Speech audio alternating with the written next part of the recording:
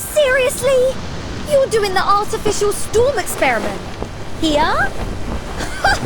You're not about to go swimming with my most treasured record, are you? You must understand. This record is a vital element of the experiment. And you need to understand that it's a one-of-a-kind relic of rock and roll! Oh, don't fret. I've taken that concern into account. What?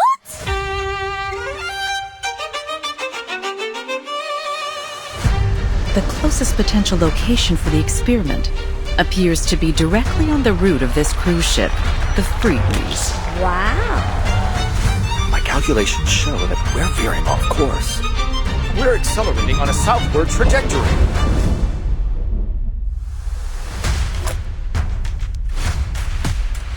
These people are fortunate.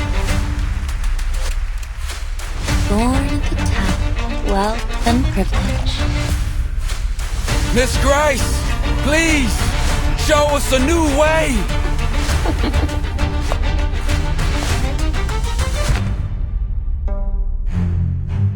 What a coincidence. I so happen to have a similar device myself. 1999? 2005? No. 2007? There is a pioneer who has crossed the storm. There's a language that transcends all barriers. Please, everyone, hold on to each other and follow the music. And you're going to do the experiment alone? That's the plan. And if I fail, at least you'll have one more umbrella for the others.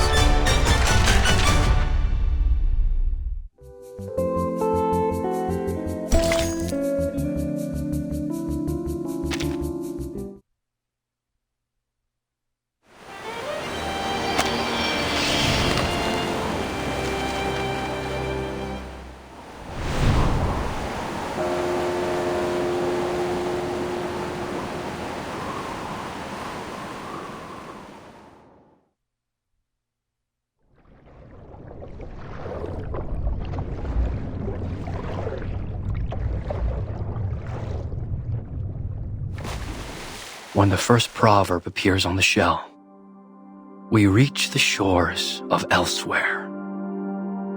The island, the upturned palm of Mother Sea.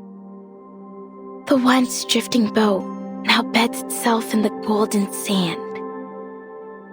When the second proverb appears on the shell, we kindle the fire, the crackling warmth, the spark of hope. The joyful people are long blessed as one. When the third proverb appears on the shell, we accept the sea's gift. The rolling waves, the plentiful fish. The cool sea breeze cradles us. When the fourth proverb appears on the shell, we face the test, the salty tears, the longing gaze. Beyond the sea, I find no home. Beyond the sea, I find no home.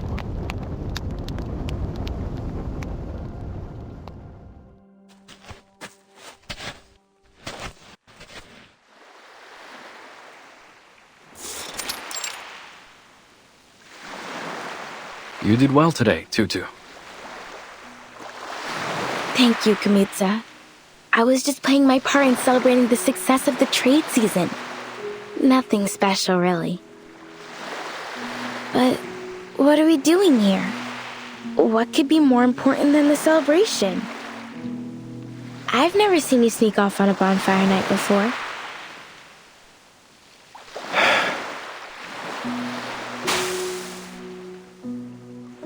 Tutu, do you think you and your friends could fix up that old ship?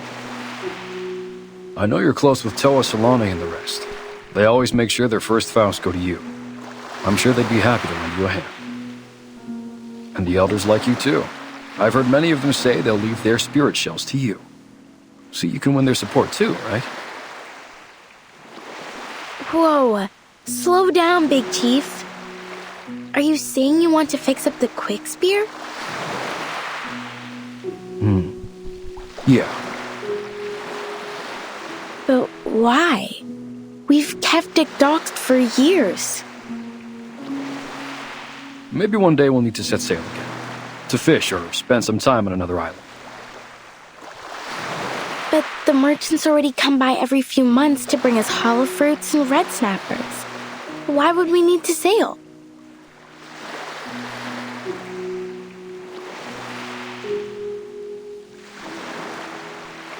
Yeah, but what if a storm hits? Are we just going to sit around and let the waves wash away our homes? We've been through much worse than a few storms.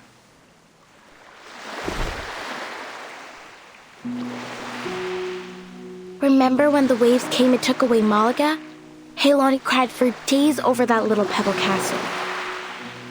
And then that strange oil polluted the water all around Ititi, the only place where the water's calm enough to hold a pow-pow race. We haven't held a race since. Then Miti and Vaipuna. But we've made it through, because that's what we do in the face of difficulties, right? We stick together. Besides, we're doing just fine on Meli. But what if we lose Meli to the waves as well?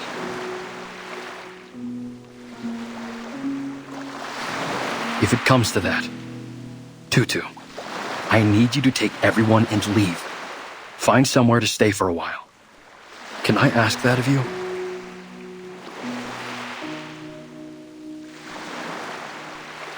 You've been acting strange, brother. Are you thinking of sneaking off and leaving us? I'm not going anywhere.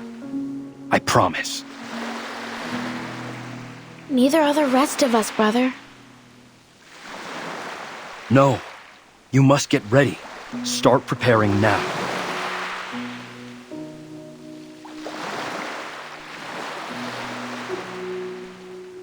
Something's been bothering you since last trade season.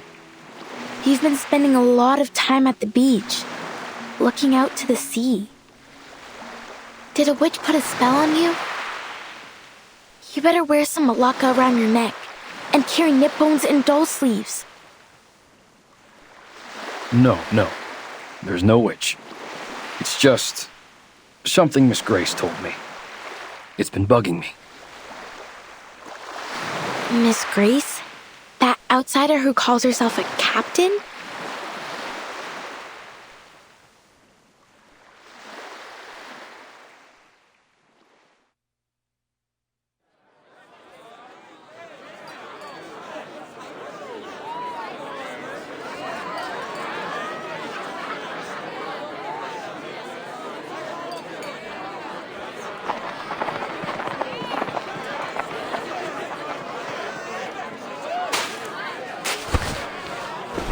I don't mean to alarm you, Mr. Kamuda. But 3 months from now, Meli will be devoured by a tsunami.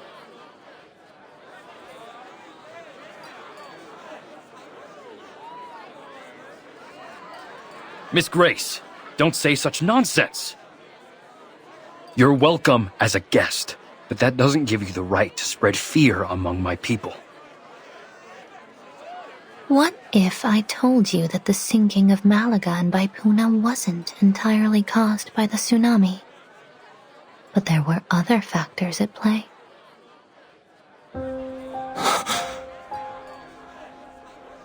It is true that the tsunami sent them into the sea, but long before it struck, foreign military forces had been eyeing the islands for their strategic value. Those rumbling sounds, they weren't thunder? They were torpedoes launched by humans.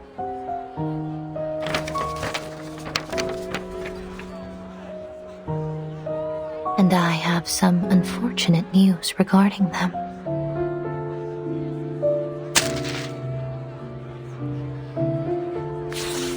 The area is now under martial law. Any development plans for the region should be revised accordingly. These coordinates... they cover Nukutai. After a brief investigation, they concluded that your home is an unoccupied area suitable for their weapon testing. It won't be long before they publish a report on this new test site and receive their rewards for discovering it. The veil of nothingness was cast by our ancestors to protect us from the outside world. I never thought it would put us at risk. As chief, I must bring this to the attention of my people.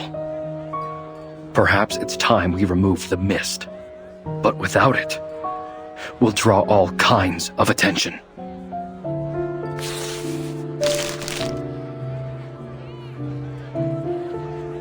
Miss Grace, may I borrow this document? My people need to see this. Be my guest. But you'd better persuade them quickly. Why's that? As far as I know, they're looking to expand the test site. It's on their agenda now. Right. We'll have to set up a meeting with them to negotiate. Certainly. I wish you the best of luck persuading those warmongers. And for your safety in the coming tsunami.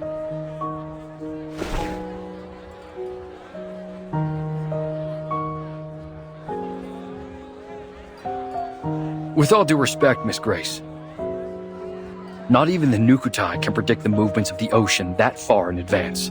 On what basis are you making this forecast? It's not a forecast, Mr. Kamuta. Call it the wisdom of hindsight. Or perhaps I should put it more clearly. Have you heard of the storm?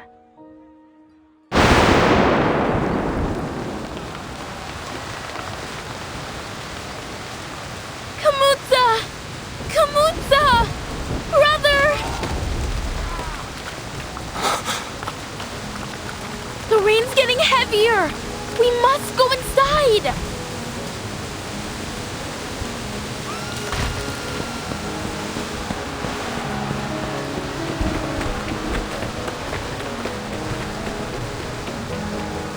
It's the tsunami. It's happening.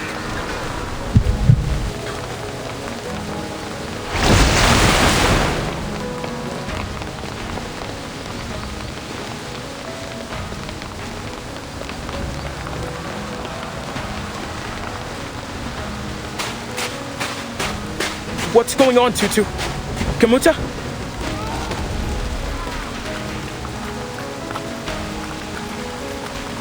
No time for questions, Toa. We must bring these baskets to safety.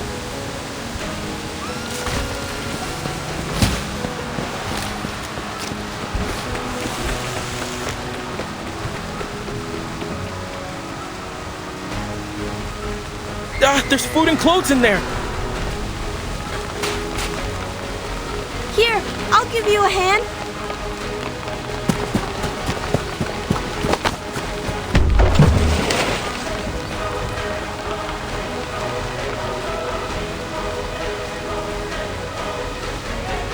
Chief, what are you doing? Leave them! There's no time. We must get to the ship. Now! Our people still have to live after the flood's over. If we don't bring something, what are we going to eat? Or where? These things won't fall into our laps, you know. Listen, it's different this time. You...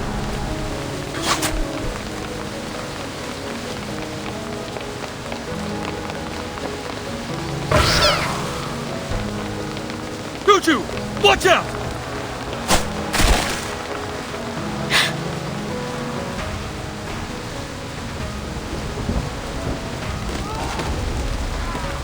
What are all these splinter cats doing here?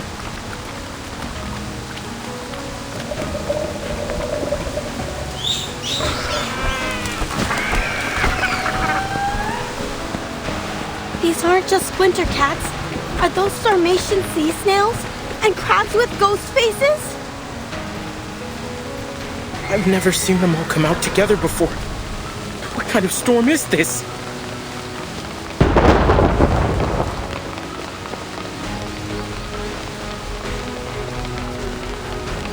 They can sense the coming tsunami. Come! We need more hands to drive them off. Understood.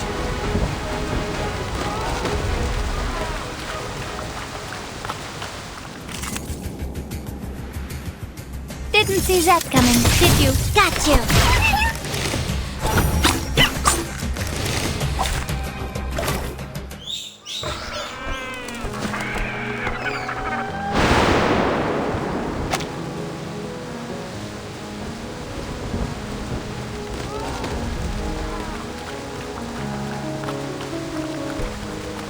Go!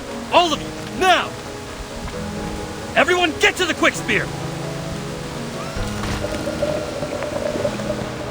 This tsunami, it's the worst I've ever seen. Is it true? Is this the end of Meli? Tutu! Don't just stand there! Get over here! Slashte Tupantvala.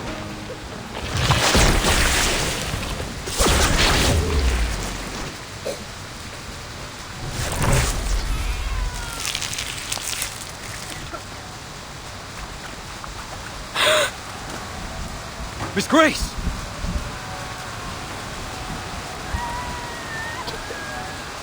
Seems I'm right on time. You're Miss Grace. You should be more careful out here, dear. People of Nukutai, are you ready to set sail?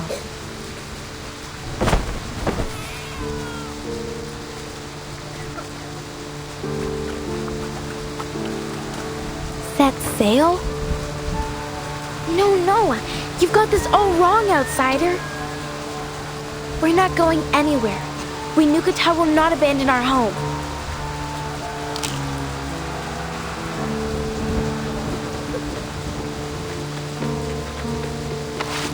Tutu, wait. Maybe Miss Grace knows a better way.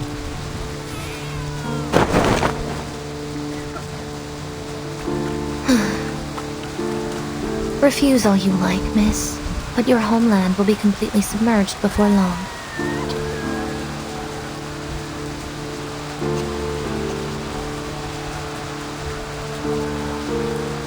We appreciate your help, Miss Grace, and we'll make sure to return the favor as best we can. But we don't find your view on the situation all that convincing. You don't, do you?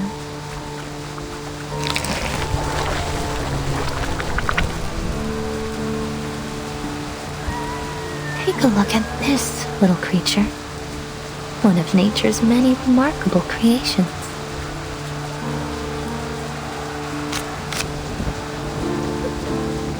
It has a fitting name, too. The moon-eyed fiddler. They hide themselves in the water, covering their traces with the ebb and flow of the tide. They only come ashore when the tide is high, and from there they migrate to quieter waters. The diviners and arcane dealers, they are the living gold of the ocean. But to the people who live near their regular habitats, they are an ill omen. Wherever they appear, floods are sure to follow.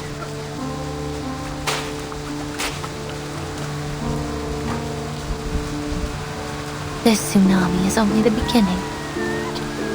Animals migrate and leave their homes behind when conditions become unfavorable. You should do the same. Look around you. Think about your people.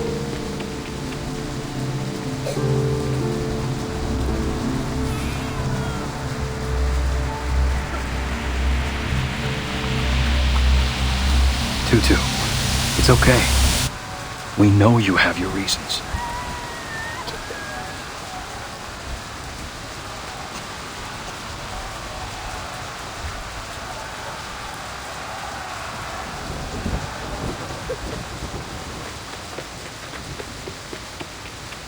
Do we really have to leave?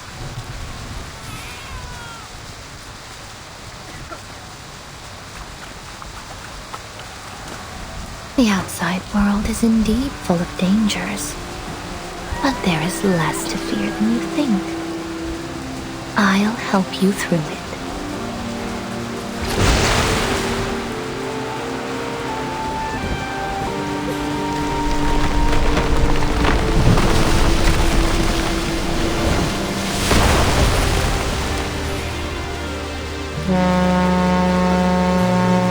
There it is, our ship.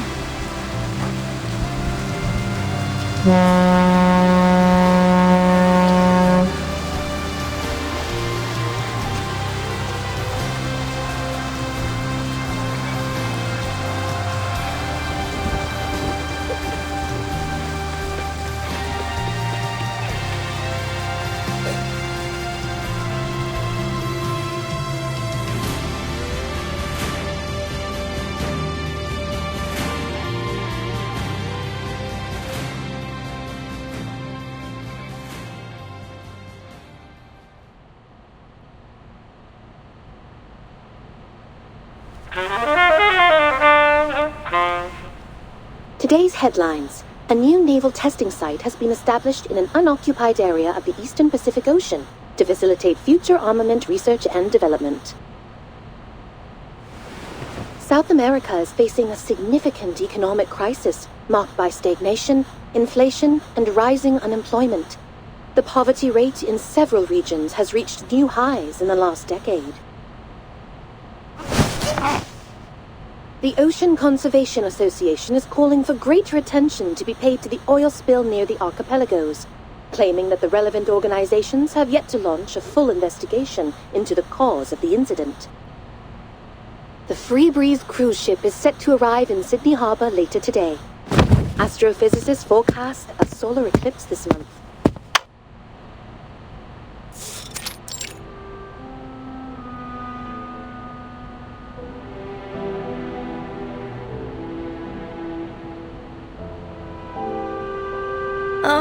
Miss Radio! How could you do this to me? Today of all days? Your bloody alarm ruined my precious holiday lying! My apologies, Miss Regulus. But it wasn't an alarm. It was the daily news broadcast.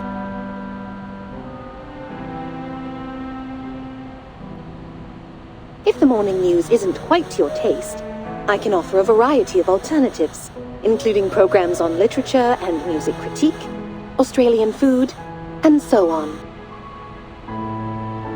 Ugh, no!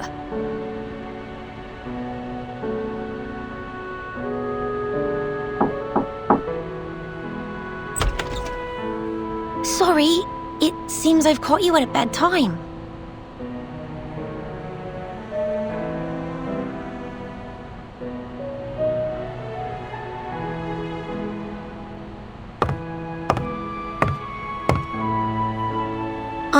But please be careful, Miss Regulus. I know the LSCC encourages us to examine machines like Ms. Radio, but I don't think a violent disassembly would go down so well.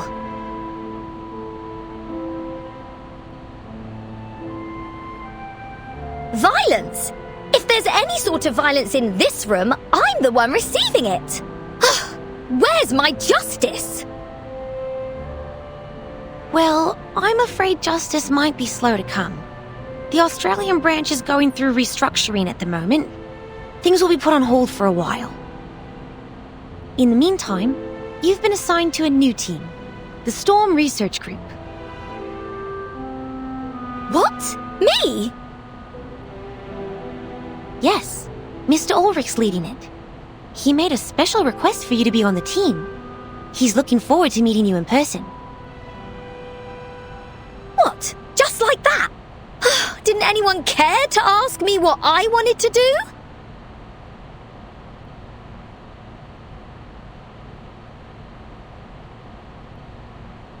Wait, why are you telling me this now? The list of group members and the reasons for their selection have been up on Laplace's website for a week now.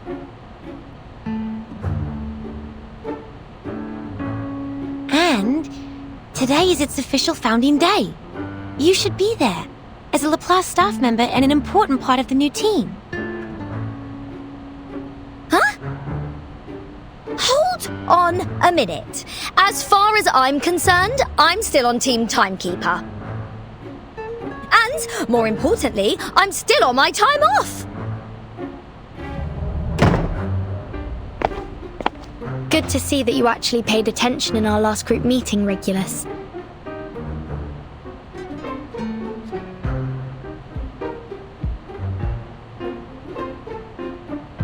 Vertin! Oh, thank God you're here. Go on, tell them I'm still on holiday.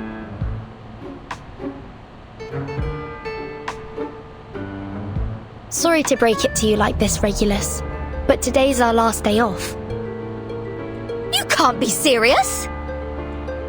Of course I am. Also, Mr. Ulrich has invited us to attend the ceremony in Laplace. Shall I give you a moment to get ready? No!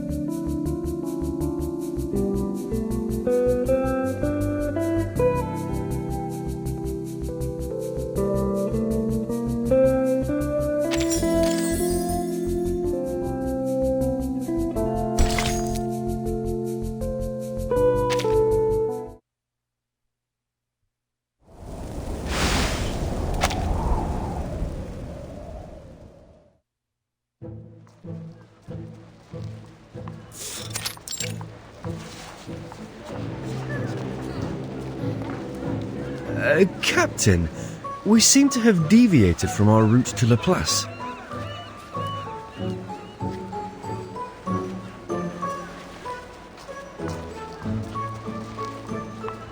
A great pirate, Mr. Apple, doesn't simply rely on her compass. She must listen to her heart too. Ah, this apple thought you were trying to slip away to make the most of your final day off. Well, that do.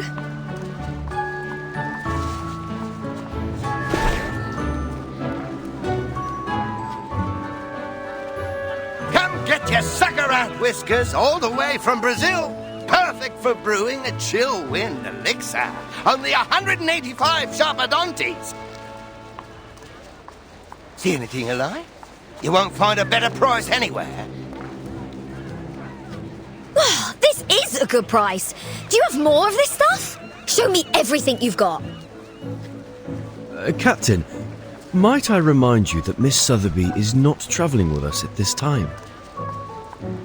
Oh yeah, you're right.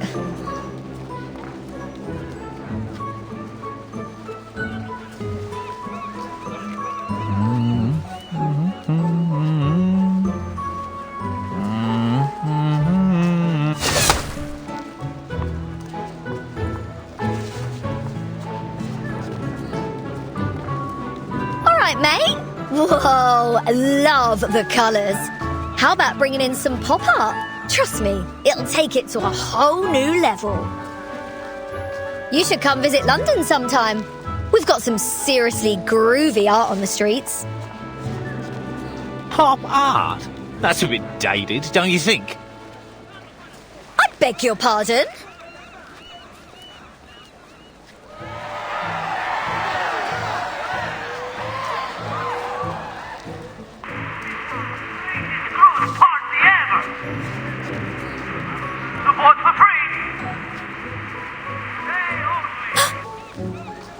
Did you hear that? We better go over there and check it out, Mr. Apple. What is it? Could it be Manus Vindictae? Miss Vertin did caution us against the Manus followers we might encounter in Australia. No, it's something much more important than that.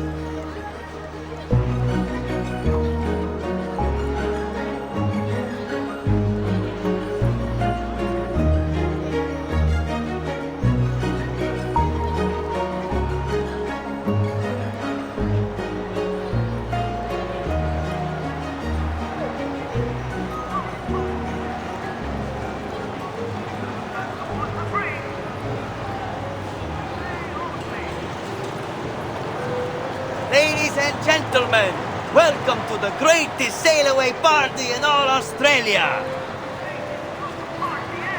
For those of you who haven't signed up for the trip, think again.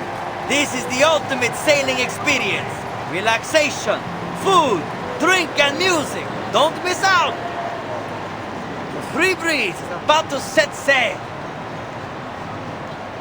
No need to worry about currency exchange, whether it's Australian dollars, sharpadontes, arcane materials, or a rare collectible item. All are welcome in exchange for a ticket of equal value. A small price to pay for an unforgettable journey with the talented multi-instrumentalist Barcarola and her fantastic crackling box. We've also prepared a little gift for our most enthusiastic guest. A free cruise ticket! That's what I'm talking about! This apple should have known better. Ladies and gentlemen, the party starts now! Put your hands together for the enchanting Miss Barcarola and her captivating melodies! Woohoo!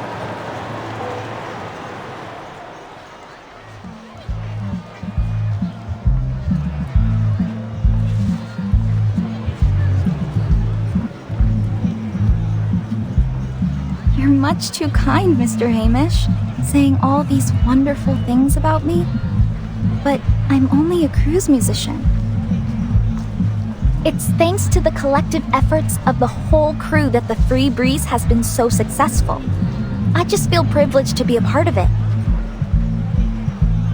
I know you want to stay humble, Miss Barcarola, but there's no reason to be so modest. Many of our guests come aboard just to hear you play, and I'm sure there will only be more in the future. So what's the harm with hyping the crowd up with a little round of applause? Well, if it's for the ship, I suppose I can handle a little publicity. Of course you can, and you deserve it too. By the way, do you know the guest over there? She's very, enthusiastic. Hmm?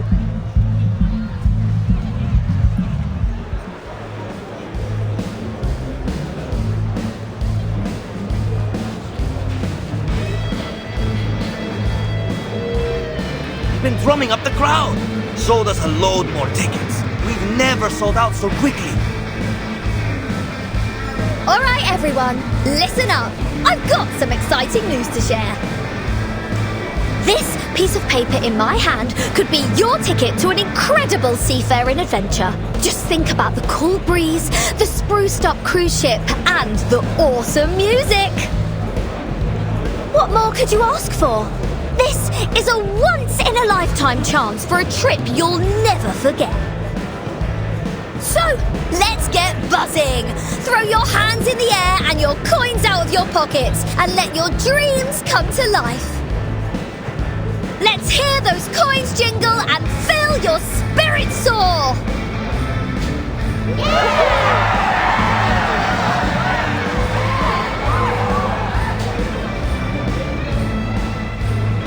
Is she a local? Australians are known for their sunny disposition. No one knows her, miss. But to be honest, I'd love to invite her to join the crew. If only the captain weren't so picky with the new recruits.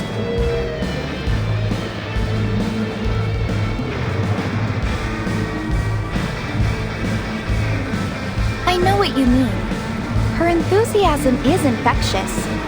Maybe her energy would wake up our stuffy new captain.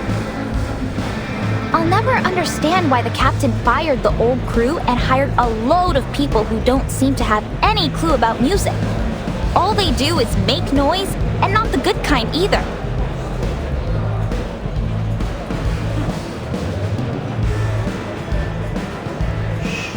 We better keep it down, miss. They'll hear us.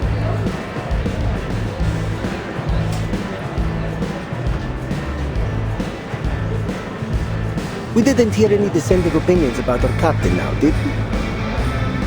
No, of course not.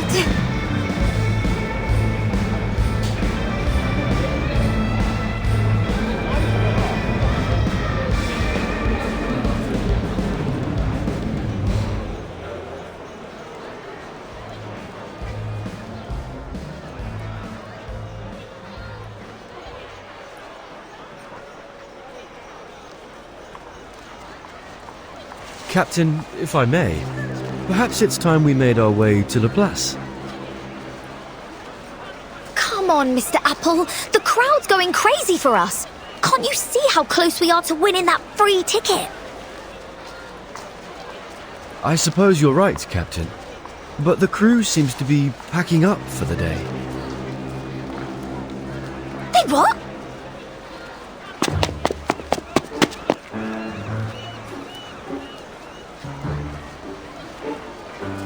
Oh, can I help you? I'm afraid Miss Barcarola won't be signing any more albums today. What about my free ticket? Wasn't I the most enthusiastic guest tonight?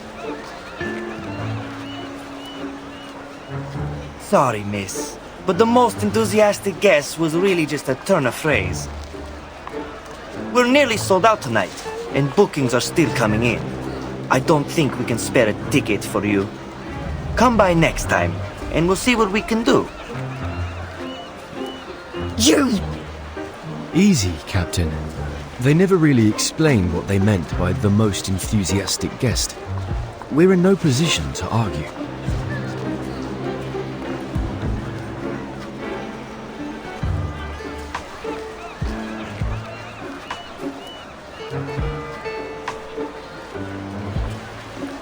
What a bloody scam! I'm filing a complaint. Just you wait and see.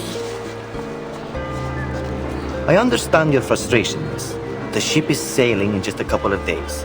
Even if you file a complaint right at this moment, we won't hear a thing from the tourist office before we set sail.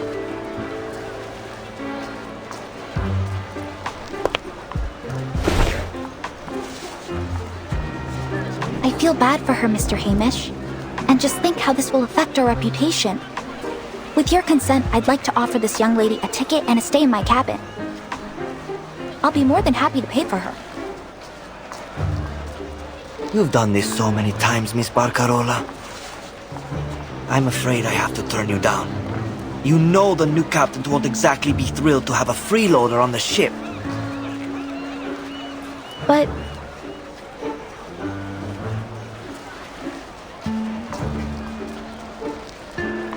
So, how much longer do you need to think up an excuse? All right. In view of your outstanding enthusiasm, we offer you a special gift for your help with our event. There. Thanks for your support.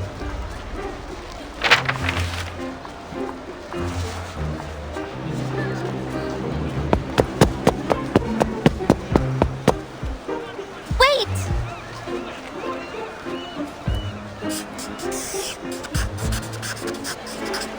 I'm so sorry about all this, Senora. I hope this will compensate for it. Huh? I hope we can see each other again. Preferably soon. What?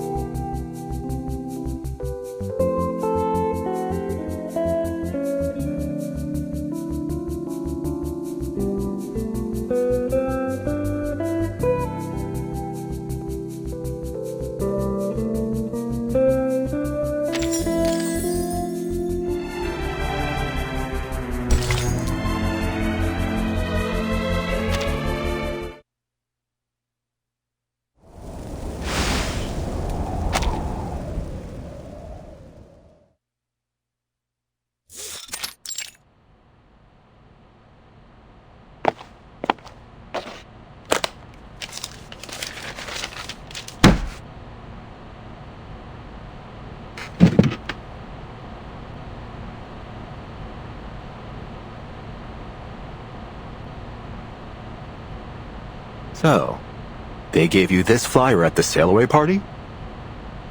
Not just that one, there's a whole stack of them! All right, Researcher Regulus. I think I've got everything down. Let's run through it again. Researcher Regulus suffered horrendous mistreatment during the pre-sale event of the Free Breeze, which has had a significant psychological impact on her. In order to recover from this traumatic event, she formally requests a 1-year advance on her salary and 15 days of leave. The funds are to be used solely to book passage on a cruise trip, with the goal of replacing her negative experience from the pre-sale event with a more positive one. I'm telling the truth!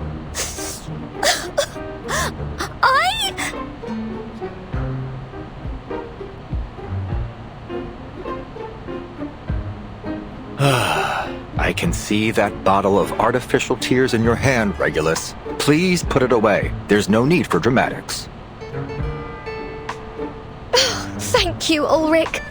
I knew there was a soft spot underneath all that metal. Not so fast, Regulus. I never said I agreed to your request. No? Why? I'm a researcher just like anybody else, aren't I? Shouldn't Laplace be looking out for my well-being? Regulus, you've been working in Laplace for 11 months now, and you still haven't submitted your performance appraisal or published a single valid project result. In other words, you haven't completed your probationary period, so you can't get the benefits of a full-time employee.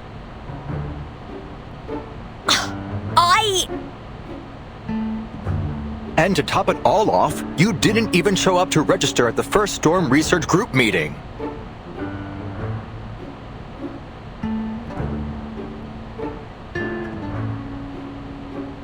Well,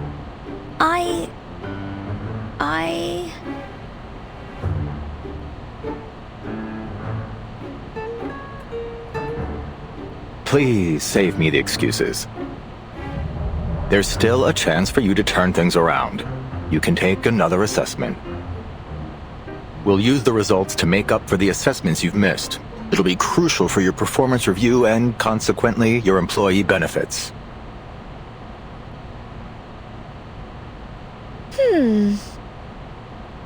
Bring it on! Easy there, Researcher Regulus. You're taking a test, not going to war.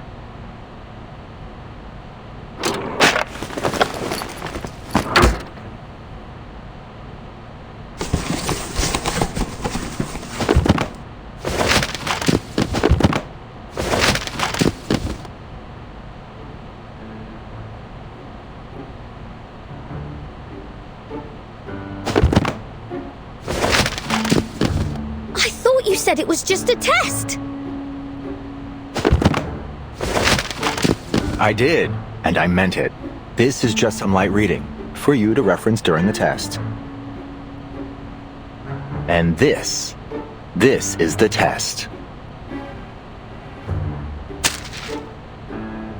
The numbers on this paper may appear random, but they're actually an encrypted code. Your task is to figure out what the message is. You can use the computer to help you, and you might find some useful books and papers in the second drawer on your left. The instructions for the computer and a guide on how it works are all in there. Given its difficulty, there is no time limit for this test. Best of luck, Researcher Regulus.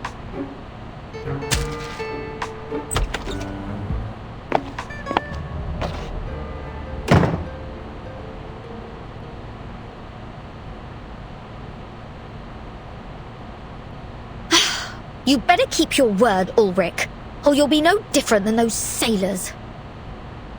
At least they didn't torture me with maths. Lend me your strength, Brian May, Jim Morrison, Frank Zappa. Oh, God!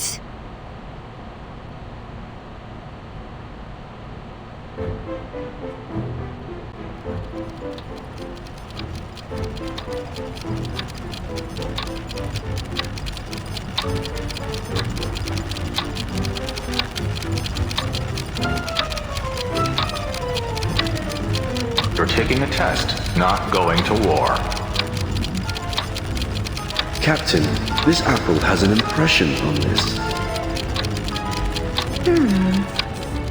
Maybe you were their target because you are an irrational number.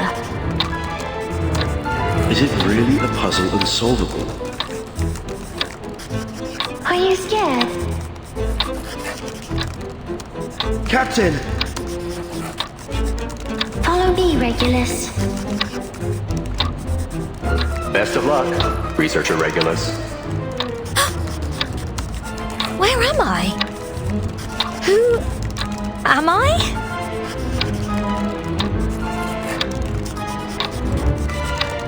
Why is this happening to me? Is this some kind of cruel joke from that apparel lot?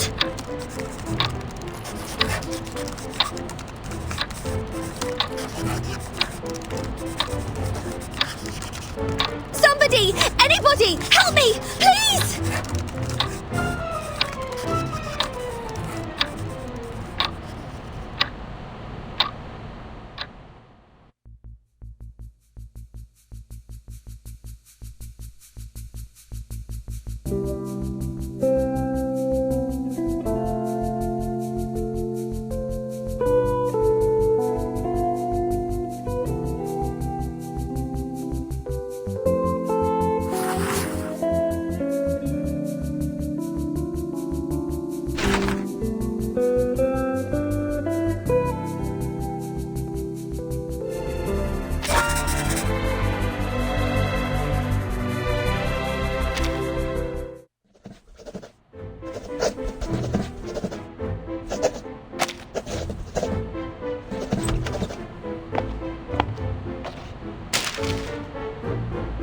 Glad to see you're still in high spirits, Researcher Regulus. But this doesn't add up. I gave you an encrypted code, not a Sudoku puzzle. What do you mean?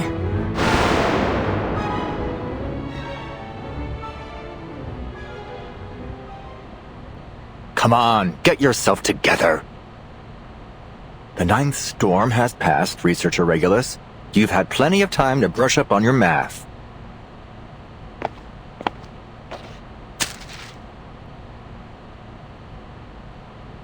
All right, let me explain. All you have to do is a basic decode and transcription of the result using the Laplace encryption key. See how the 4th from last digits have changed? There are no numbers greater than 24 within the 17th interval, and those in the 18th interval don't exceed 59. So, if we make a bold assumption here, these numbers have probably been coded using Laplace's nomenclature, where the codes of time are always placed between the 12th and 18th intervals. You'll see this a lot here. We use them for ships, satellites, manpower arrangements, and such. Finally, we input the result into the Laplace astronomy database to see if we find any matches, and there!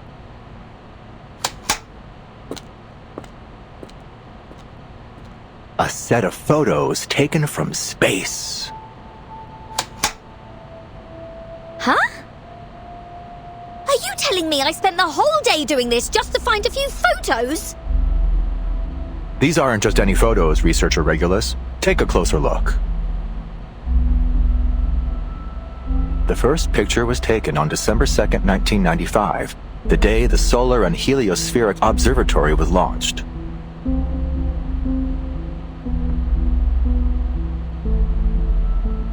The second picture was taken on June 25th, 1997, during a period of sunspot activity. The third one is from November 21st, 1998. It's an image of the first satellite ever deployed from a space station. And the fourth is from December the 28th, 1999. Is that a rugby game? Yes. Looks like it was the last one held in that stadium in Melbourne. The place is just a commercial district now.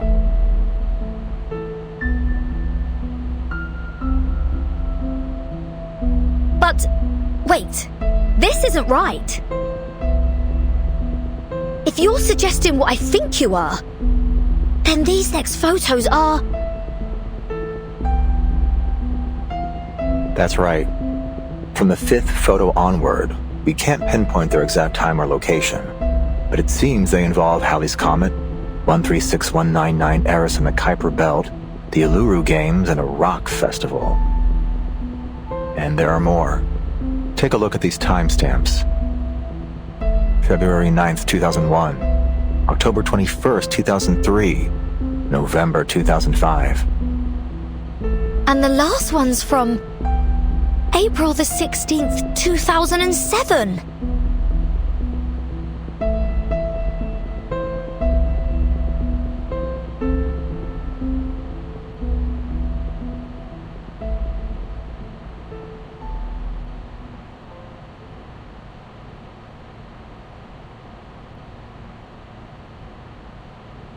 This proves one thing. Before all our struggles to study and control the effects of the storm, this pioneer crossed the storm unscathed and sent us these images.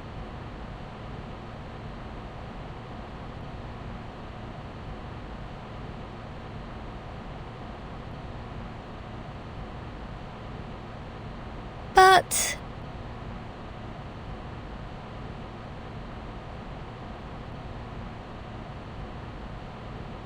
why are you telling me all this? Did everyone else's assessments turn into some kind of top-secret briefing? All I wanted was an advance on my salary.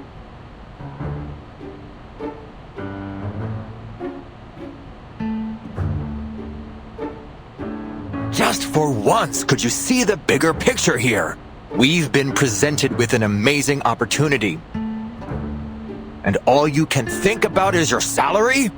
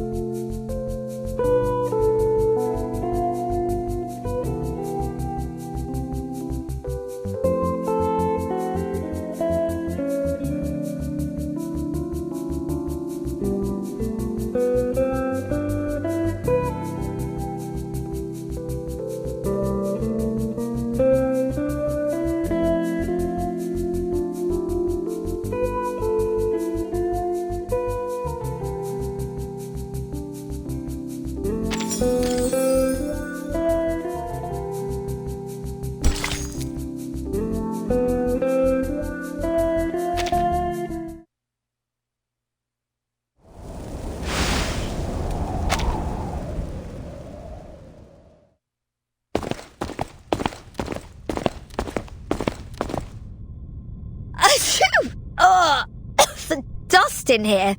What, are we inside some kind of vacuum cleaner? Is that why you always wear that fish tank on your head?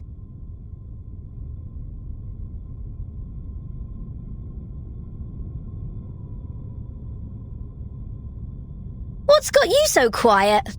Pulling the strong and silent act now? Here we are.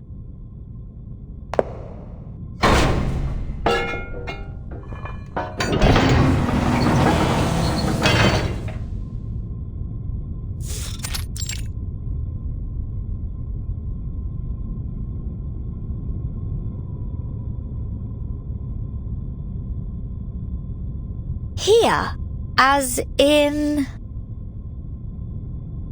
The Laplace launch site in Sydney. We've collaborated with the Foundation and the Space Agency for various projects here. Thanks for the heads up. I almost thought we just barged into some rock star's house. It will actually take another 2 years before this place becomes an official launch site. Oh, yeah, right. We're basically living in the past. I visited various launch sites to verify the photos. Guiana Space Center, Placid's Cosmodrome. Then, I found this place. Most of its archives were lost in the storm, but a small portion of the early records survived. I left them here with the rest of the files I compiled.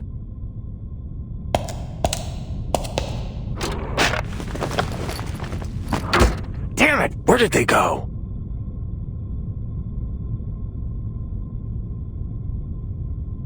Huh.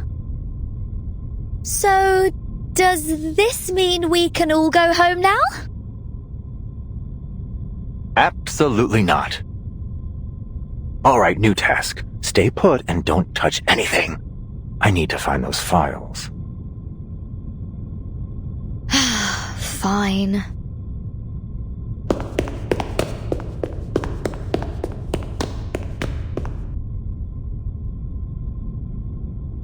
Oh, amazing! An old military base. Mysterious photos. This is going to be juicy. No chance Ulrich is stopping this rockin' pirate from going after treasure. I mean, very, very important files. The hunt is on. Ha ha! Let's start with what's on this table.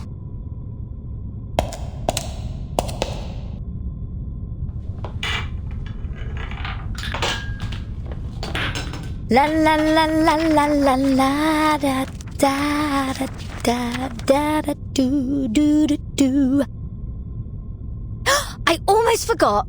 Can't go treasure hunting without some music to rock out to. Woohoo!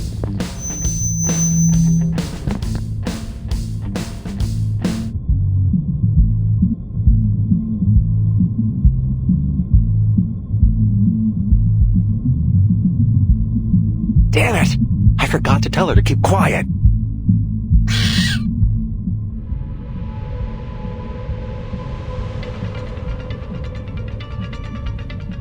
What's happening? Is this an earthquake?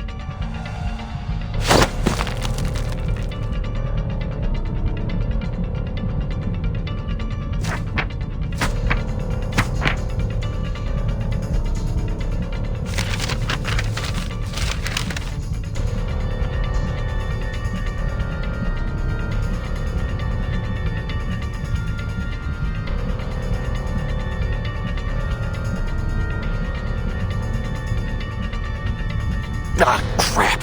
This is the note I wrote last time I was here.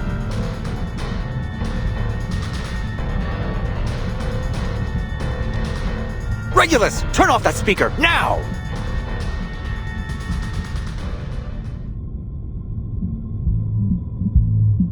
Da da da da da da da da da.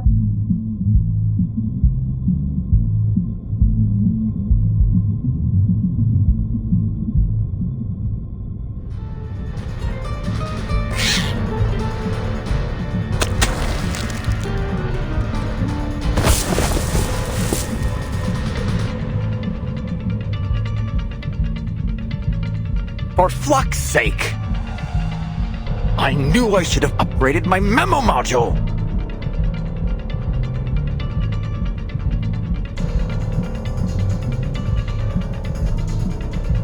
Calm down, Ulrich. You're a leader. It's part of your job to clean up after your team.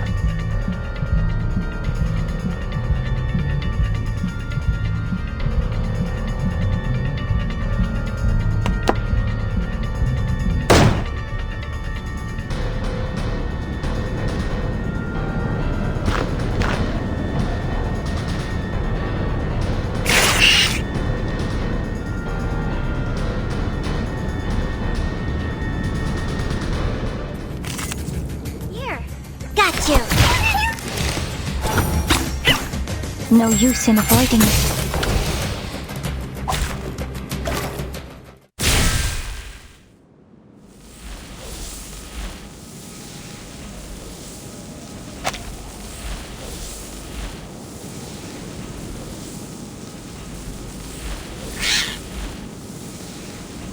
Flux!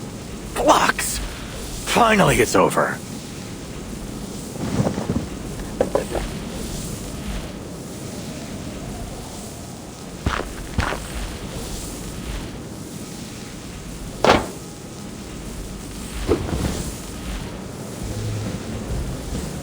Relax, don't overheat.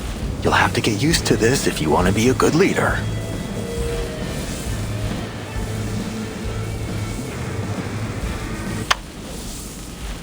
Ulrich! Look what I found!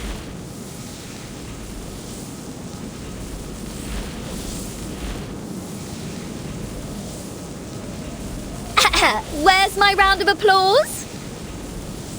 If you're even half a leader, you'll fight your hardest to get a decent salary for such an outstanding employee as myself.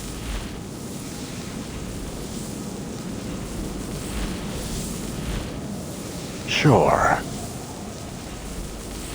Just one more thing. Scientist to scientist.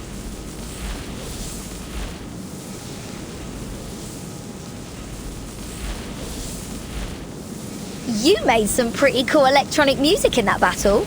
Didn't know you had it in you.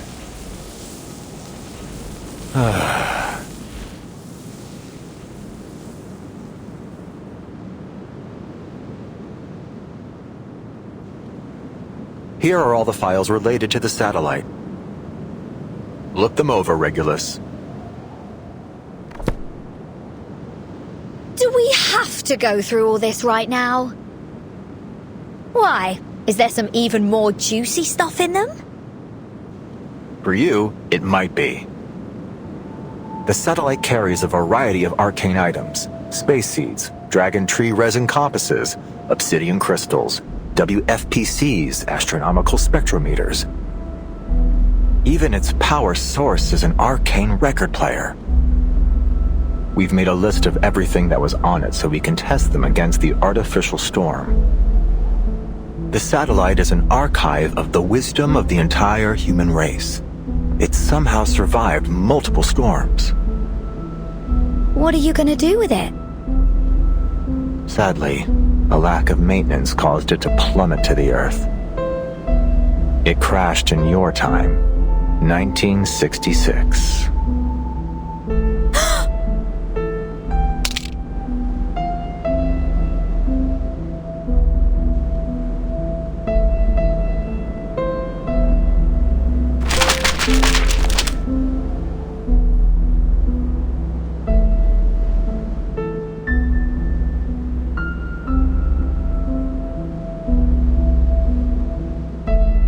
The telescope project was named after a record that was on the satellite, which also happens to share your name.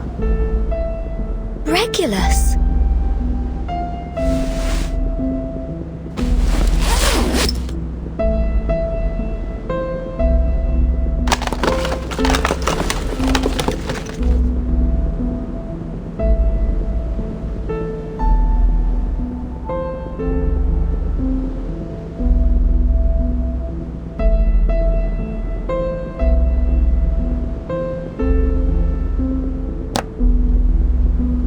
My little thing. It was the record on the satellite. Yes, that's the one. Wow, you've kept it in great shape. So, this is the key to braving the storm? It might be, among several other options. I get it. That's why you wanted me on the storm research team. Not just that. I've read the Appear on Island reports. You demonstrated some serious talent with the series puzzle in that cave. And you've faced more storms than the majority of the Laplace staff. We're not working together for a couple of research papers. This is about the survival of everything on Earth. We need all the help we can get, including yours.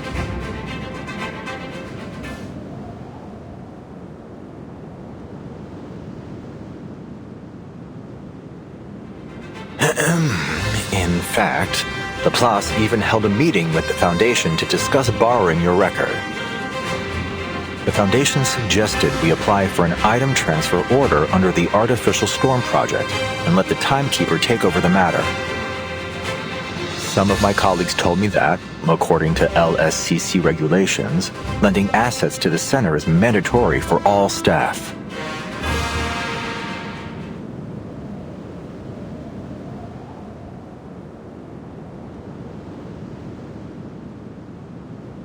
But...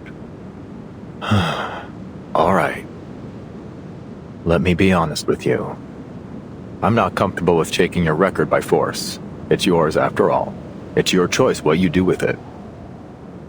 So, here I am, Not as your leader, but as myself, hoping we can find a solution that works for both of us. Has anyone ever told you that you're terrible at negotiations? Ah, damn it. I knew it wouldn't be easy.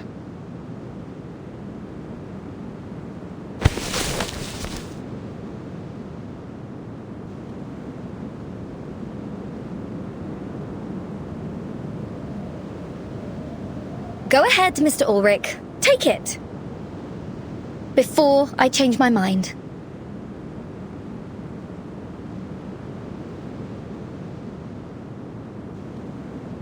You're willingly giving it over to the Artificial Storm Project?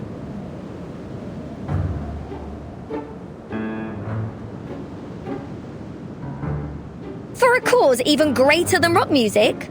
Absolutely! But just to be clear, I'm only lending it to Laplace. You have to give it back when you're done. It's the only copy in the world and the future centerpiece of the Regulus Museum. Thank you, Researcher Regulus. Thank you so much. I was gearing up for a much tougher talk. I even applied for additional funding and a month's leave to offer you as leverage. Well, I suppose I won't have to use it after all.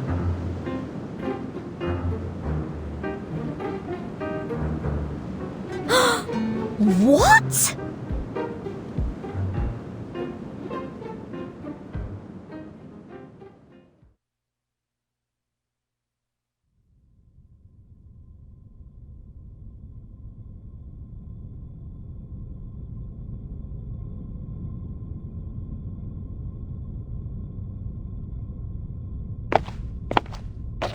Timekeeper!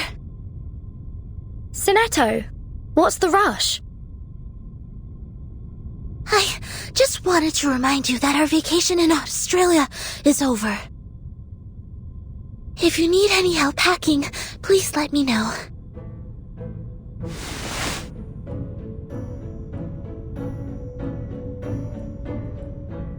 Oh, and I have something for you.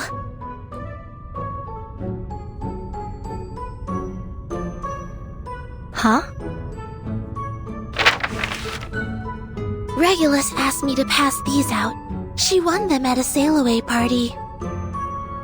She said they're highly valuable, the finest choice for any collection, if I recall correctly. Looks like an ordinary flyer to me. I've already inspected them. They're just advertisements with a handwritten signature in the corner, and some completely over-the-top promises. Regulus told me it's a trick that advertisers use. They use fancy words to catch people's eyes and make it seem more grand. Phrases like, an opulent odyssey upon the boundless sea, tour the illustrious Pacific coast, a veritable feast of harmonic reverie, rare and fortuitous seasonal discount, and facilities unimaginable in their splendor. What's this on the back? Nor happiness, nor harmony, nor fame. Nor pride, nor strength, nor skill in arms or arts.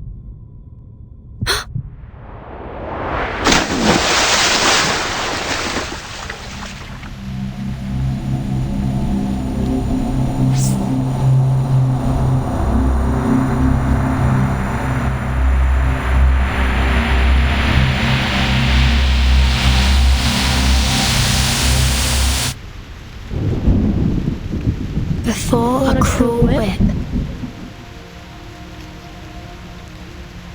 man who man would be must rule the empire of himself. In it must be supreme, establishing his throne. On vanquished will, quelling the challenges of hopes and fears, being himself alone.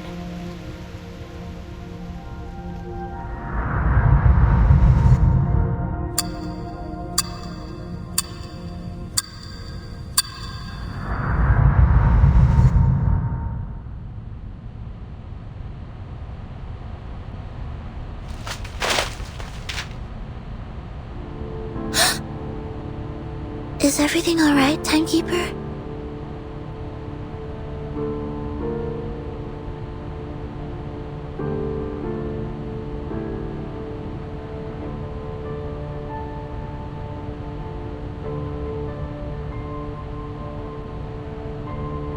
Sinetto, change of plan.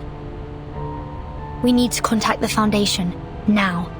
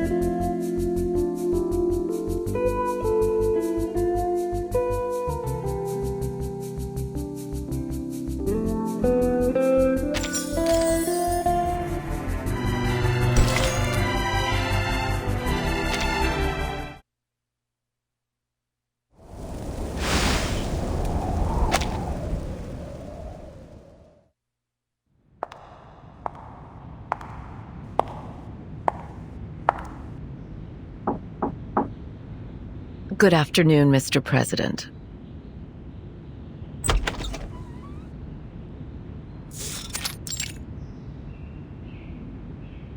May the peace be with us. May the peace be with us, my friend.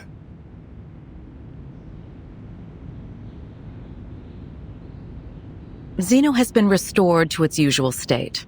Aside from Igor's ardent supporters, the rest of the Zeno soldiers and officers were unaware of his betrayal, just as we expected. Admiral Igor's funeral has been held as planned, one that befits his rank and status. All relevant personnel remained in South America for the ceremony, as per Zeno's funeral regulations. We're in the process of selecting a new admiral. I'll provide you with a candidate list shortly. Additionally, we've dispatched an investigative team to Tierra del Fuego to search for Igor. Very well. What about the girl? The girl? Are you referring to Lopera? Her emotions have stabilized, so we've decided to leave her in South America for the moment. Of course, she'll be put through the necessary investigations as circumstances dictate. Keep a close eye on her. Oh, and that little singing bird?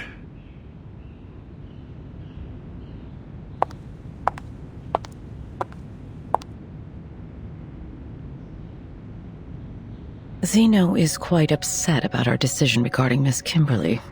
They're insisting she undergoes a more thorough investigation.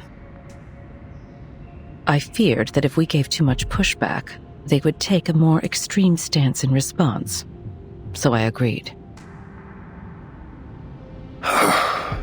Those soldiers never budge. Of course, Zeno agreed that the investigation would be done under the supervision of the Foundation. If nothing else comes up, she will be put into the Timekeeper's team and granted the same rights as the other members. Good. Don't keep Verton waiting too long.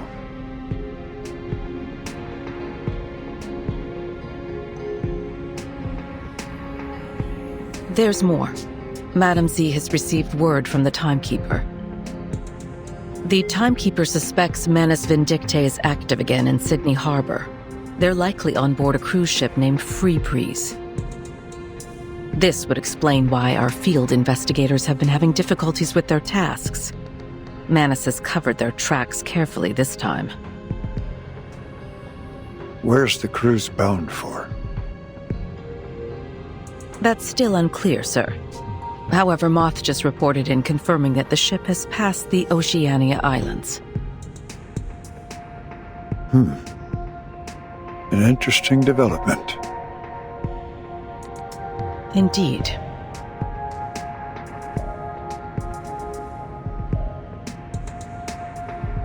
We're making excellent progress.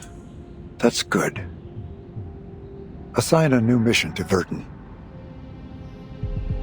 You mean to send them on that cruise? We can't keep her under our wing forever. Understood.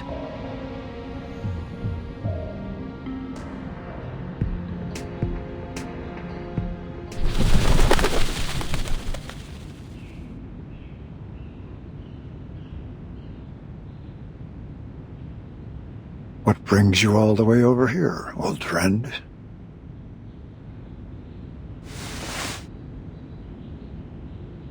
Oh.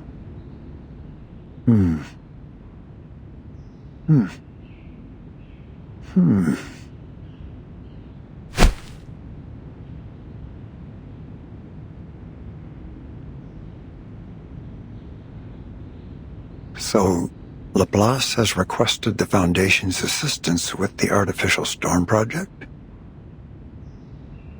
Yes. Ulrich is overseeing the project and has requested as much asymmetrical nuclide R as we can spare. He's also requested our help in determining the most suitable location for the experiment. I have several in mind that should meet his needs.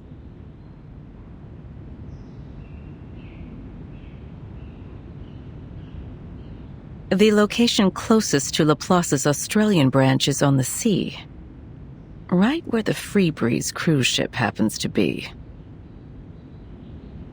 I see where you're going. However, I do have concerns about how this might disrupt our current plans against Manus Vindictae. Regardless, Laplace will have our full support for the Artificial Storm Project.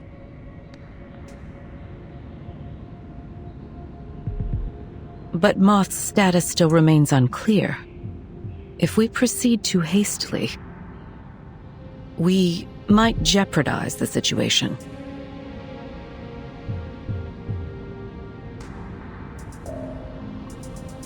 I thought you'd have foreseen something like this.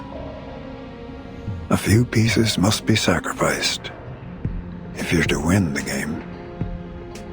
You know that better than anyone, don't you?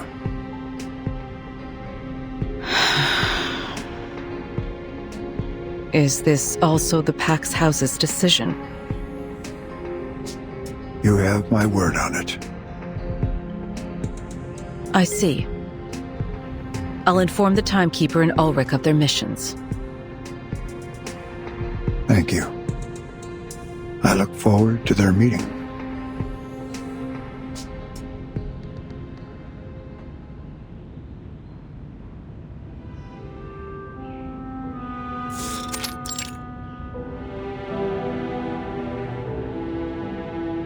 We meet again, Timekeeper. Pleasure's mine, Mr. Ulrich. I've heard good things about your work with Regulus. Frankly, I was surprised by how selfless, passionate, and forward-looking she is. I'm truly grateful to have someone like her on my team.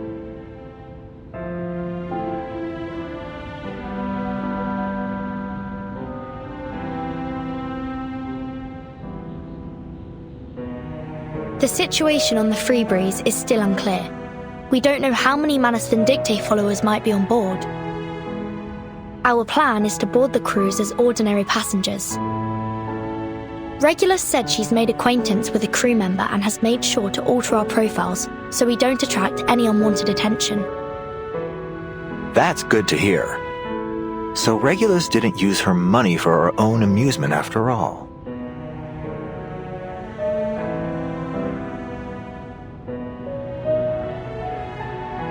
We should stagger our boarding times. I'll reach out if I spot any signs of Manus Vindictae. Let's stay in touch. See you on board.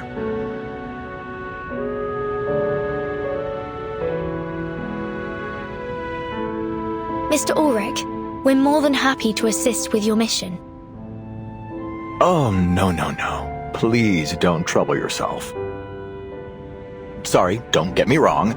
I'd appreciate your help were the circumstances different.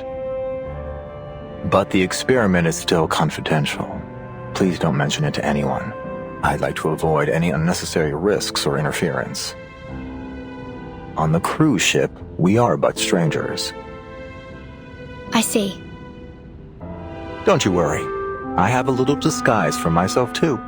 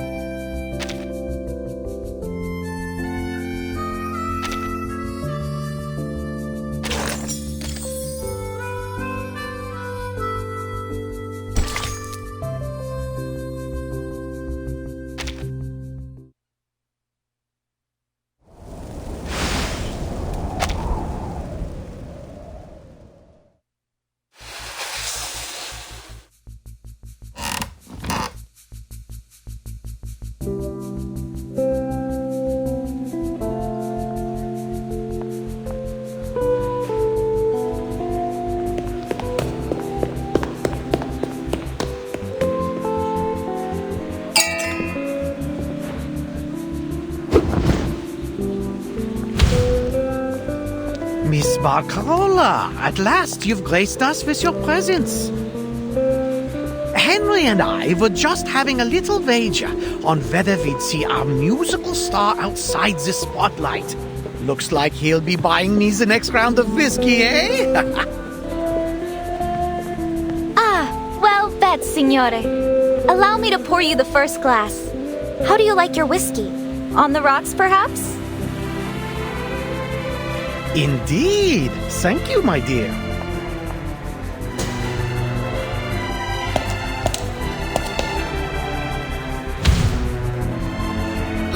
Over here, Mum!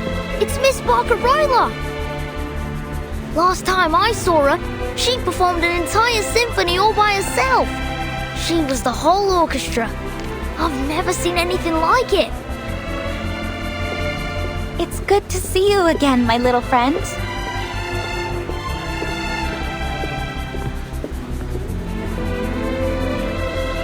Miss Barcarola, what a pleasure. I've heard so much about you.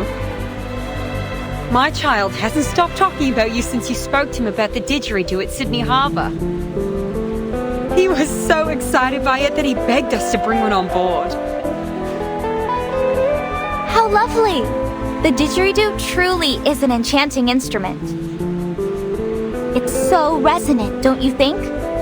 It almost feels like it's echoing from the depths of the earth itself. I've actually been experimenting with playing it alongside my crackling box. It's a wonderful match with the tin whistle and kalimba, and I'm sure a number of other instruments too.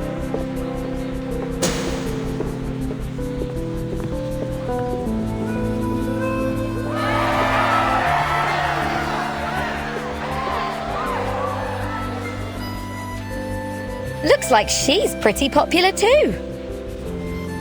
Too? Have you forgotten, Sonetto?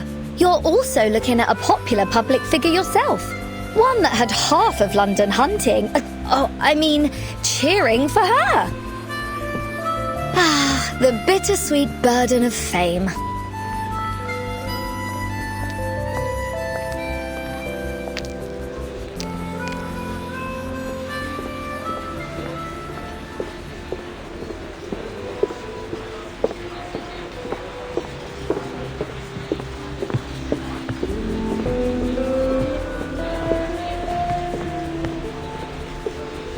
Group over there seems unusually uptight.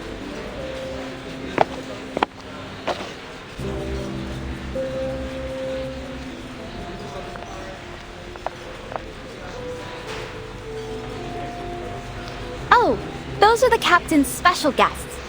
They're from one of the Oceania archipelagos. Nukutai, I believe.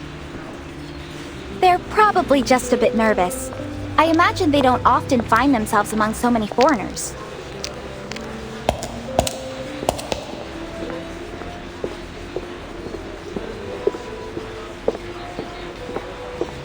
Nukutai. I read about it in a history of arcane ethnicity back in the SPDM.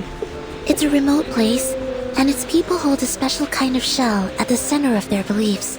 They've rarely made contact with the outside world. It's often been described as a peaceful paradise. I also read that the Nukutai almost never leave their homeland. Why are they here?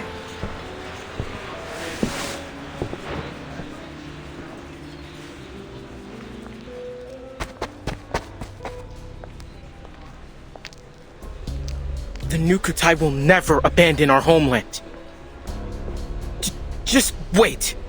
We'll find our way back when the new era comes.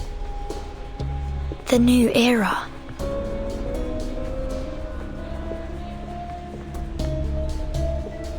Toa, that's enough. Tutu told us not to talk with outsiders.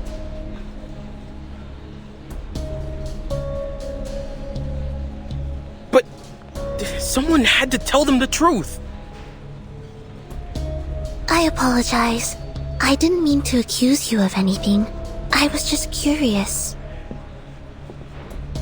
Well, next time keep your mouth shut. What could you possibly know about the Nukutai?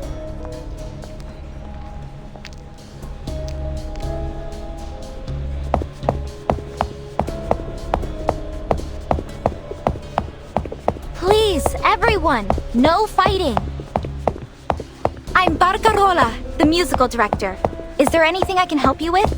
I'll do all I can to ensure everyone has a pleasant experience.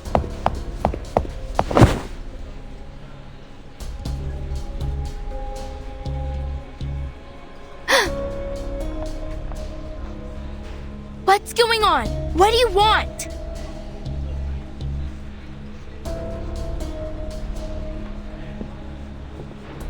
Tutu!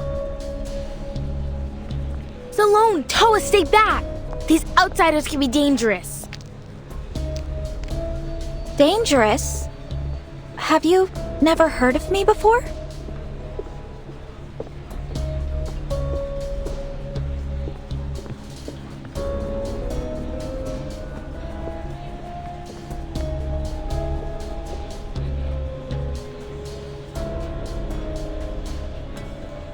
Whoever you are, I ask that you leave us in peace. You...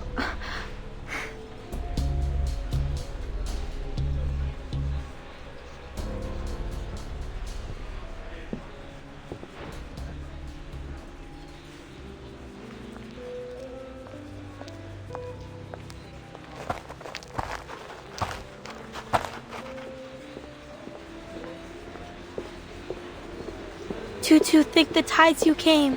I wasn't sure what to do. So are we going to take Miss Grace's offer or not? She promised it would bring our islands back.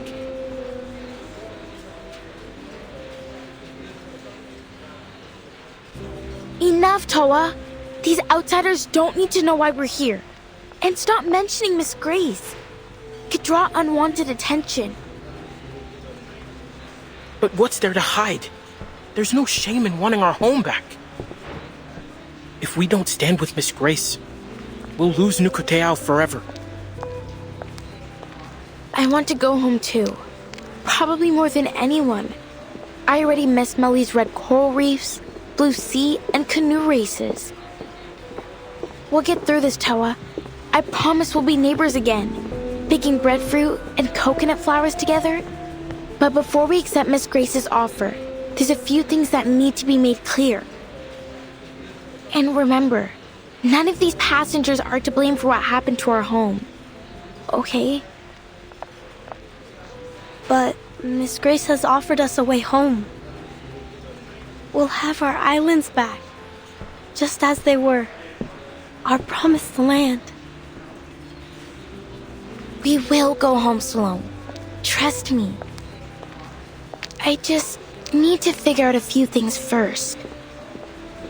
Starting with this wonderful new era she keeps talking about.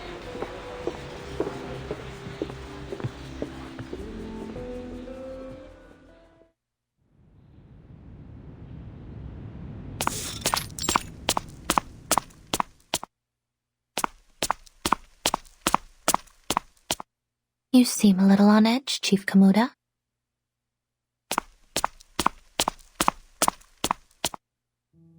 Miss Grace, how much longer do we have to wait for this new era to come? Many of our people have never left Nukutai before. We're struggling to adjust. Some have even fallen sick. We can't stay adrift on the sea like this much longer. Our spirits are low. The shells of some of my people have begun to crack.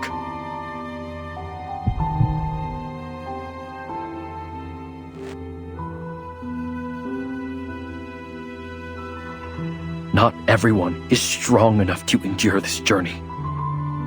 Please, Miss Grace, you have to help us. While it pains me to hear this, the journey must go on. You have nowhere to return to after all. We still have some space below deck. You can use it to store your people's bodies should they die.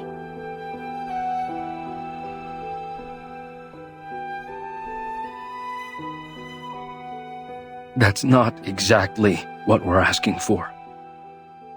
Please show us another way. Help us like you did when you foresaw the destruction of Meli. I beg of you.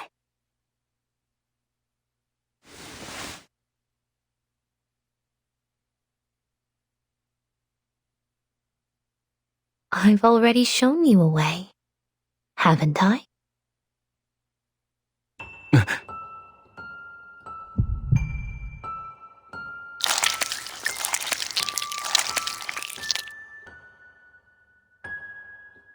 You mean joining the Manus? But the Nukutai haven't had a conflict with anyone for centuries. That's why we hid ourselves away from the world. Difficult to persuade my people to do this. All we want is for our people to return to familiar soil, to feel our spirits at home. Nothing more. But Meli is already gone. Yes, but that doesn't mean we should take revenge on the outside world. It was an act of the sea itself. It would be unjust to blame anyone for it.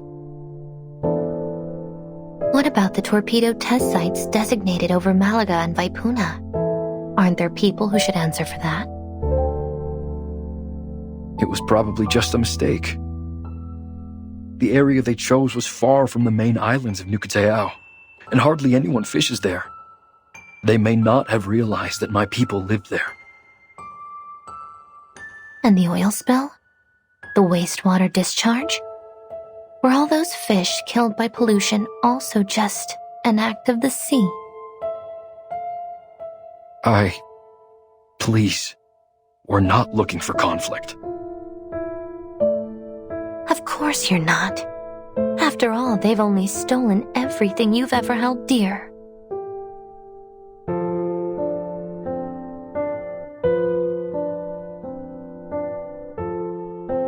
And arrogantly assumed every inch of this planet is theirs to exploit.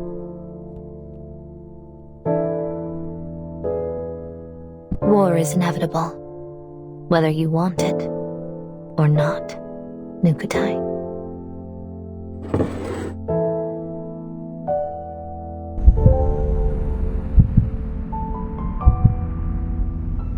But if you join us, you will have an invaluable ally.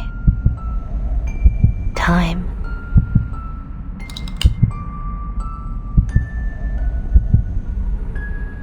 The window is closing. The sifting is about to begin.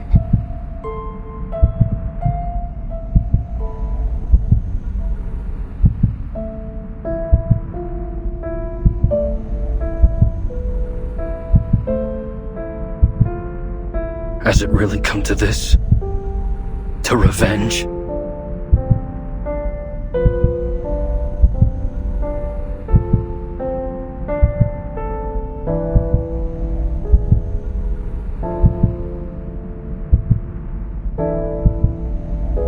Oh no. It's quite the opposite. It's salvation.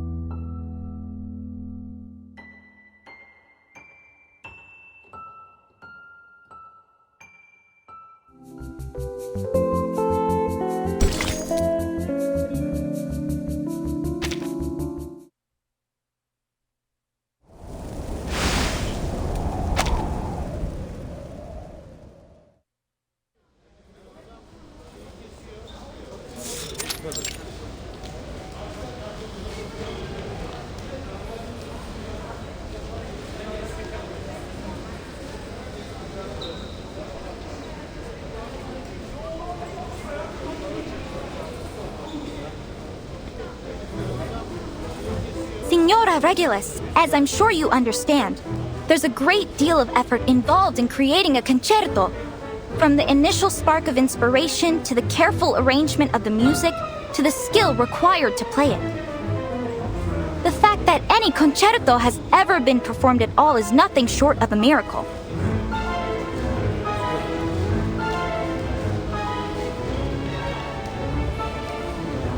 As musical director, it is my duty to select the perfect repertoire to bring delight to every listener. Then, the esteemed passengers of the Free Breeze can enjoy their dessert and wine with the finest musical accompaniment. Ugh, you can't be serious. Where's the fun in just sitting there and listening? I promise you, this lot have had more than enough lazy jazz and swooning piano to last a lifetime. We need to shake things up. Make this voyage the greatest of the century. How about some 60s rock? And wouldn't you know it, this visionary former captain has a record player right here with her.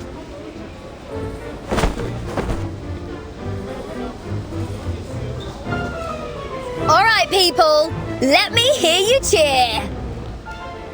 Music is freedom.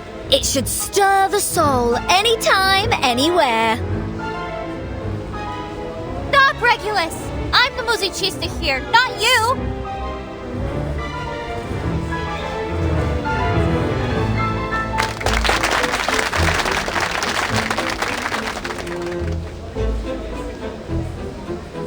These outsiders seem so full of life.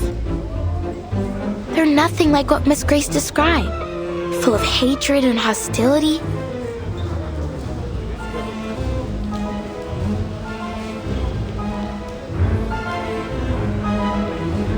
This is my performance. If you really must share your music with us, then perhaps you should go to the captain and apply to be a cruise musician like me. With all due respect, Miss Barcarola, the point I'm trying to make is that only a DJ knows what the crowd really wants.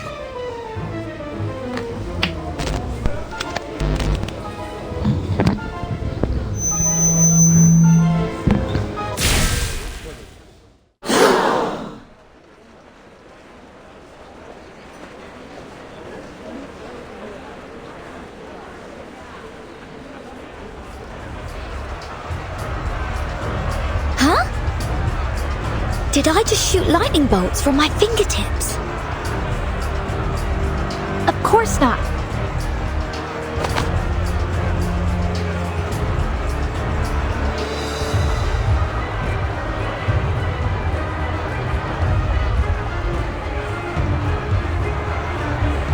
Verdammt! Who's stepping on my brand new leather shoes? Will you please watch yourself? I was just about to say the same thing. Just let go of my jacket, moron! Could you all keep it down? I'm going deaf here. Oh no, my wine! And the cheese platter!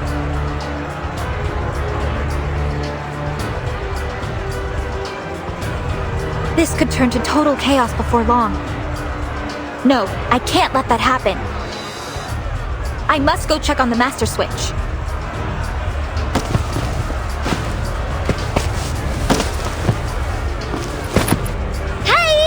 Miss Barcarola! Please let me through, Signora Elizabeth.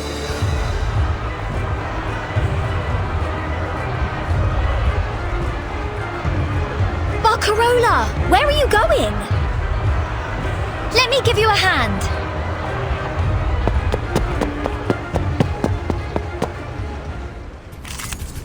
Here. Would you care to lie down? Got you.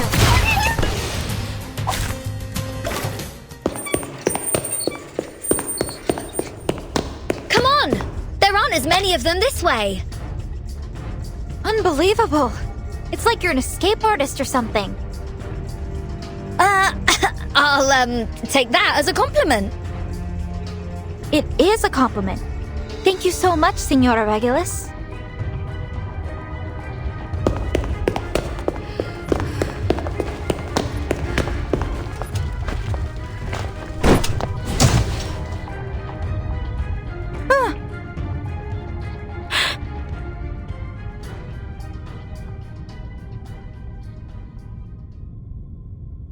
What was that?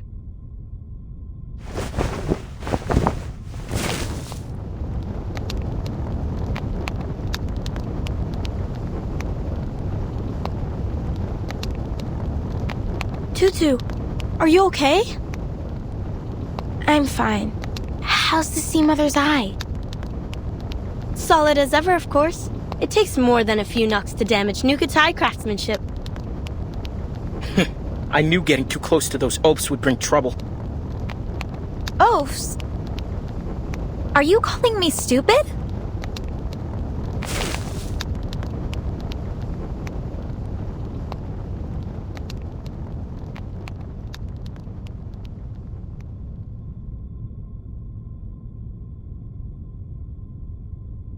What's this? What did I say? Of course you have no idea what this is. We form palm bark into lampshades about the size of a coconut, then tie fat-soaked compass grass inside. We call it Sea Mother's Eye. Every Nukutai knows how to make one. They're way better than those noisy, buzzing light bulbs. Wait, why are we even telling her this?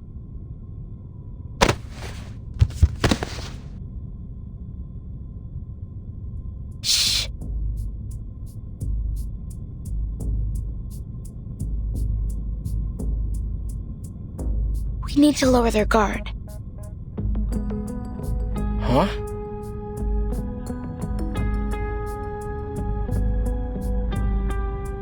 So that we can earn their trust. we don't understand our enemies, how can we help Miss Grace with her mission and rebuild our home? Oh. Besides, we can't just leave them to shout and run around. It'll disturb our people's rest.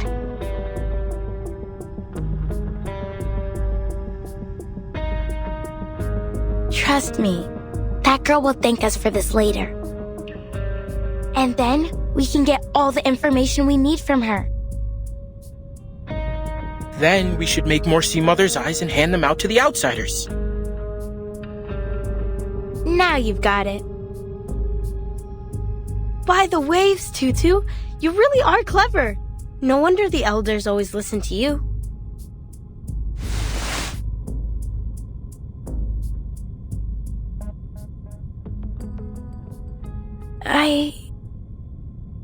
Is this really the right thing to do?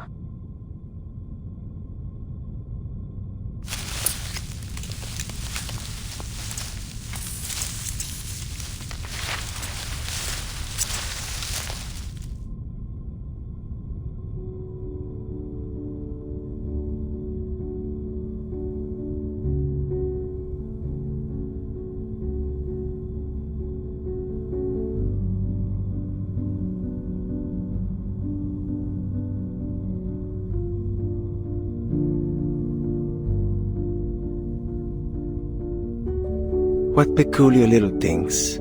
Reminds me of my days on the fishing boat. I always loved spotting the lighthouse on our way back. These look just like it. The craftsmanship is remarkable. You'd be hard-pressed to find something of this standard in a factory these days. They remind me of the things my grandma and I used to make when I was little. She could even carve a whistle out of a parsnip.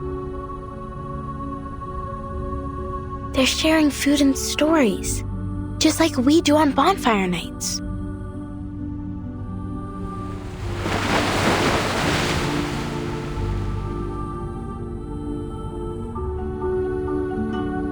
I'm getting more and more confused by Miss Grace's words.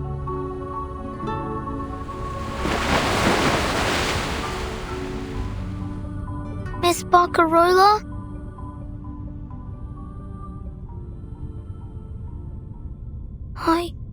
I want to go home.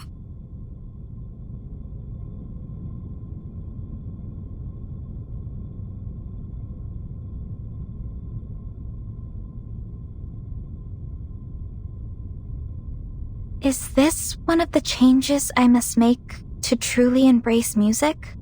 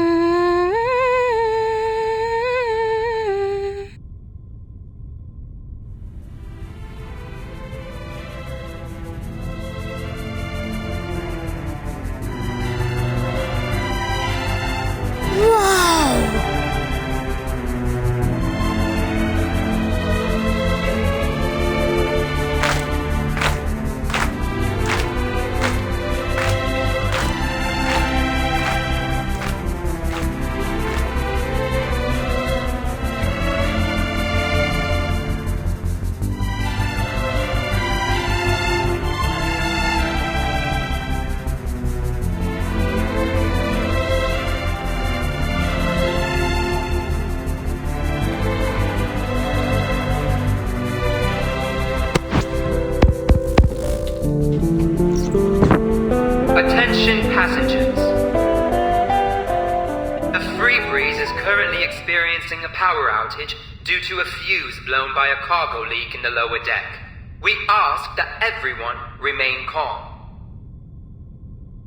We sincerely apologize for the inconvenience. To make your wait more comfortable, we'll be offering unlimited ice cream shortly. Additionally, since we're approaching the habitat of the series, we're expecting an increase in turbulence and noise as we work toward the morph. We appreciate your understanding.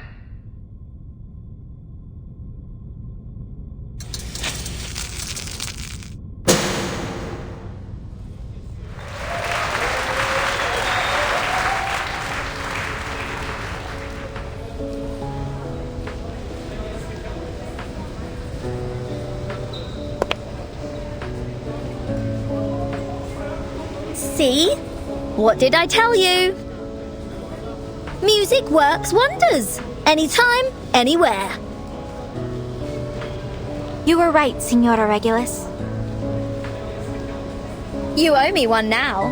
So, how about a little reciprocity?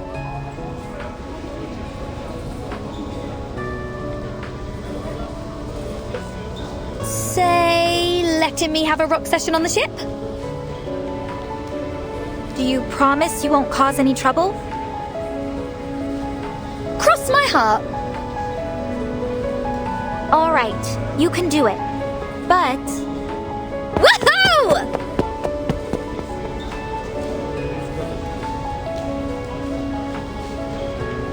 Don't forget to thank the girl who made the lamp. As if I need you to remind me. I'll have you know I was just about to head over to her.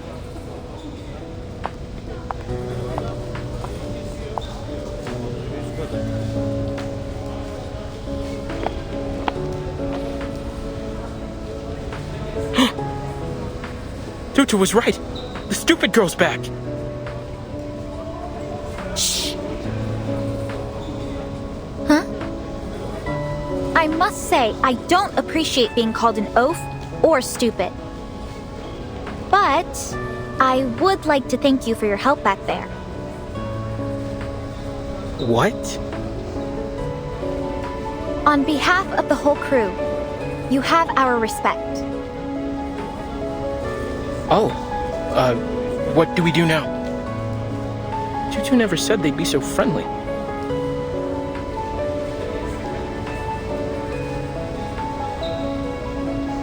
Tutu? Where did she go?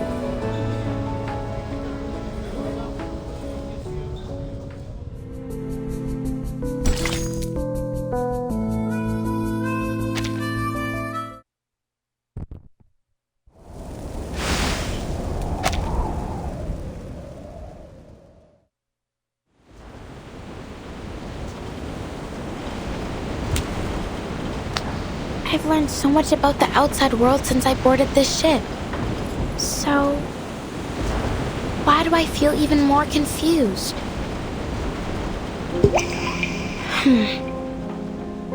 I trust my people. They're good and kind, and they've never lied to me. You just have to look at their spirit shells to see it. The songs and dances of Meli nourish the shells, and the purity of my people's souls color their surface in the most beautiful patterns. And Miss Grace, she's been good to us too. She warned us about the destruction of Meli, saving us from the flood, and she showed us the world as it really is. She even wants us to be part of her plan. Our ancestral shells have also told us how terrible the world outside is. That it's a place with Sanguma witches, Nakarua serpents, and all kinds of other beasts. But...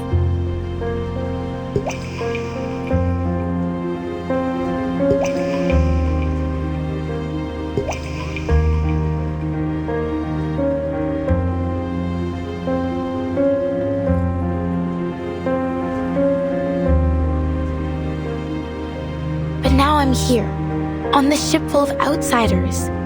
And I feel that they're just like us.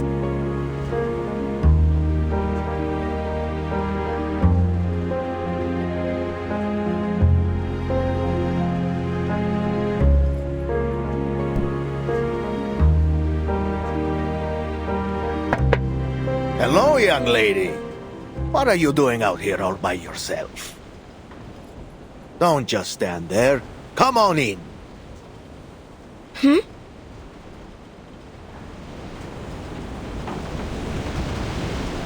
Sorry.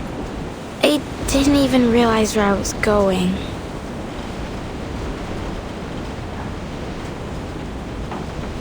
No need to apologize, my dear.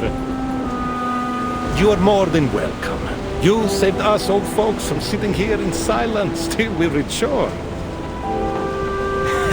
Charlie's just happy to have someone new to tell his stories to. I bet SM will jump at the chance to show off how he drives off those series too. Series? I've heard they're a real headache for passing ships. But I've never seen one with my own eyes.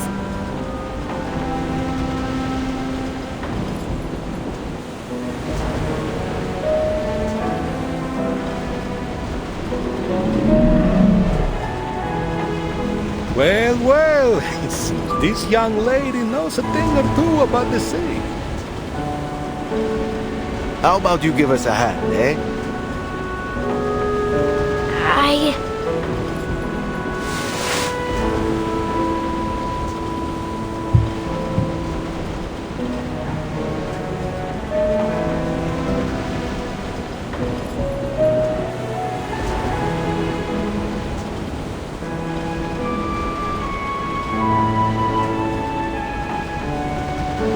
Me? I'm not sure I know how to... Don't worry, it's almost too easy. These series are afraid of loud noises, and the Free Breeze has plenty of speakers on board. The sea is with us today. Of course it is. For how long we've sailed its waves, why wouldn't it be?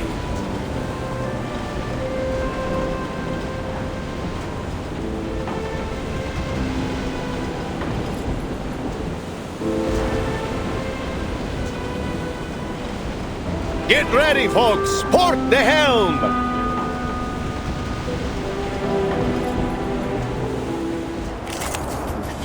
Look at you. So woken.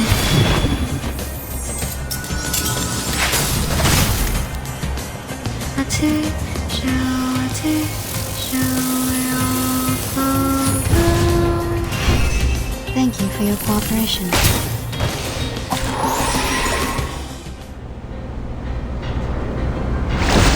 Course 270, hard starboard. Go down to 5 knots. Watch the bow wave. Turn on the speakers. Time to chase off some sea monsters.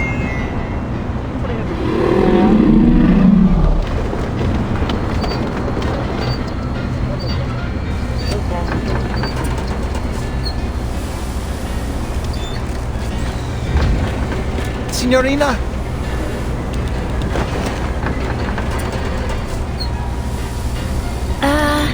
No. Don't worry. Anything you play, will do. Can't be worse than what Essam has to offer. I can hear you, you know.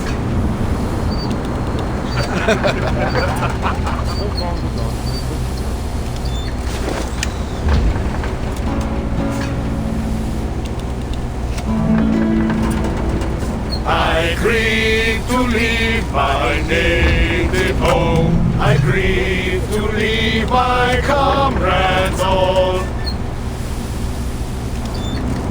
Come on, join in.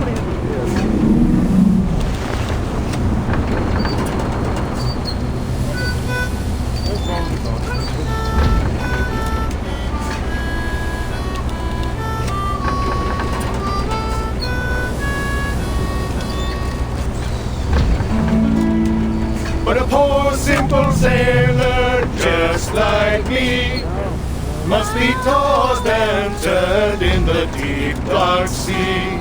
Farewell to Nova Scotia, the sea-bound coast.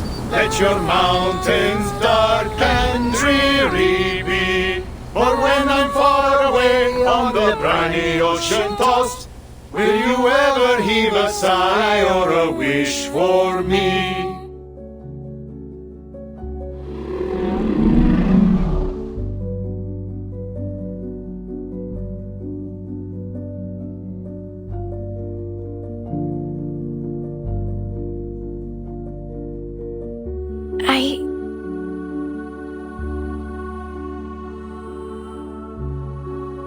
Miss Grace. The outside world is indeed full of dangers, but there is less to fear than you think. I'll help you through it.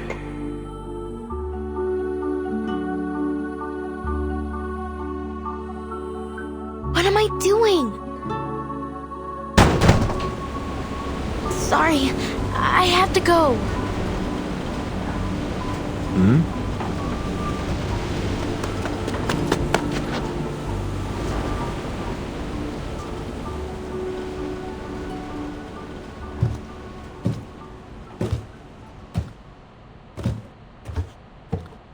I don't understand.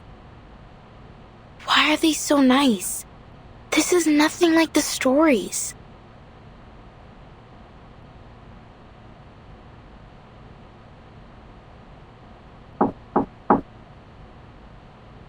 Come in.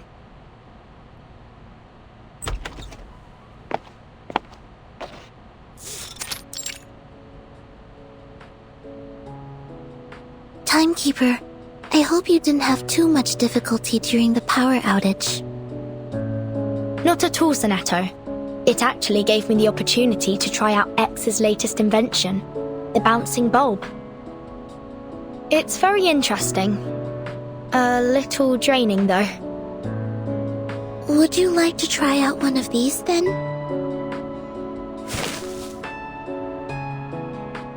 Did you make this, Zeno? I did. Miss Saloni from Nukutai taught me how to make it.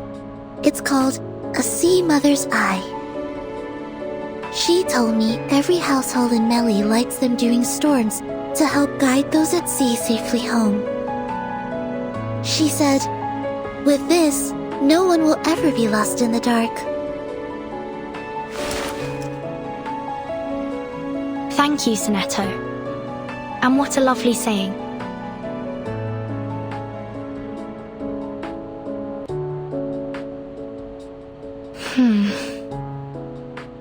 After this mission, we should be able to apply for a field investigation in Italy. Italy? Thank you, Timekeeper.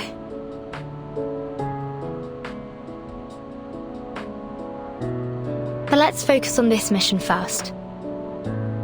May I borrow your communicator? There's something I need to verify. Of course.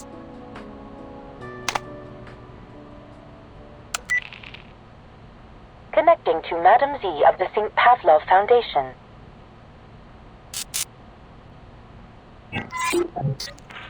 The person you're trying to reach is currently unavailable due to communication interference. Please leave a message after the beep. Huh?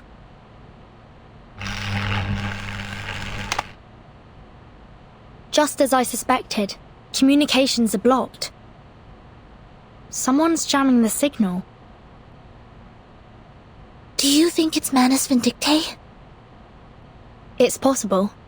The flyer proved that this ship has some kind of association with them. We need to stay vigilant. Regulus should know about this. I'll go find her.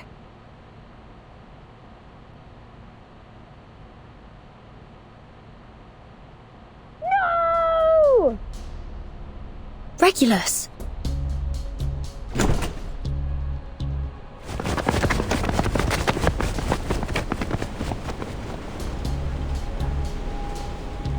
Regulus! Are you alright?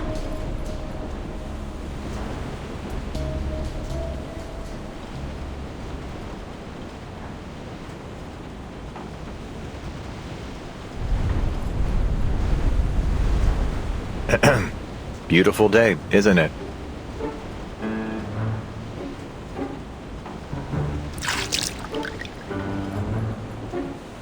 Mr. Ulrich?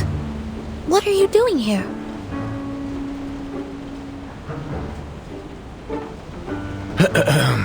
Good day, Timekeeper, Researcher Regulus, Miss Sonetto. This really the disguise you went with? Wait a minute. Vertin, did you know he'd be here? Listen, there's no way I'm paying for even half an extra ticket. In fact, he should be paying for me. Well, this might take a while to explain.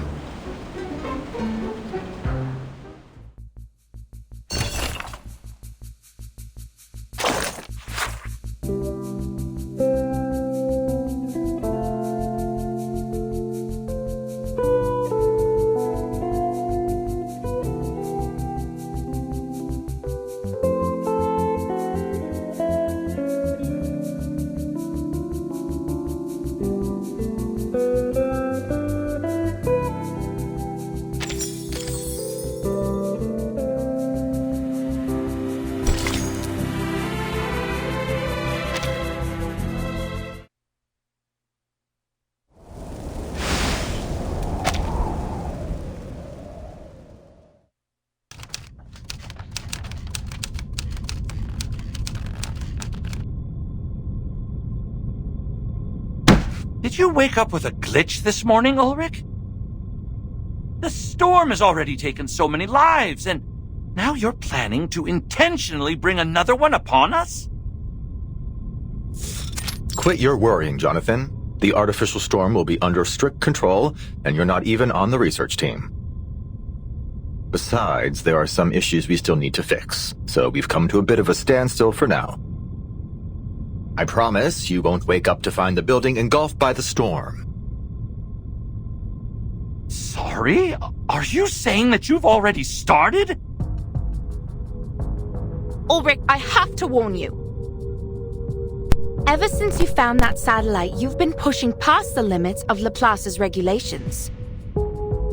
You've accessed materials from other branches, used valuable resources for your own purposes, and run experiments without proper clearance. What baseless claims, Penelope? I'll have you know that everything I've done has been approved by the HQ director. Director? We don't have a damn director! But we do have a substitute director, so there.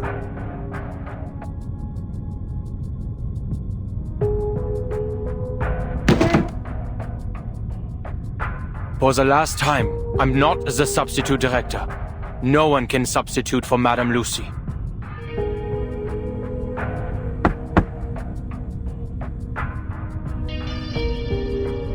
But let's set that aside. We're here to figure out what to do with the satellite, not to stage an intervention for Ulrich. The solution's as clear as day, my friends. We'll do exactly what they did in Plisetsk during the third storm. Find someone brave and send them into space. He's right. Why don't we just build another satellite and see how it handles the storm?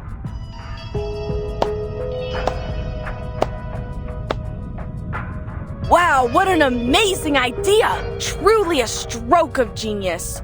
So, we're talking about a controlled experiment, right? That means we'll send not just one, but dozens of satellites, all carrying different items.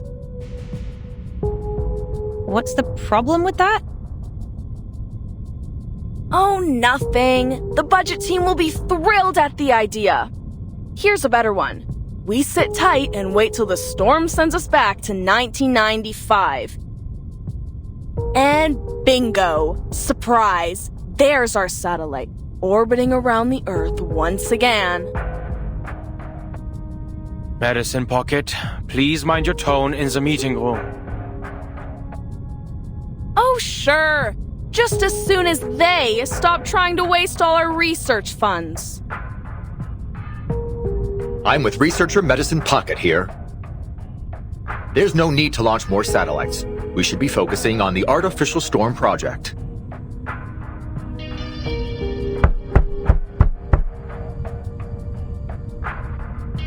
The project has made substantial progress.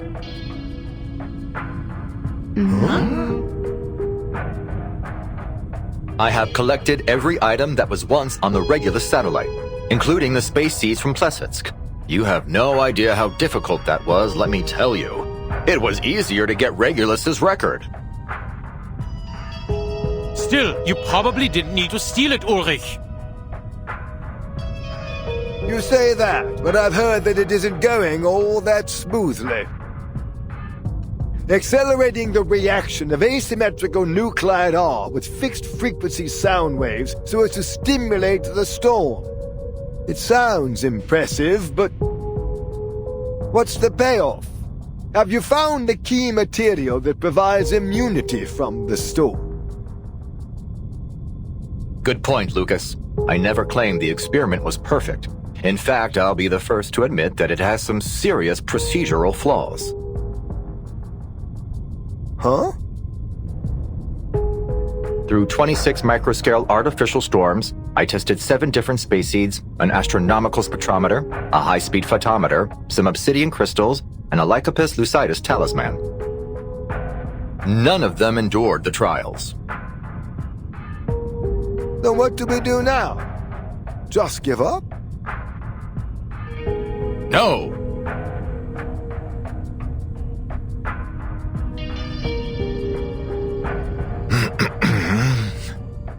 But I have used all the asymmetrical nuclide R that we had in the warehouse. What?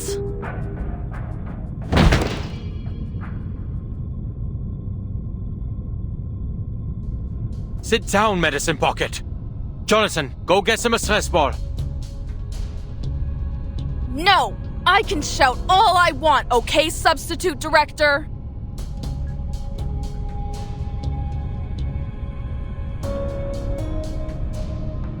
Ulrich! All the asymmetrical nuclide R, it's all gone? I had to use it. It's just standard consumption, like in any other experiment. And I got results. With that amount of resources, of course you'd find something, dumbass. Even a broken clock's right twice a day. Keep at it if you want. You're gonna smash that dead end head on. I don't see why you're commenting on my work.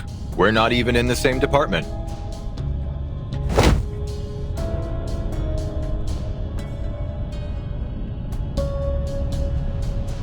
Because you used my materials! That was most of the nuclide R from both Laplace and the Foundation! You have to be kidding me! You get all you want while I'm here like some chump filling out endless forms just to get a few drops!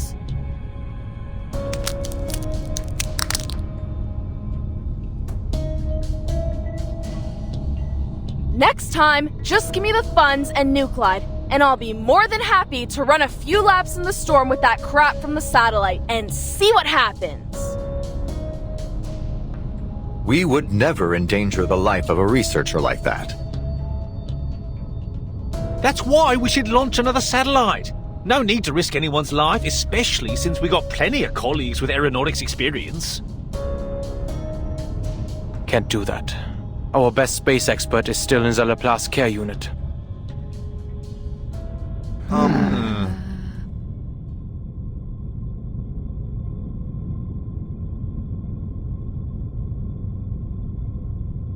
So, Ulrich, what's the next step with your experiment? I'm taking it outside, of course. The richest deposits of asymmetrical nuclide R aren't in the lab or the Foundation's warehouse. They're out there in the real world.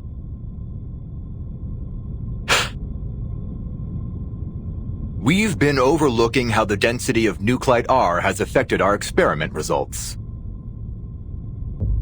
Come on, Ulrich, that's just an excuse. Where would you find a higher nuclide R density than in a Laplace lab? That might be the exact problem. The environment here is too controlled, too clean. The storm has never been the manifestation of order, but of chaos.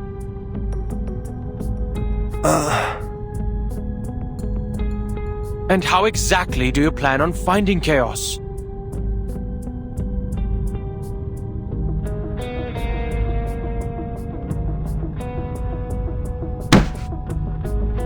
Everyone, please! If we just sit here arguing instead of getting out there and doing something, those sneaky researchers at Institutum Lawrence are going to get ahead of us!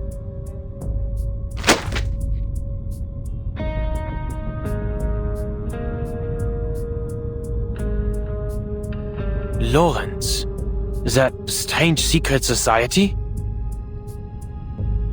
Let's see what kind of bull they're spouting this time. No, Medicine Pocket, just toss the letter into the shredder.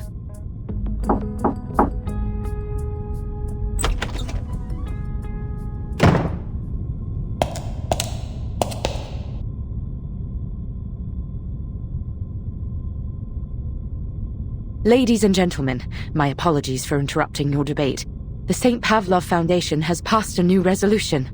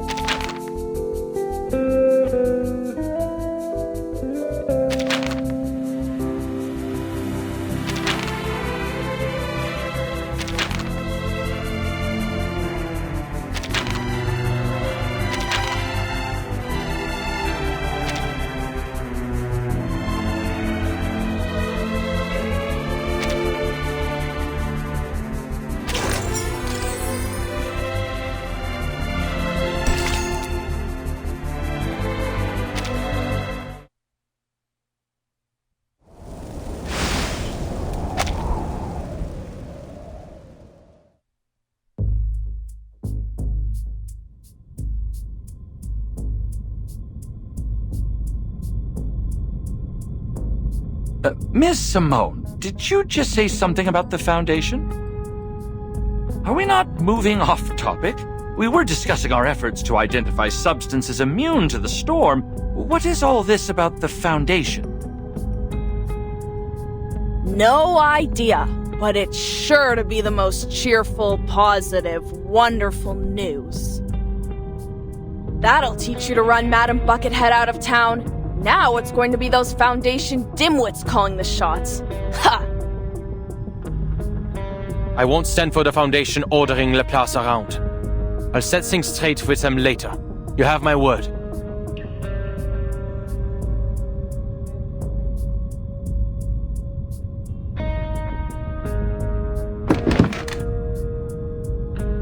In fact, Miss Simone, you may relay my message now. I understand your concerns, Mr. Enigma, but given our present circumstances, the Foundation's involvement may have a bright side.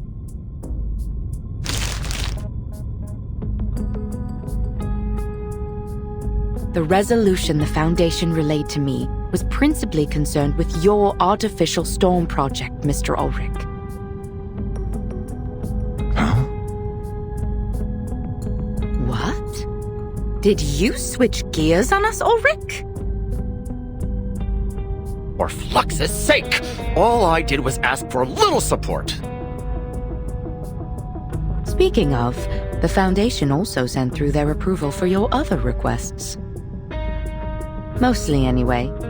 They agreed to supply the majority of your requested materials, including replenishing a portion of our asymmetrical nuclide R, and they've dispatched field investigators to assist us. Additionally, they've done preliminary screenings on the locations you mentioned and confirmed they meet the specifications of our experiments.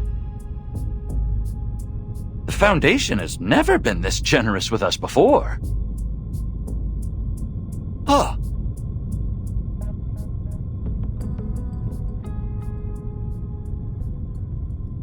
Don't go popping the champagne just yet, Ulrich! Our new bosses aren't going to come anywhere close to replacing all the asymmetrical nuclide R you've wasted.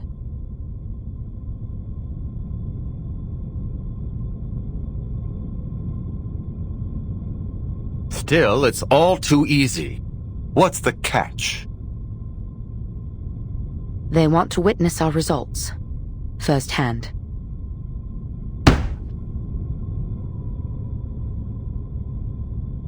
Deal. Someone, anyone, take down the minutes.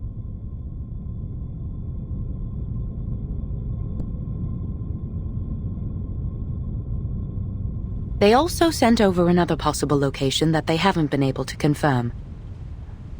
A ship. The Foundation has requested that you investigate it personally. The Timekeeper will brief you on the details. Fine, fish tank. You're off the hook for now.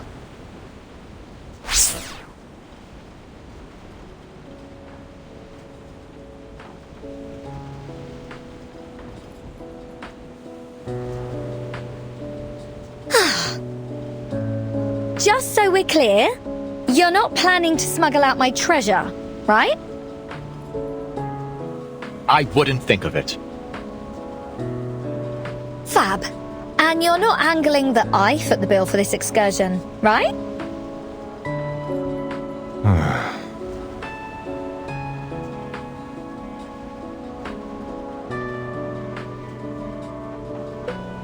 The Foundation's intel appears accurate. After some preliminary checks, I am certain this will be an ideal locale to conduct our experiments.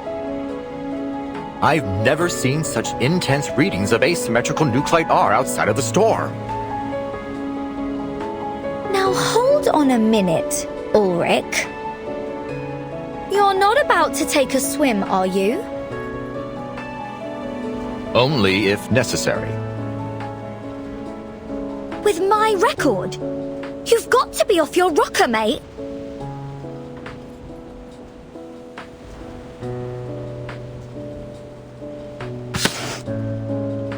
Not at all. It's time it was returned to its rightful owner.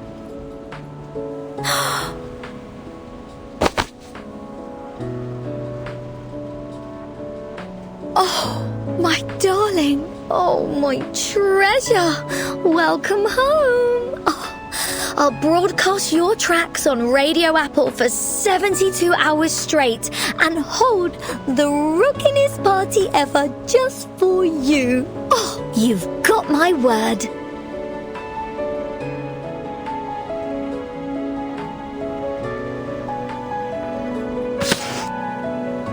Hold on. You're not about to withhold my funds, are you? Fret not, Regulus. Given its special significance to you, we made its composition analysis our first priority. Now that the first step is done, I'm more than happy to return it to you. But what about your experiments?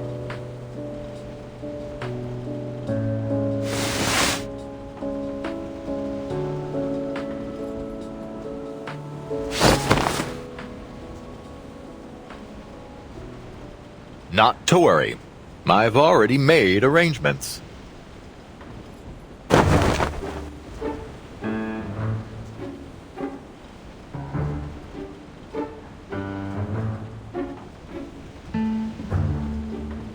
We went to great lengths to ensure these replicas were identical in every way.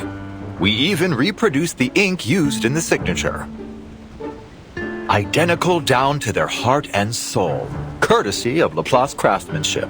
We've achieved complete consistency in both composition and appearance.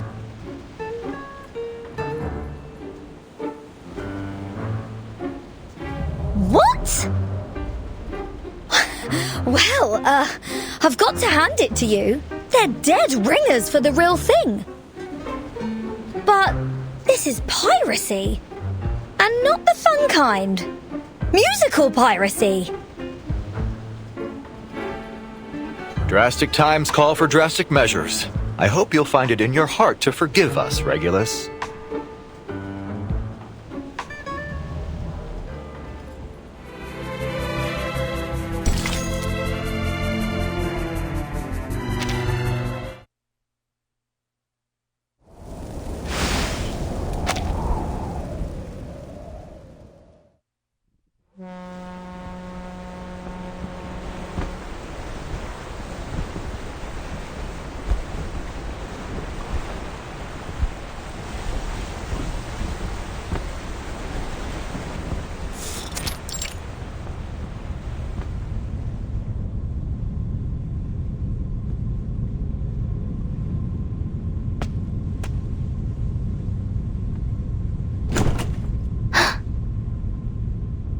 Oh, Miss Fatutu.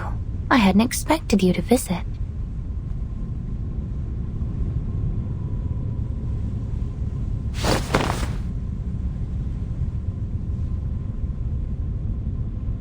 I must say it's a welcome relief from the onslaught of greedy businessmen and boorish officials. All puff and no substance. Bloated, lifeless. They remind me of a few specimens of decay from my collection. Decaying specimens? Miss Grace, you mean body? Hush. Let's just leave things at that.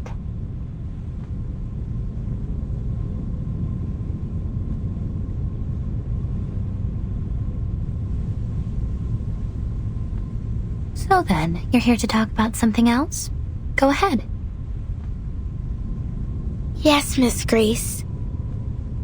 I just wanted some advice, if you don't mind. Not at all, my dear. We are friends, aren't we? We are venturing into the unknown, so it is little surprise that you feel lost. But disorientation is a dangerous enemy. I am more than happy to help.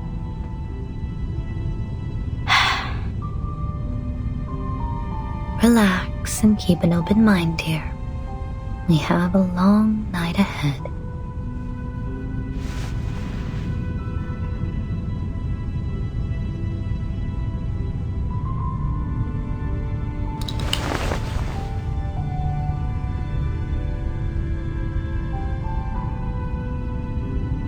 Thing is, I tried to ignore the outside world, just like you said, but I failed.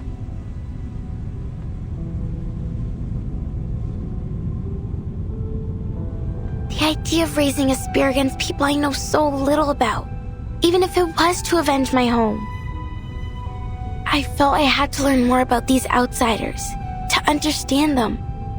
I'm sorry I went against your advice. I thought that learning about them would harden my resolve. I thought that I would hate them from the depths of my soul, that the hatred would be so strong that I'd feel no remorse, that I would see in them what you and Manus Vindictae do. But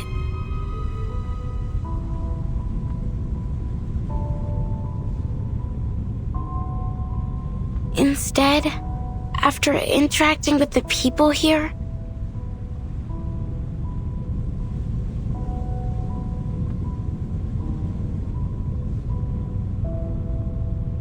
Fatutu, my dear, there's no shame in having second thoughts.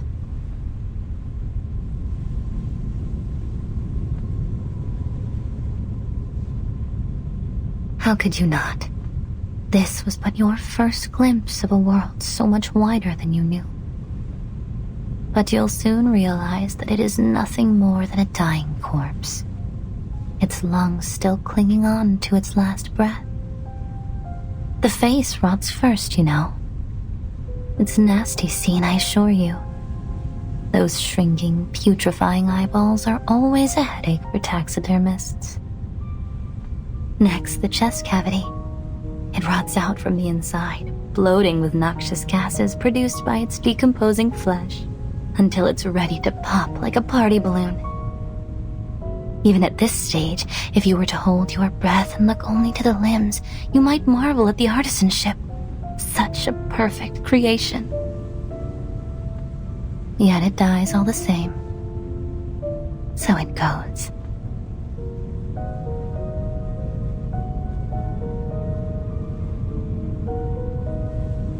Do you see the world any clearer now?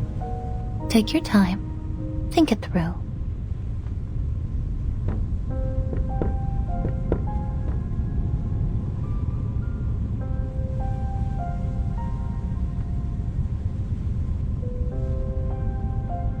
The outsiders are different from what I expected. Miss Grace, are you sure they're truly evil?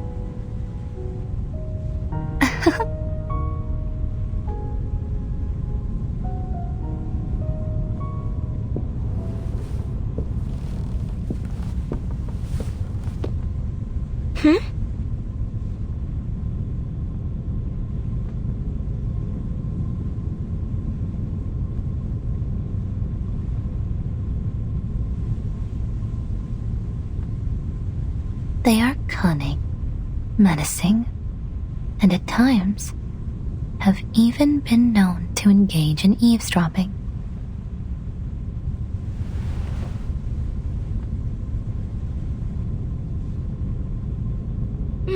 Miss Grace, watch out!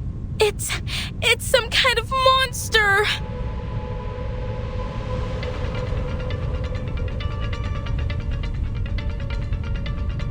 Huh? It's here!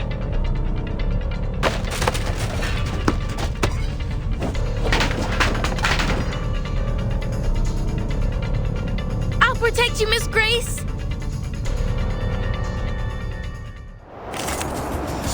Now for the crescendo with fortissimo tutti! Please enjoy! Another jar? Look at you. So woken.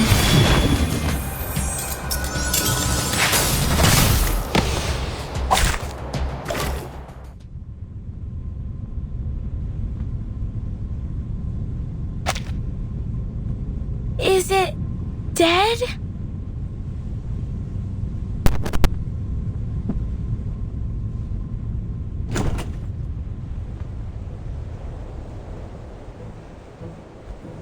Oh, It's you, Barcarola.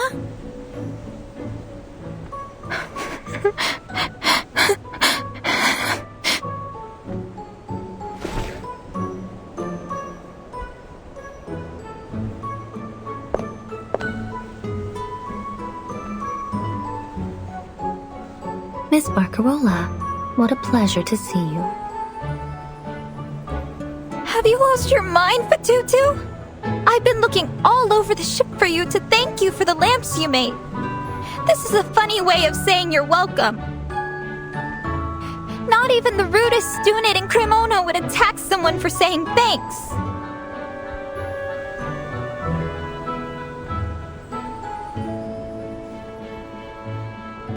Cremona?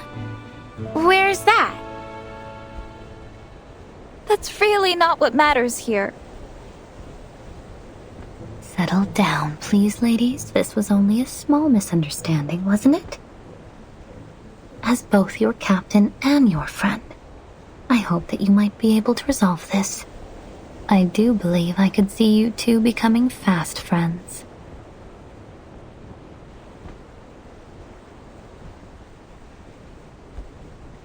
Fatutu here is eager to learn about the outside world.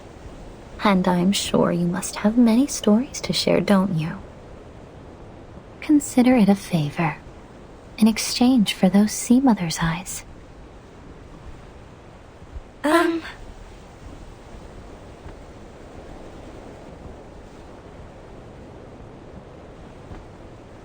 Why don't you take a seat, Miss Barcarola?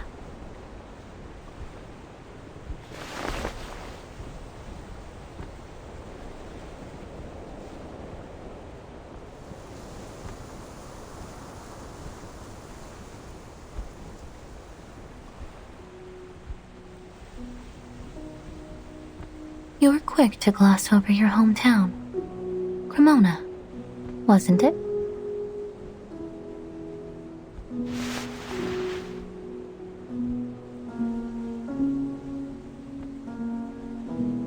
Cremona, the city of violins, as they say.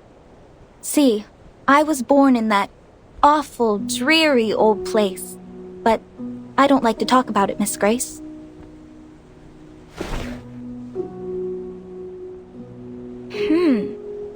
But it sounds like you still miss your home. So why speak of it that way? Is there something wrong with it?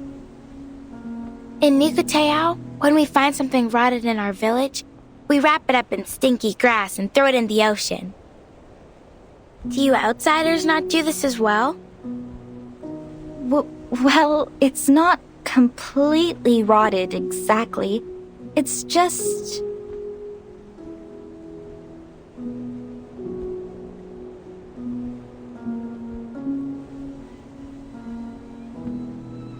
In Cremona, everything is bound up with the violin. How it's made, how it's played, even the science of it. It fills the air and every conversation. You can't walk to the trattoria without tripping over a virtuoso. They come from Rome, Berlin, London, New York, Nairobi, Tokyo, Uppsala, people from far and wide, all crammed into one town. Not a day goes by without a concert, a symphony, or a festival musicale. Am I misunderstanding you? Because to the Nukutai, the idea of a place with music and festivals every day sounds very... fun. That's where you're wrong, Signora. It's no fun at all. At least, for me. To be Cremonese is to take pride in its music, its history, and above all, its violins.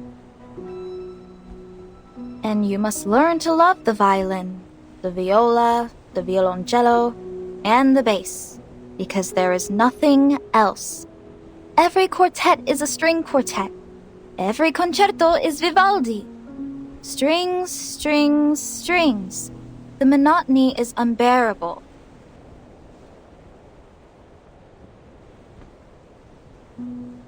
The world has so very many instruments as diverse and as varied as the people that fill it. Even the shell around your neck could sing if you knew just where to tap it. but not in Cremona. That's why I speak of it that way, Fatutu. Because if I had stayed there, I would never have seen the music of the world and its instruments, and my crackling box would never have been able to know their sounds. The Nukutai don't have many instruments. Not so many as you anyway. But we were never bored with what we had. I'm certain that your island holds great beauty beyond its music. If ever we grow tired of singing and dancing, we'd go searching for shells or swimming in the reefs. You still have much to learn about the world beyond your islands. Then you have no intention of ever returning home, Miss Barcarola? Return? No, never. They're too set in their ways, like old fossils. My vision of music grew beyond them, and I did too.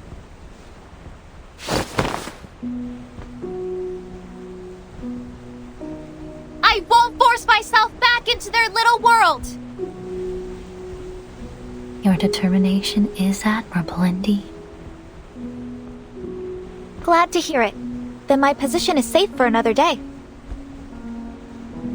How could it not be? You are the very star of the free breeze. Uh-huh.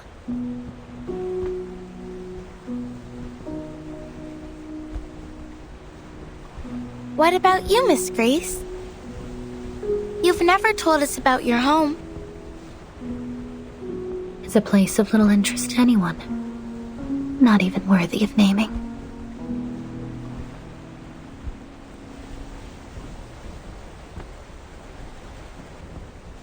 They say a musician must be free of attachments to be truly creative. Perhaps this is true of captains as well. No, that can't be right. The Nukutai believe that to stray from our home is the death of the spirit. If we travel too far and too long, our spirit shells develop cracks that no amount of Nuku glue can mend. And from these cracks come an intense sadness. The elders call it homesick. Homesickness. See, we have this word as well. The sailors aboard often ask me to play the songs of their youth when they're missing their homes. So many different melodies. Thankfully, my crackling box has all kinds of instruments to suit their needs. I imagine it must be difficult for your people now. If you'd like, I could learn to play some of your songs and perform them. I'd be more than happy to help after all you've done. That's kind of you. I'm sure it'll be of great help to us. I'm more than happy to help, Fatutu. It is my job after all.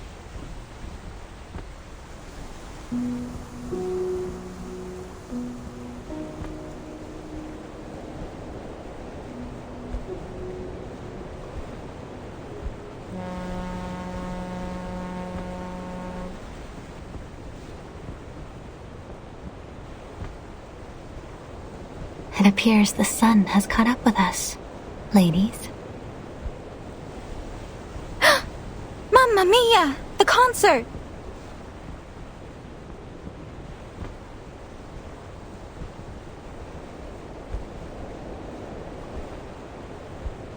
I promised Signora Regulus a rock and roll concert, but I haven't even asked her what instruments she needs. Ciao, ragazze!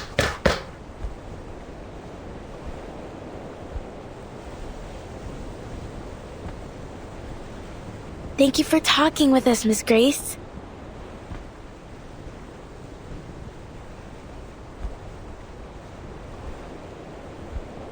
Don't mention it. I only hope that it was helpful for you. I have one last question. I was wondering, how do you stay so determined?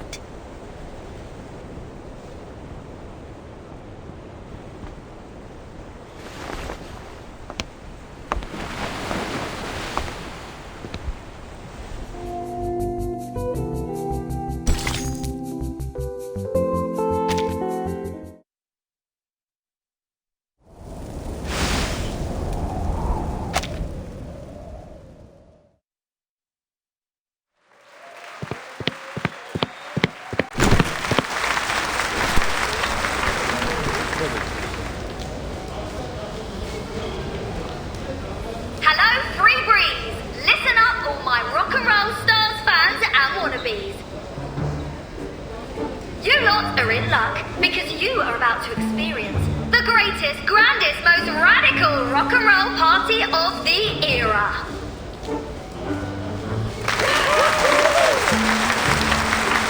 Now get up on those feet and drag those little legs of yours on deck, because it's time to get those old bones jumping.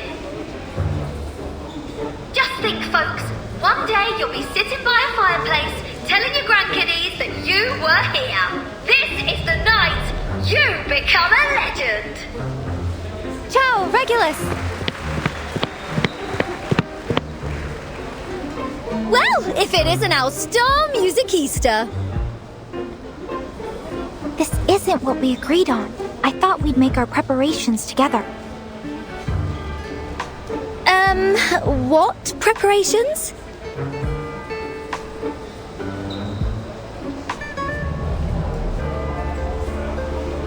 To begin with, we must do a survey of our guests' musical preferences, then prepare a song list to match. Then we must carefully organize our transitions to optimize the flow of the concert. Wait. Arrangements. Concert. What are you on about? This is rock and roll, love. A proper rock and roll party. No arrangements? No song list? This isn't what I was taught to do in Cremona. As musicians, we have a responsibility to ensure that every listener enjoys an exquisite and seamless experience. We must allow them to savor the emotion and artistry of each piece. Sounds a bit stuffy, doesn't it? Come on, no reason to get all hung up on the details. Music is freedom. The only thing that matters in rock and roll are the vibes.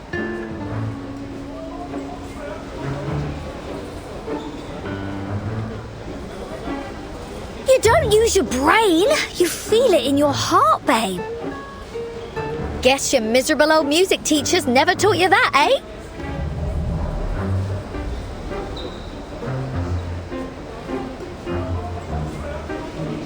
Fine. But just to be clear, next time we do it my way. Cheers, love! You're an inspiration to musical directors the whole world over.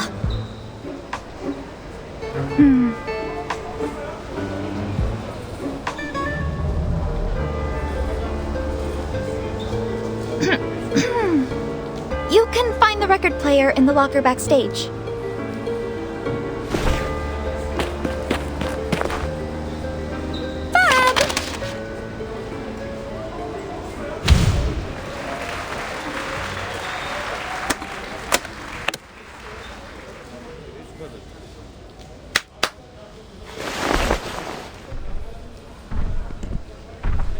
Is this what you call heavy metal? What's that? No! First up is an iconic taste of psychedelic rock. But I haven't even found the power socket yet.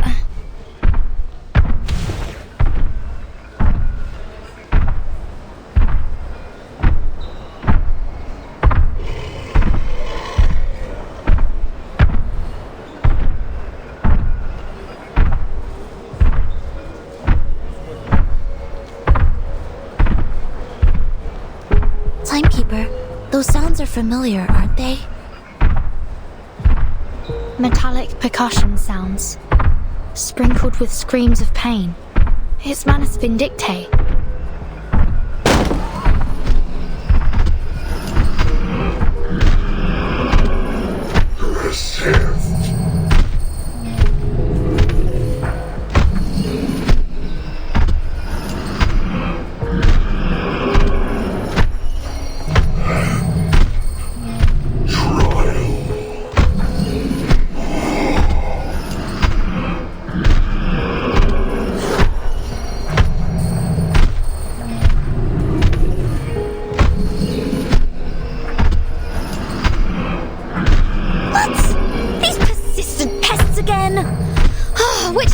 Did they crawl out of this time? Don't worry, Signora Regulus. I won't let them disturb your rock party.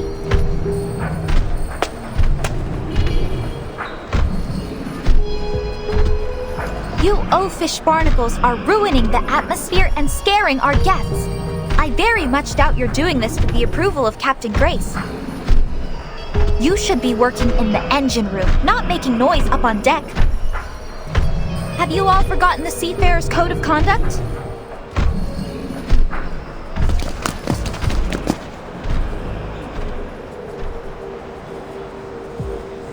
Zinetto, Regulus, get the crowd out of here. Get ready to engage with these Manus thugs. Understood.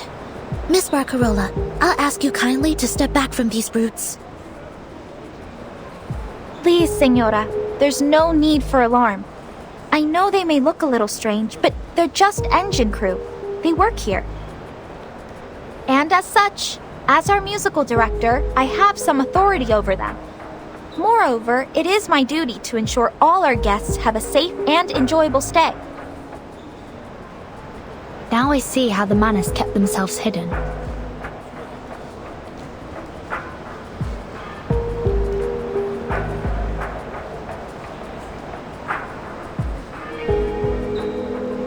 Is that Barcarola?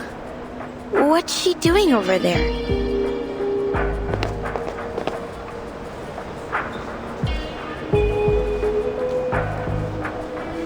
If you've come to be entertained or perhaps for some music lessons, I would be more than happy to assist you in the crew quarters later.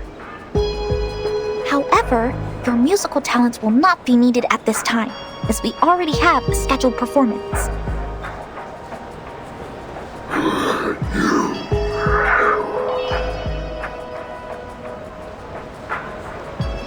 Stop then!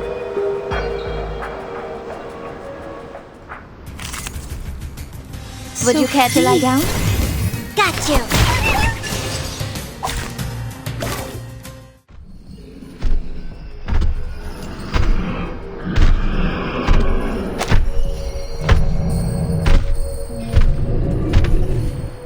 Well, what's happening?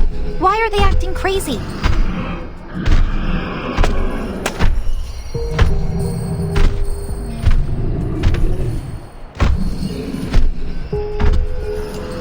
As the musical director of the Free Breeze, I can't allow you to harm our guests.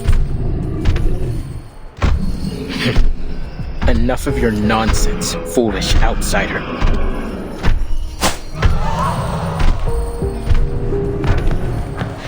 No! Hobo protect!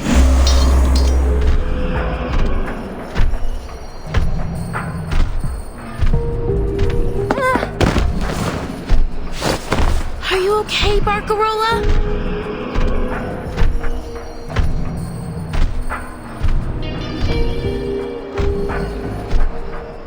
What are you doing, Fatutu? That is an outsider. Have you forgotten your duty to your people?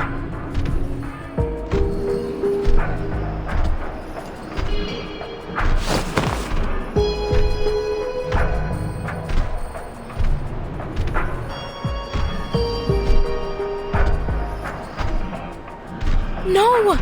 Never! But... Kamutsa, this is not defending our home. And it doesn't feel like avenging it either. What we suffered was not these people's fault. There has to be a better solution to all this. This isn't our way. It isn't right.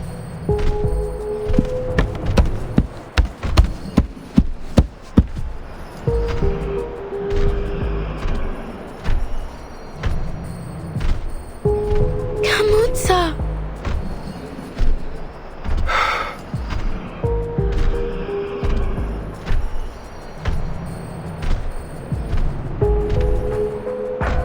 Fatutu, we have no choice.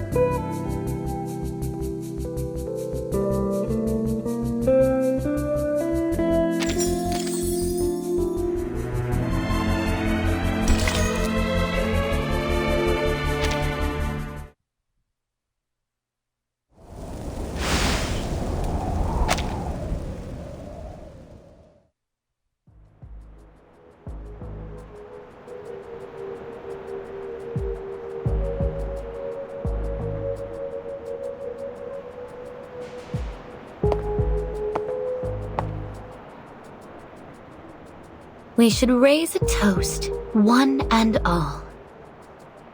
For we're in luck's good graces to be aboard this ship. A ship? Perhaps one ought to think of it more as an art.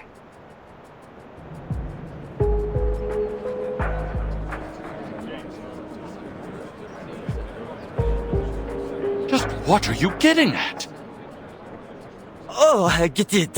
Is this some kind of surprise theme party, like a murder mystery? Is that right, Miss Barcarola?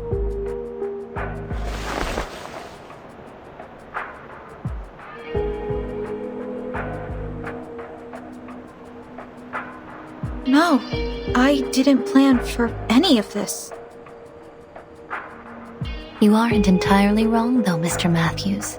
For this is certainly a surprise, if not so much a party as a ceremony. Allow me to congratulate you, our honored guests. Each of you with your unique talents, resources, and powerful connections have earned a chance to join Manus Vindictae.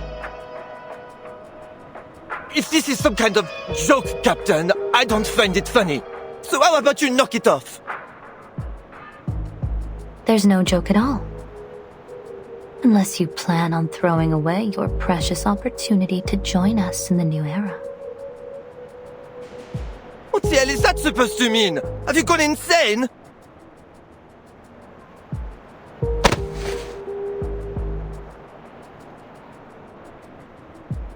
How dare you blaspheme our savior? Toa, ever since you put on that mask, you've been acting strangely, like a different person.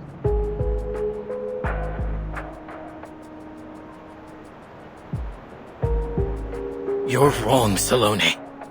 I was lost after we left Meli, but now I've never felt so certain of myself. You must ready yourself for the mask trial too. We must all be willing to sacrifice to bring our people into the new era.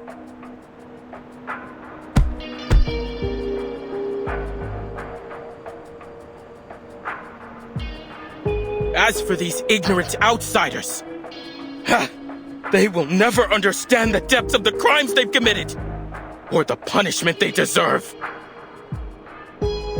Calm down, Toa. Don't bother with these outsiders. They only care about themselves.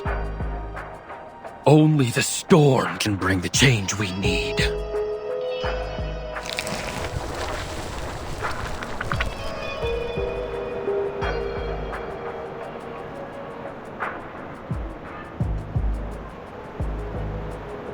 Lunatics! Timekeeper, it seems as though the islanders aboard are working with Manus Vindictae. There's no telling what else the Manus have up their sleeve. We need to call for support as soon as possible. But our communications are jammed.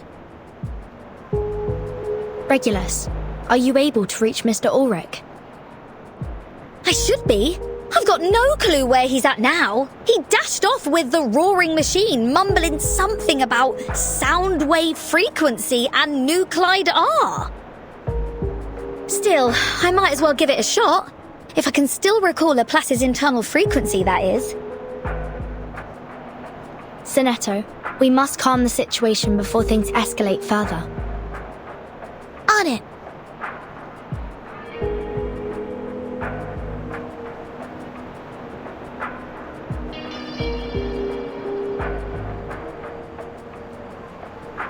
Ladies and gentlemen, perhaps you have yet to understand what the storm really is. No, perhaps we don't, because I remember what you wrote in all the flyers.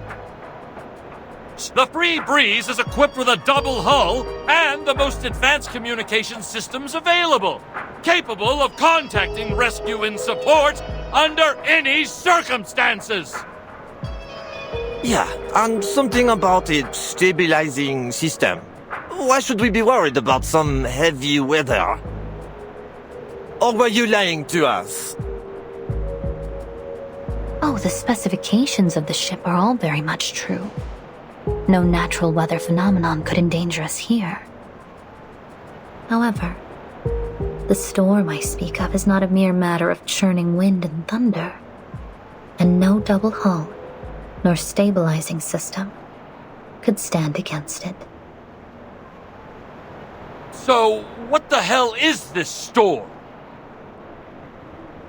It is a cleansing, a deluge that will come to eradicate all the sickness of this world.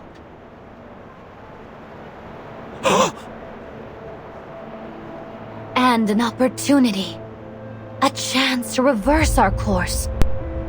All that is asked of you is an insignificant price. Reverse? Price? What are you talking about? In the 90s, veins turned into wires. In the 80s, skulls turned into geometric shapes.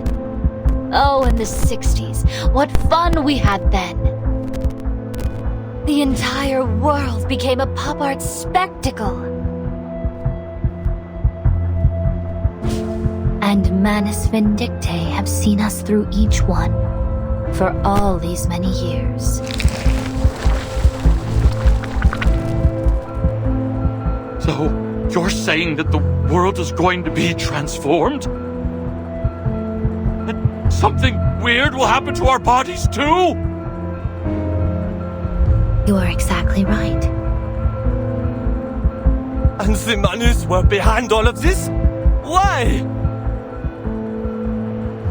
Now, don't be so harsh on us.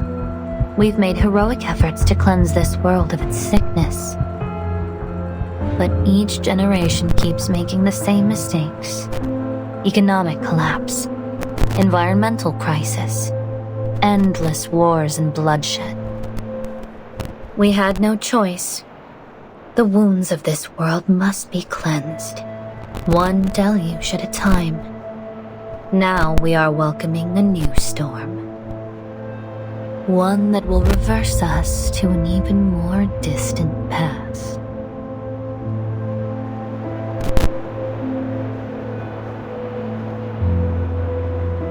You're a lunatic, Captain. You need your head examined. Lady, you need a psychiatrist.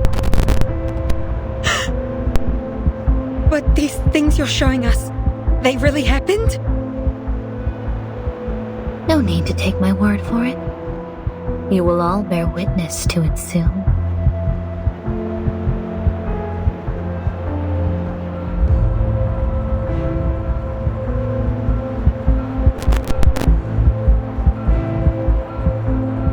The storm is not coming.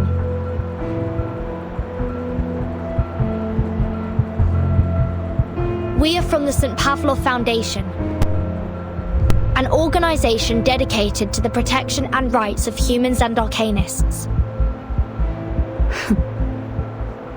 Oh, thank goodness! As the timekeeper of the St. Pavlov Foundation, I can assure you, what she showed you won't happen here.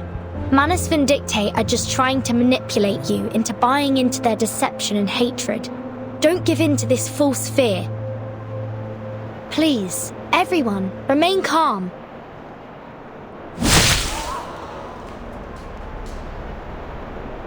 Protect us? You? Don't make me laugh!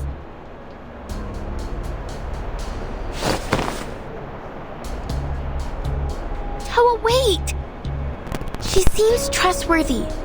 Maybe we should listen to what they have to say. Really?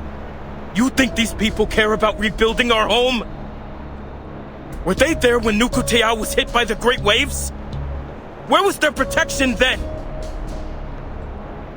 I'm not sure, but I just can't bear the thought that we might make a decision we'll regret later.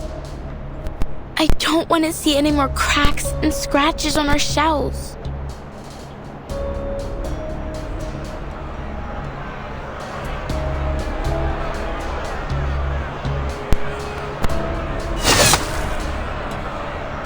Subito será! This is getting out of hand. Be careful, timekeeper. They're coming for us. Got you!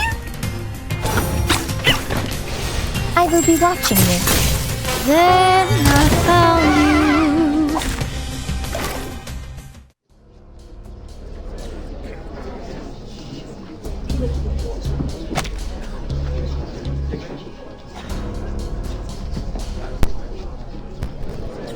No, this isn't right.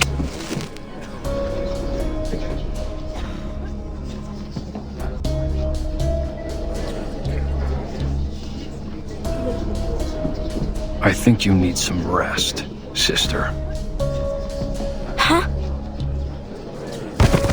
I'm sorry, Fatutu. This needs to be done.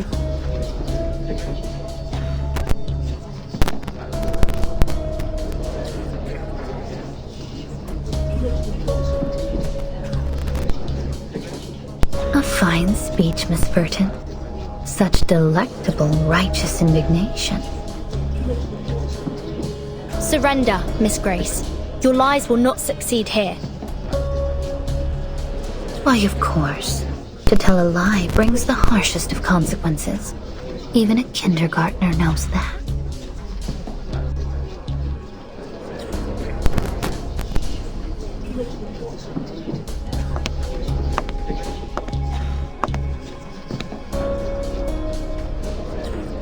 Everyone, whenever there's an imminent storm, my watch here starts a countdown, but there have been no signs of...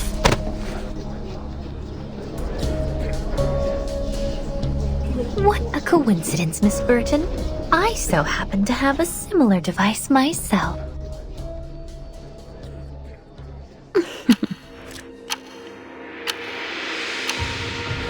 3, 2, 1. Impossible! Miss Burton, as you said, lies will not succeed here. The question is, who here is the liar? Ladies and gentlemen, I invite you to relish the sight before you. Here we are.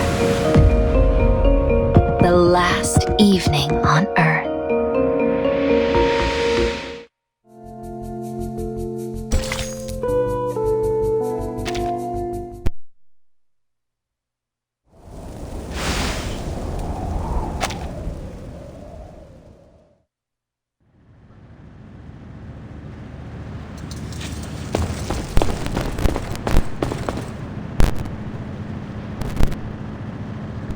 Sake, I can't work under these dim lights. Could this cheapskate cruise liner not spring for some decent halogens or fluorescence?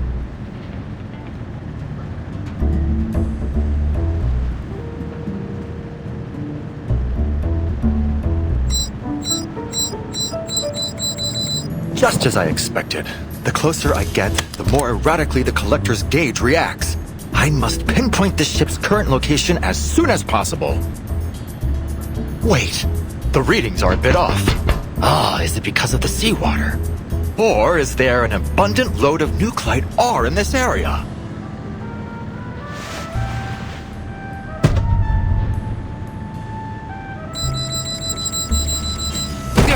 This thing must be broken.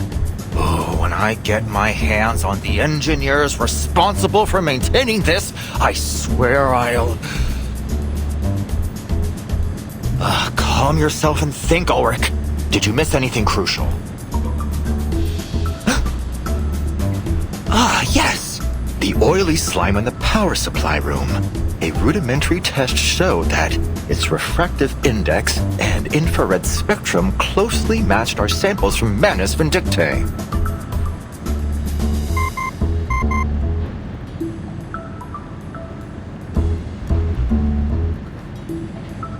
Who's calling? Regulus? Finally! I've been trying to reach you for a while now, Ulrich. Calling to check on the artificial storm project, are you? I still have a way to go. I'll call you when I need a hand or two. No.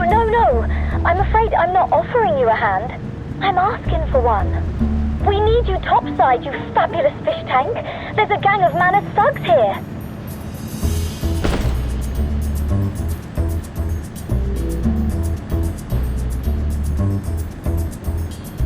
Manus. Huh. There's sure to be a considerable amount of nuclide within their masks. Perhaps I don't need this unreliable scrap of metal after all. Send me your location straight away, Regulus.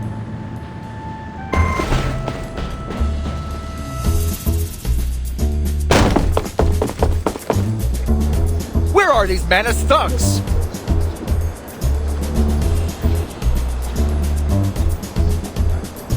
Lux's sake!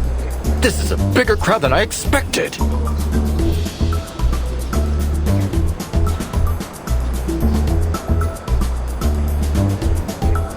Who is this fucking light bulb? Oh my god! I don't want to end up with a light bulb for a head! Huh? What are you talking about?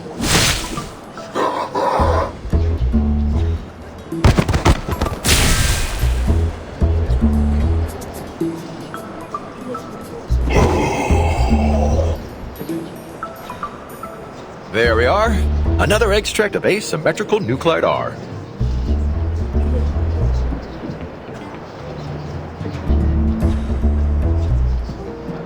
Ulrich! We're over here! Wonderful. I should be able to extract even more over there.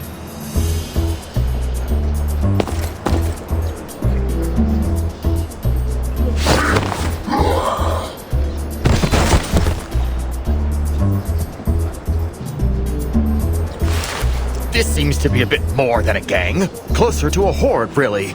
You understated your situation, Regulus. Your help is much appreciated all the same, Mr. Ulrich. Help? Well, I'm afraid I won't be much help to you, Timekeeper. Fighting is far from my specialty. Blimey!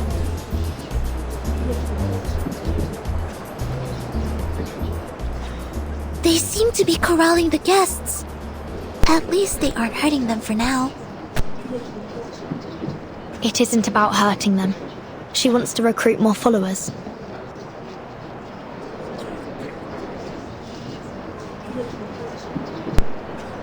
Is there a single ship in this whole bleeding world that doesn't belong to either the Foundation or the Manus? Mr. Ulrich, does Laplace possess any technology that could detect an imminent storm?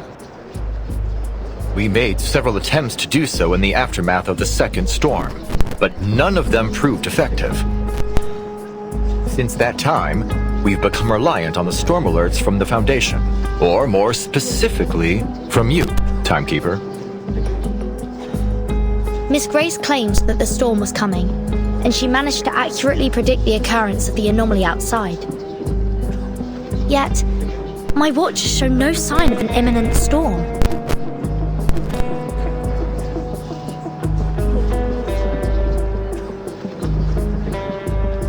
In any event, I believe in you, Timekeeper. Thank you, Sonetto. But it isn't you that I need to convince. It's them.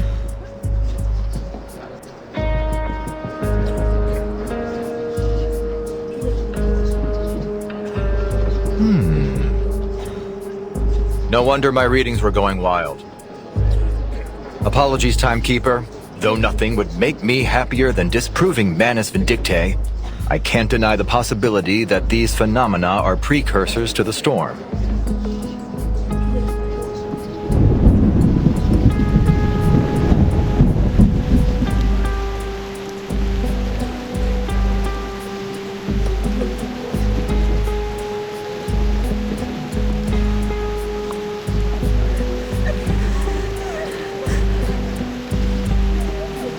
Please, everyone, listen!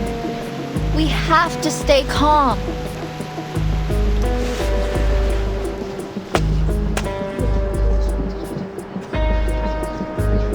I ask you to put your faith in me and in the free breeze. I should have never come to this party. I want to go home. I'm scared. Someone help us. Please.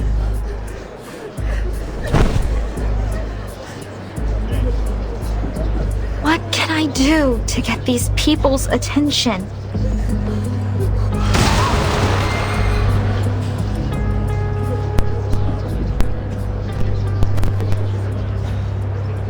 What's happening?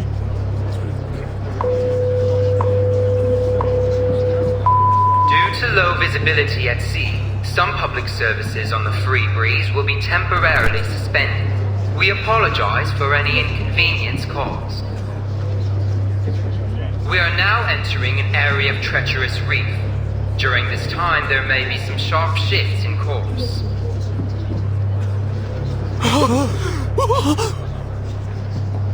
In order that we might reach the new era as soon as possible, the free breeze will forge ahead at full speed.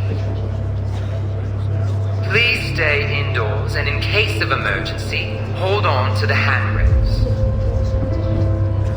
I repeat, please stay indoors and hold on to the handrails. Captain Grace, why in the world is the free breeze going full speed through these reefs? To embrace the future. But if we strike any of these reefs, the damage could be catastrophic. Not as catastrophic as missing our chance to embrace the storm.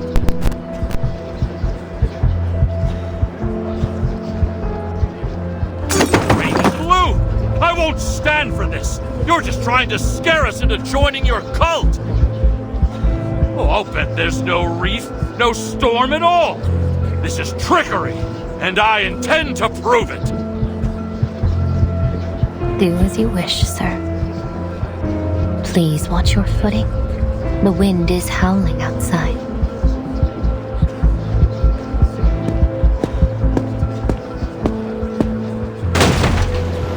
Look! I'm standing firm as a bolt!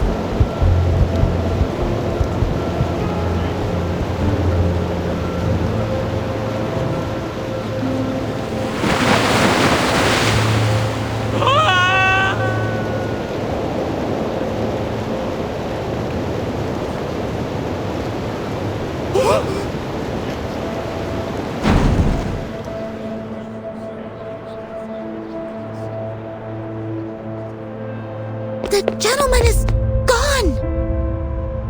Miss Grace, you murdered that man. What an utterly baffling accusation.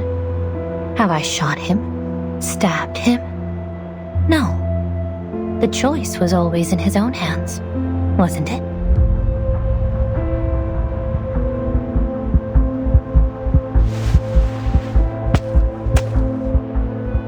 Captain, you said you'd save us if we joined Manus Vindicte, right?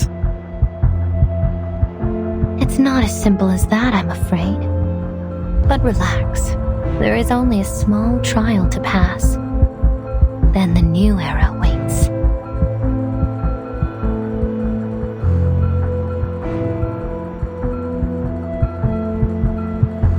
You may feel a little disoriented, but your body will be in no danger. So, if we all put on these masks, then this nightmare will be over?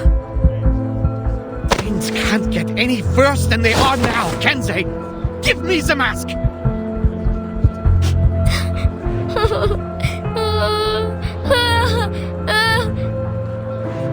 Oh, lost lambs. This will be the bravest leap you've ever taken over the fence.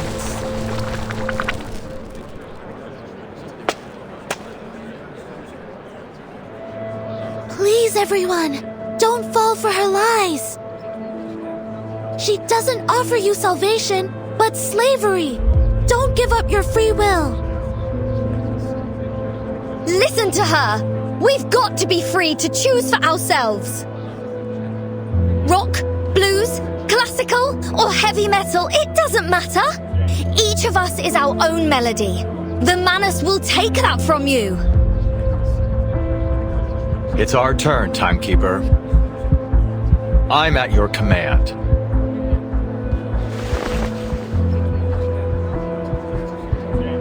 All right. Our priority is to bring the guests back to their senses.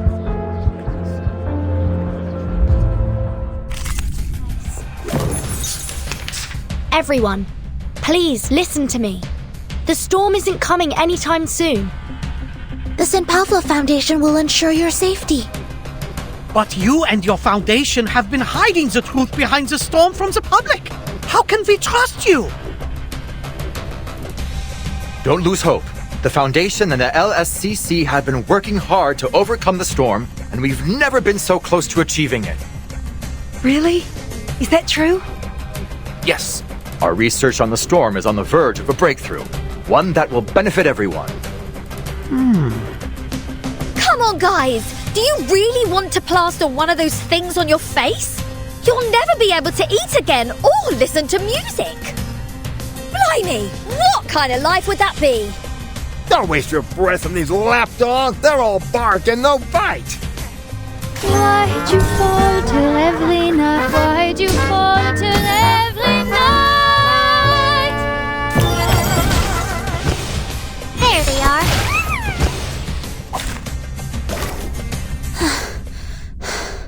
The civilians have calmed down, Timekeeper. Take a moment. I'll deal with the rest. No, Zeneto. This crisis is far from over. Good grief! How many passengers are on this bloody thing?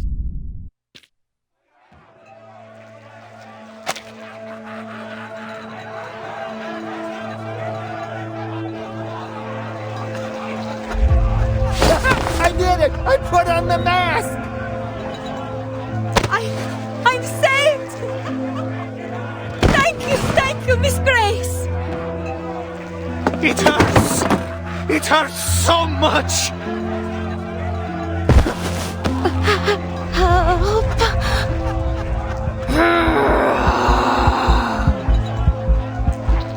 We can't let more of these people give in to their fears.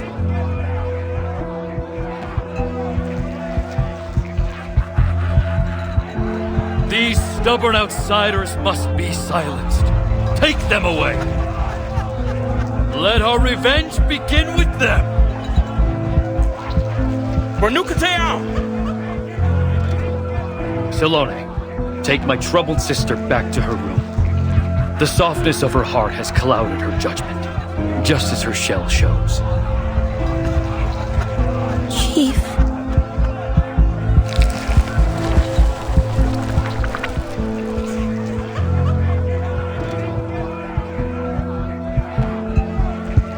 Mom, I want to go home. Just think of something happy, sweetheart. Remember that toy your dad bought you? It's waiting for you at home. We'll be there soon. Just put this on. We'll be there soon.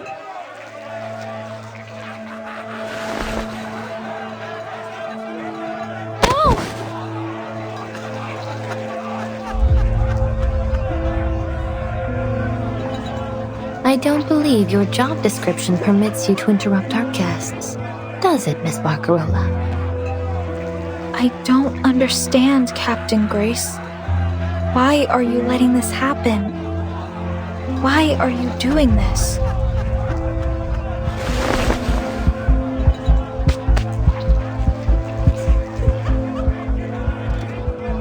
Cheer up, dear girl. Hold that chin up high. Now that's the spirit.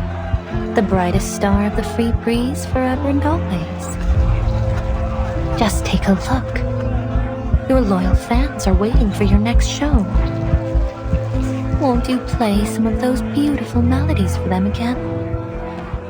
But, Miss Grace, what do you mean by the storm and diseases of the world and this new era? Oh, it's all so much simpler than you think, Miss Barcarola. In the new era, all that you hated in this time will vanish, as if it had never been there at all. The city of violins you swore you'd never return to will soon be forgotten, washed away in the coming storm. Your wish will come true. You'll never need return to it. You couldn't even if you tried.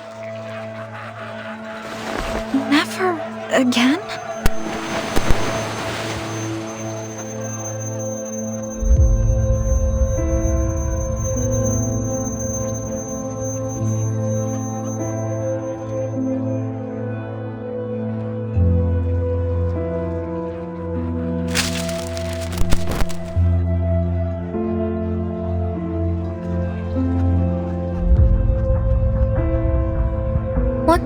you said about that rotten little town? The monotony of sound, the disappointment of those old fossils and their little worlds. Is that right? Yes. I said I never wanted to go back. Now, keep your hand steady this time, my dear. You must be certain.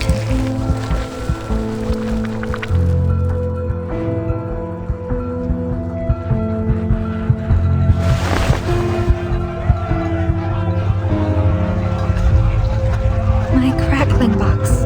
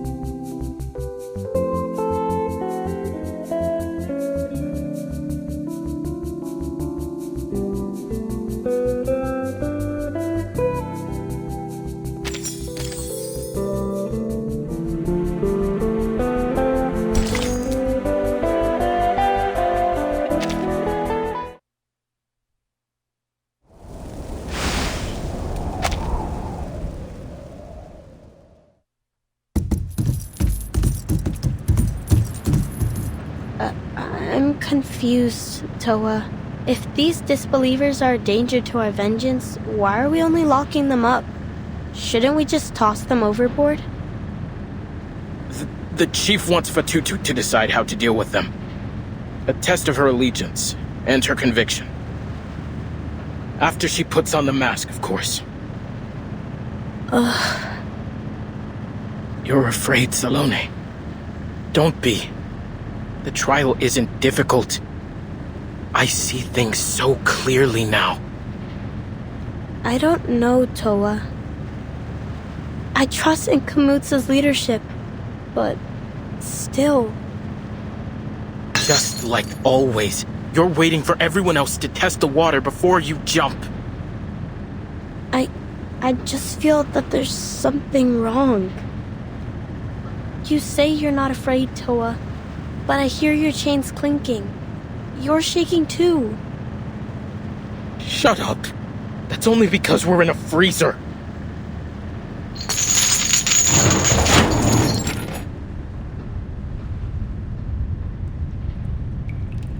Blimey! Locked up again. At this rate, I'll have my imprisoned on all 7 continents bingo card before I turn 20. It's an honest bet I've spent more time behind bars than my own home. I wasn't aware that you had a home. Beyond the ship, I mean. Of course I do, love. The whole of London is my home. I've walked its streets. I've inspired its people. I fought for its music. Its spirit stamped on my very soul.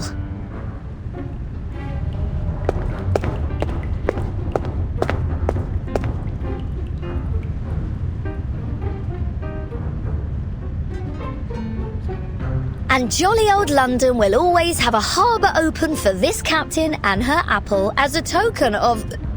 Wait, Barcarola, what are you doing here?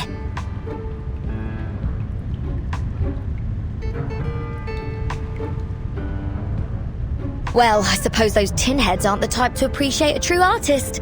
Jealous of our talents, no doubt. Miss Grace said to give you special treatment, Barcarola. But I warn you, these prisoners are ours to deal with, so don't get any ideas. What? Barcarola, don't tell me you're siding with these tone-deaf goons!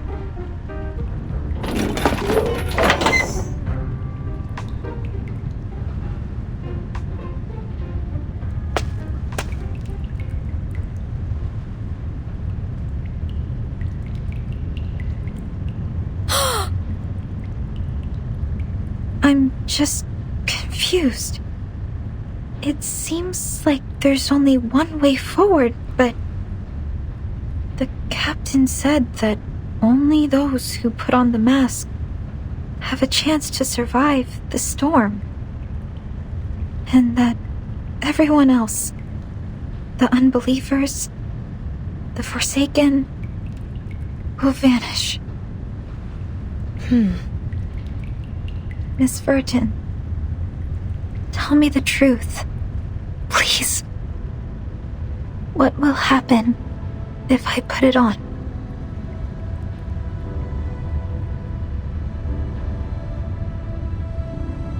If I reach this beautiful new era Miss Grace speaks of, what will happen to Cremona? The streets, the cathedral, all of the people I grew up with. Will I ever be able to see them again?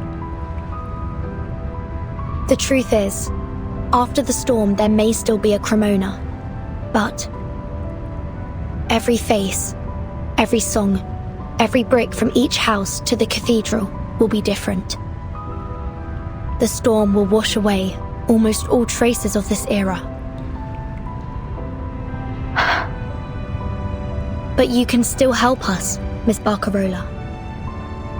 Me? How?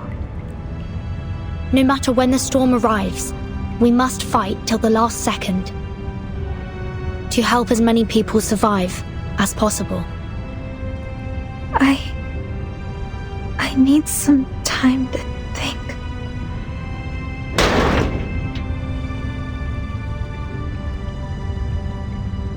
Your visiting time is over, Barcarola. Better not overstay your welcome.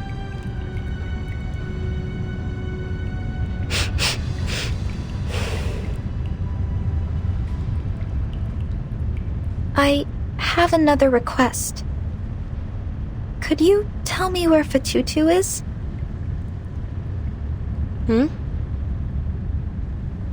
I just want to see her, is all. As a friend.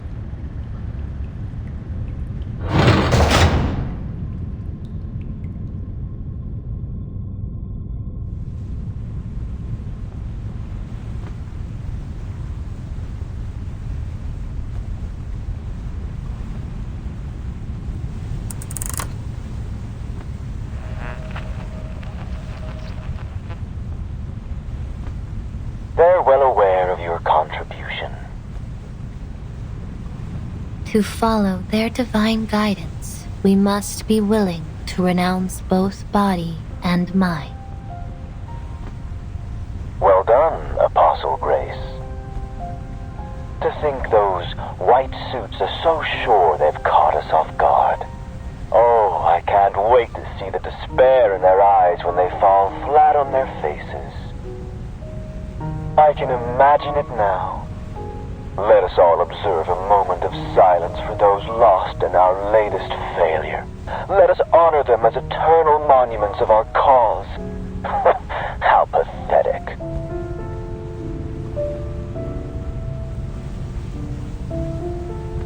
Oh, and what about this Laplace rat that I hear is stowed away on board? Yes, the awakened ferrofluid sample named Ulrich. One of the major contributors to the creation of the equilibrium umbrella.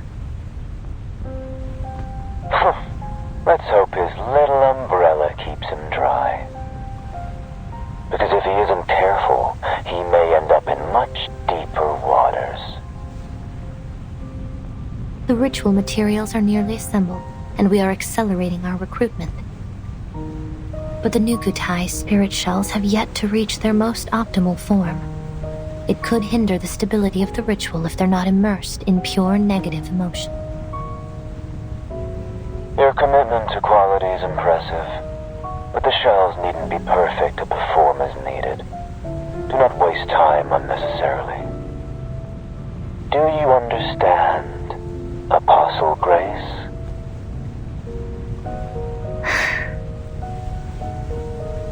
I trust you've learned from the last failure. Yes, Excellent. A teleportation array has been set up for you, but it will last only a short while. You must begin the ritual as soon as your ship reaches the target location. Manus Vindictae awaits your return. Yes, Mr. Forget-Me-Not. I will always follow their guidance.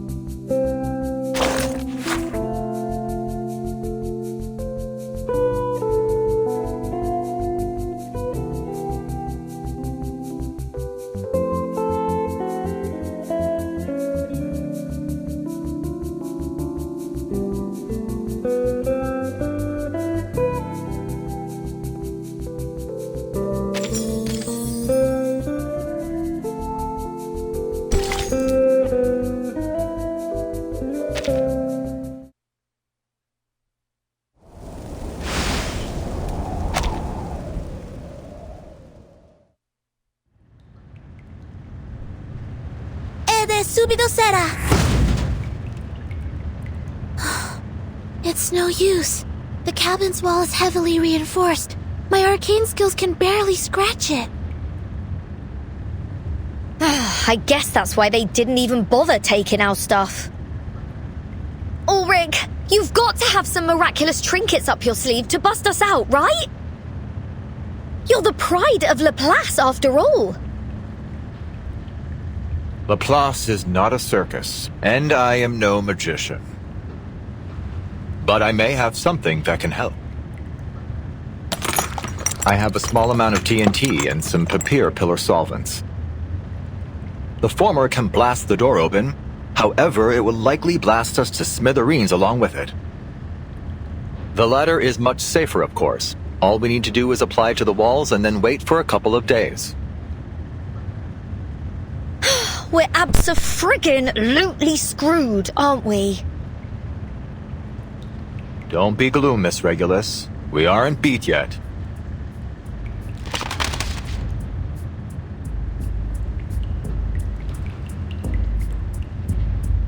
Take a look at this, Timekeeper. I've been recording the Free Breeze's heading since it left Sydney. Though unfortunately, something has been jamming our signal. Yet, we can still extrapolate from my earlier readings that the ship is not heading to its advertised destination. It's heading steadily southward. It appears so.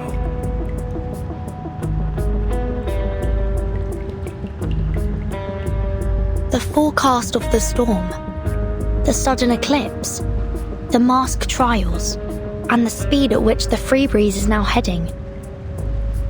If all they wanted was to recruit more followers, they would allow for more time to convince the others. However, if the storm is indeed coming, then why would we be racing forward through these reefs? Their actions don't seem to be aimed at recruiting, nor at passing through the storm. Rather, they seem to be aimed at intimidation.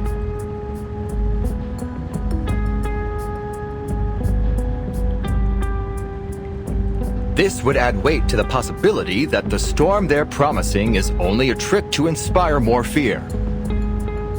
That said, we must consider the chance of the storm occurring, no matter how slim it may seem.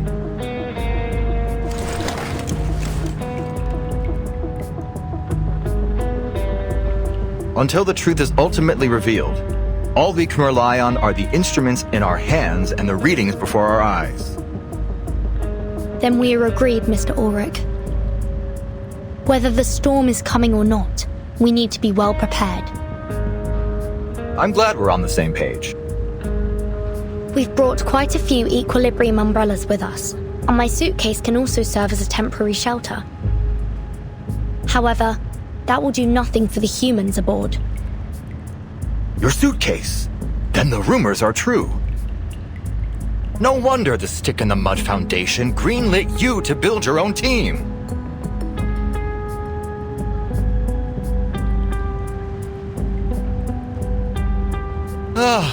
I would give anything to analyze it one day. I'm certain that day will come, eventually. Sonetto, how many equilibrium umbrellas have we brought exactly? Exactly 73.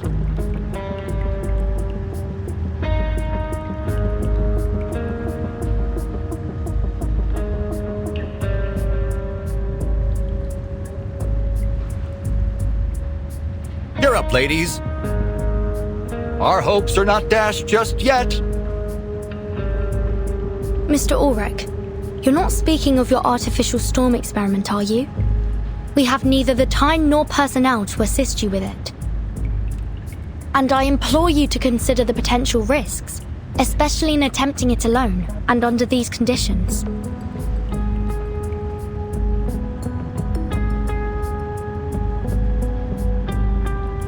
Irrespective of your concerns, thanks to those oily heads and their quirky masks, I've acquired more than enough asymmetrical nuclide R to perform the immutability experiments.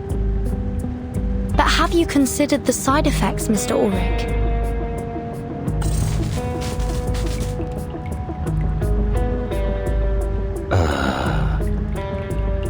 It's true. There is the risk of unavoidable side effects the experiments pose. And I admit that, if I were in the lab, we would use much more time and caution. But on this ship, I am the only one capable of withstanding the effects of the storm syndrome.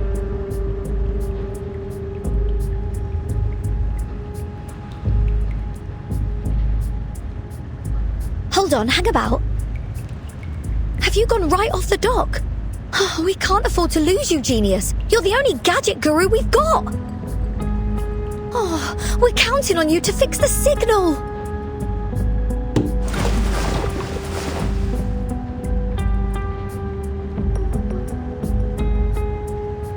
Mind the negativity, Regulus. I may be a scientist, but I'd rather not have the bad omens. It does take time to recover from the storm syndrome. Indeed, it could be as long as 3 months, or a few weeks. But hey, it may well be just a matter of seconds. Fortune favors the bold, you know. But if I've learned anything at Laplace, it's that we'll need to do dozens of tests. I agree with Regulus. Your plan is too reckless, Mr. Ulrich. Our priority should be to find a way to escape this ship safely.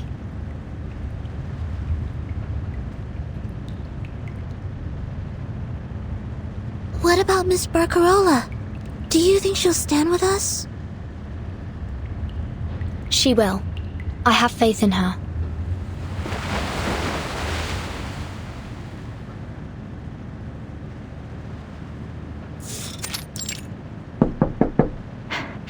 Mr. Essam, would you lend me a hand, please? What brought our brightest little star? Oh, look at you out of breath and all covered in dust. What happened?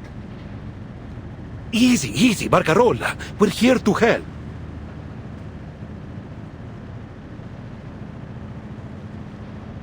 That's right, Signorina. Why don't you tell us what happened?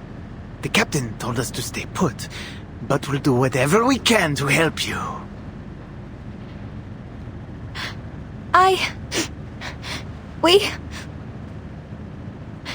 The Free Breeze will never go home again. What? Captain Grace said this era is coming to an end, and only those who put on a Manus Vindictae mask and pass its trial can reach the new era with her. Sorry, what? You just turned your old friend Charlie's brain into a knot. Where are we going, then? There's no telling where or even when we'll end up. Could be someplace 10 years ago, or even 100 years. You mean we're traveling through time? I don't know. I've got to admit, Signorina, this all sounds a bit too wild to be believed. But as sure as a compass points north.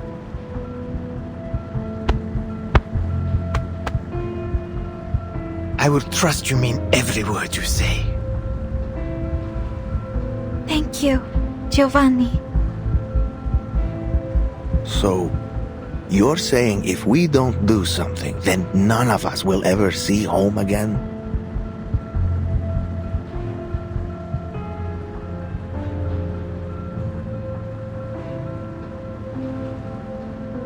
It's decided then. We'll fight by your side, Miss Barcarola. Because none of us wants to find ourselves in a random land back when the dinosaurs roamed. You got that right. I won't let them ruin my retirement. We'll sail ourselves home if we've got to. One thing's for certain. I don't want to be stuck here for the rest of my life. All right, gentlemen, enough with the words. It's time to take action. Miss Barcarola, is there anything we can do? Yes, of course.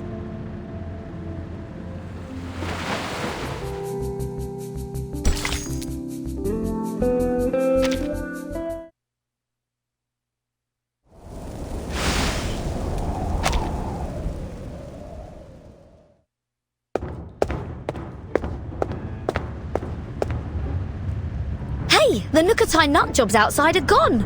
Oh, don't tell me they've abandoned ship and left us here to starve.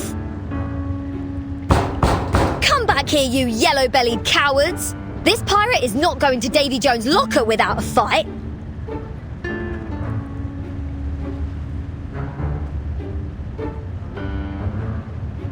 Zeno, are those solvents working at all? Tell me they are. It appears the outer layer of the door has already dissolved substantially. Excellent. The papier pillar solvents are more effective than I anticipated. At this rate, the door should be fully dissolved in approximately 13 hours. Oh, wow! That fast? Really, fish tank? I'll be waiting with bated breath.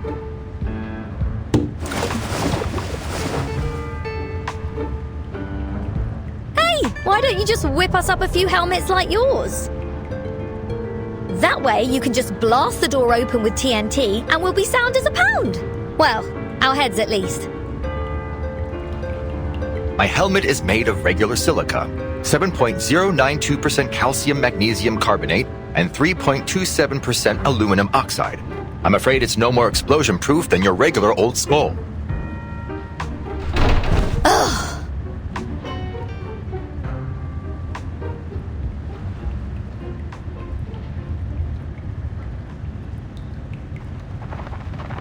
Regulus.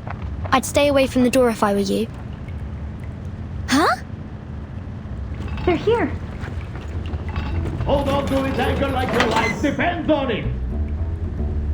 We ram the door open on the count of 3.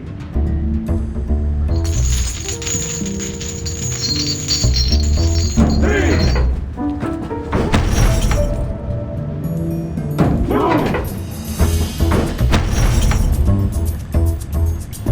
1.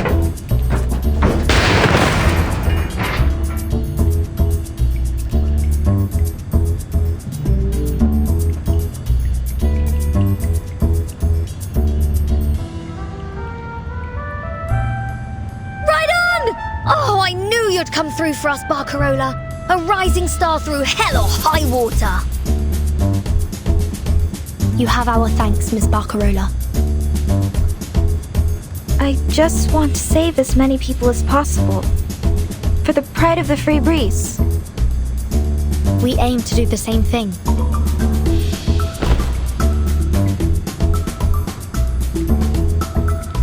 Timekeeper, I need to get to the radio room. It's likely to be the only place on the ship that will be able to get through their jamming.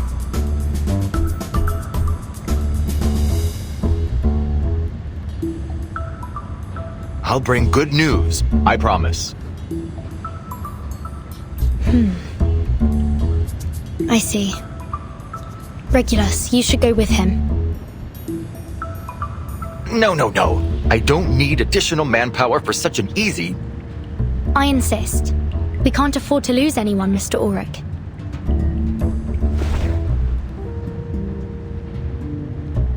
This is... The Pioneer's Mark I positioning system, the latest in technology from Laplace. But if I recall correctly, it's never been mass-produced. Only a few prototypes were made available. And this is one of them. If anything happens, someone can use it to track you down if you're in serious trouble. Like if you've fallen into the sea.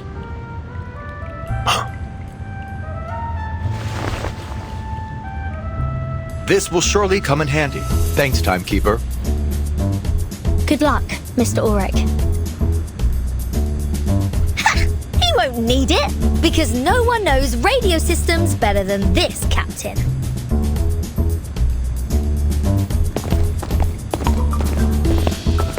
The rest of us need to return to the lobby and get the masked guests under control. Sinetto, do we have sufficient sedatogens left? Yes, Timekeeper. We still have plenty.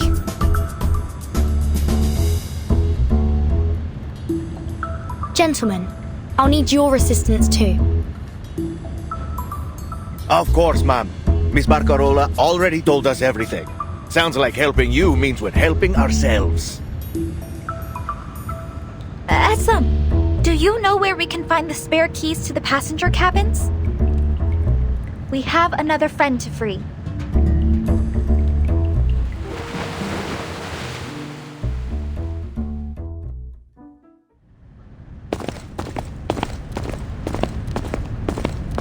Are you sure this is the right way? Are you doubting my capabilities? Not exactly.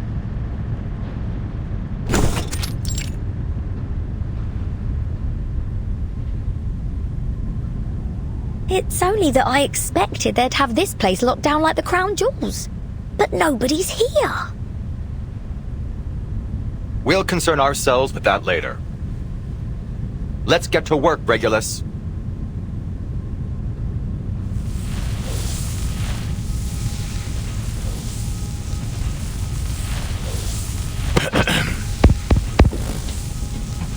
Coastal Base Station, come in. Coastal Base Station, come in. Where's the International Maritime Organization when you need them? Laplace Australia branch, please come in. Laplace Australia branch, please come in.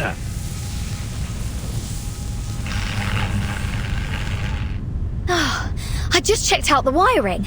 All the signal transmitters have been sabotaged. No wonder there's been no sight nor sound of those oily freaks.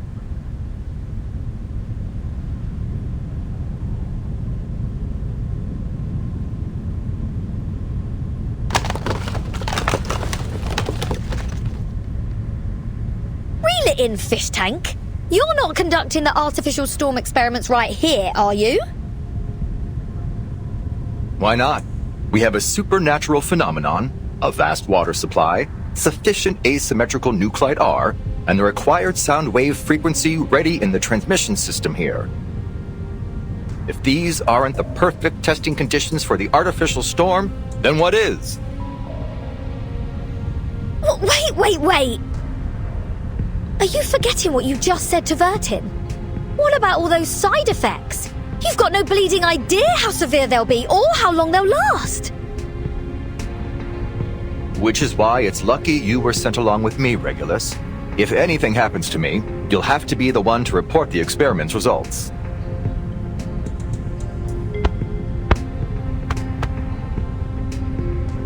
Whether the storm comes or not, we'll have made an undeniable leap of progress. More than worth a bit of storm syndrome, no matter how nasty.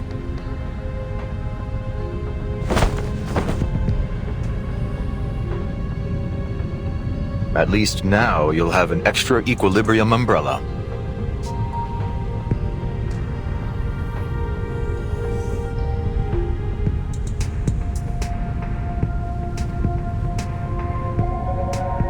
Ulrich! I refuse to be a part of this!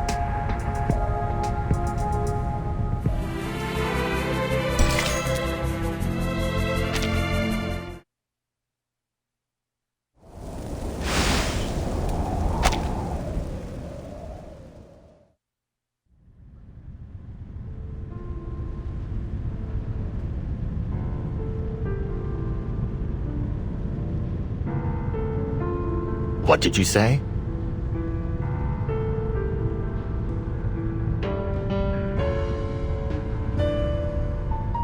You heard me, you daft light bulb.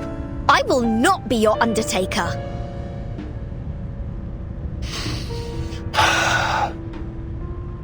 Regulus, you still haven't grasped the significance of this project, have you? We've figured out the principles of the storm and even developed the means to create its simulacra. Yes, there's still much room for improvement, but we've already made a huge leap. And now, we finally have the opportunity to put our theories into application. Finding an immutable material is essential to our survival. The Regulus satellite proved it to all of us. Just think about it, Regulus. We are standing right on the cusp of the post-storm era.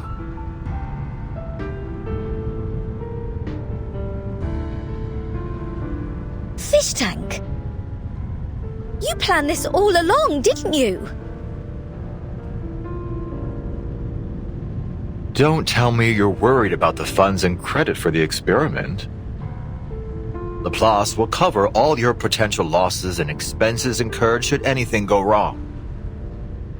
And whether this project succeeds or not, your assistance has been indispensable. Surely enough to earn you a fat bonus and a high rating for your salary review. And I will certainly not be hogging all the credit.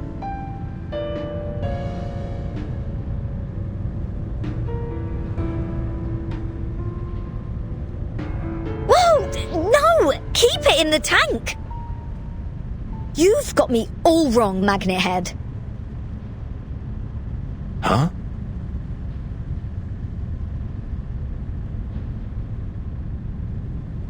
I'm a member of Laplace now, same as you. A researcher, not just an observer. I too witnessed the storm.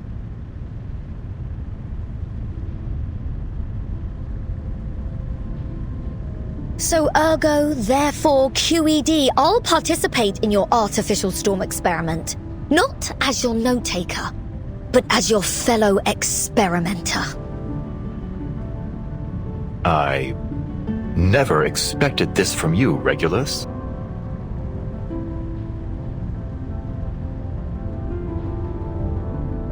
Don't tell me my reports were really that bad.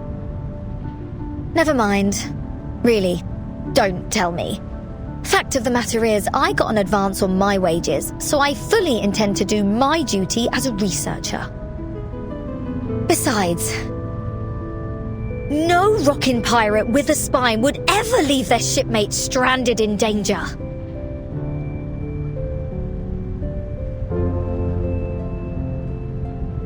I admire your courage, truly. However, when it comes to these experiments, you must leave it to me.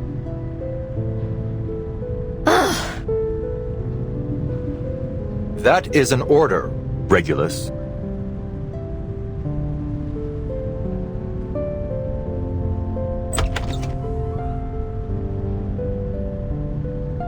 I need you to observe my status through the porthole and record our experimental data. You're the only one that can do it. All right, Magnet Head, have it your way.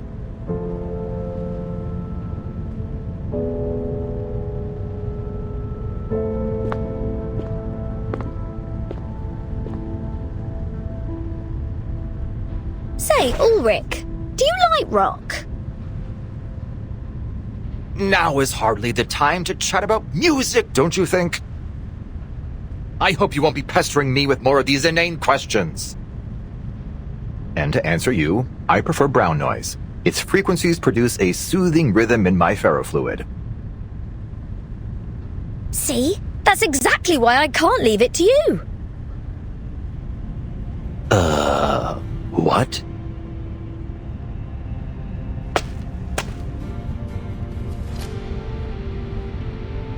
I turned a blind eye to your blatant acts of piracy and brushed off your blasphemies against Rock. But if I miss out on an adventure like this, I'll forever lose the right to join the 27 Club. The 27 Club? All the best rock stars die at 27, or in a blaze of glory. This is my record, my responsibility. We might fall or even vanish. Maybe we'll get turned into cubes or paint or whatever. But at the end of the day, Rock never dies. Huh?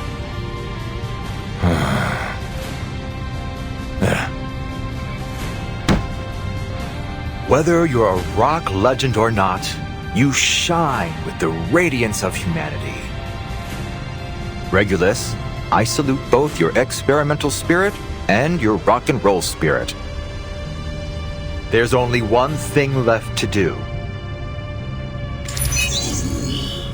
Project. Experiments on material immutability via artificial storm.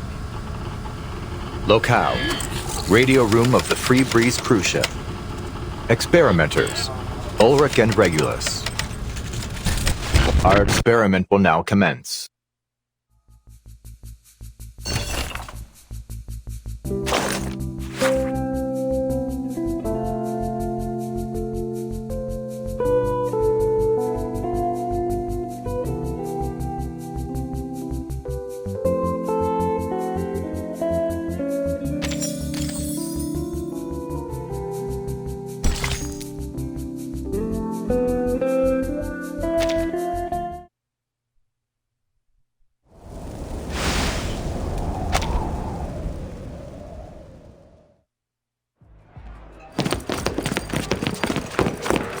Miss Vertin, it seems all the passengers are gathered in the lobby.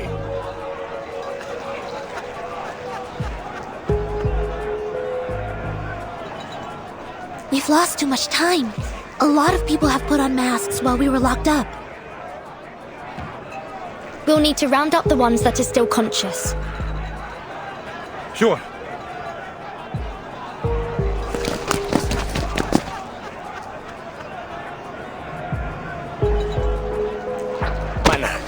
More contenders? Like we don't have enough people wrestling for a mask.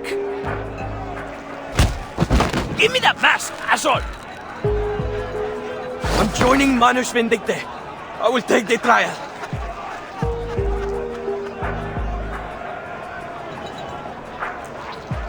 Sir, I believe you may be too weak to endure the trial. You should leave this valuable opportunity to someone who will be more useful to Captain Grace.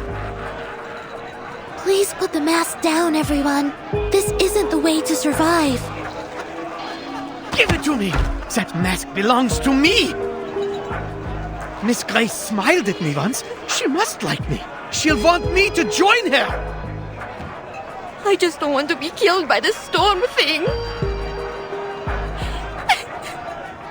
I don't want to die.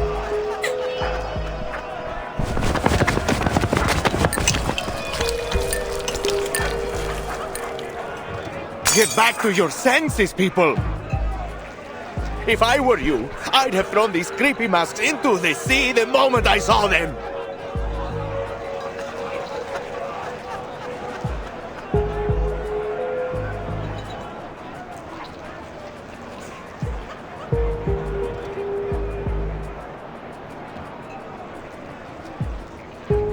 Salome, you must put on the mask, please! For our people. It's not scary, I promise. Would you rather be captured by those outsiders? Go to the captain's room, Toa. You passed your trial. I'm sure the captain and our people there need you more than I do. I must stay here to look after Kitiona, Little Pita, and our friends who still seem to be lost. What is wrong with you, Salome? All you need to do is put on the mask.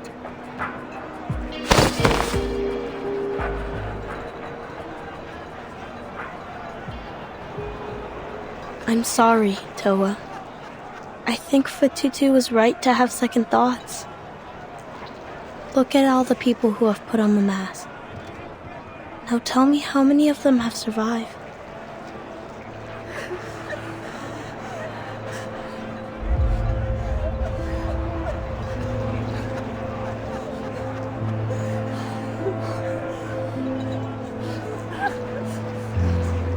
And what?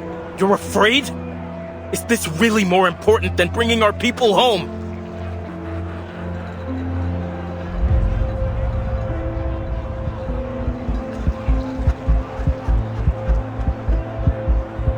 You have changed. The Toa I knew would never have dared to ask me such a foolish question. Haven't you heard their cries? You need to think of the future, Salone. The new, beautiful homeland we're going to recover. We could live peacefully once more. We could...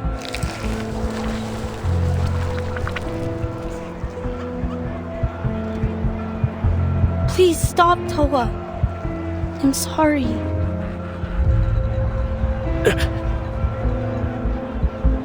When I see how tainted and twisted your spirit shell has become, I can't. I won't.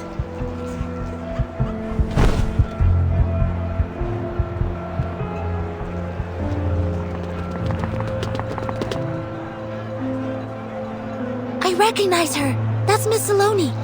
Timekeeper, I think they need assistance.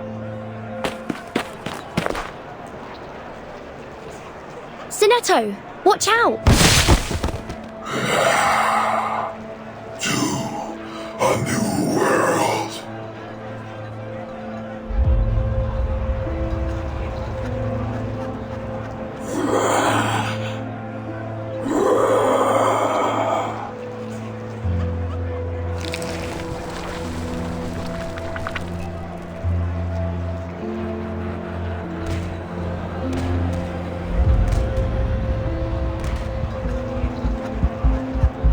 Zeneto, get ready to use those sedatogens.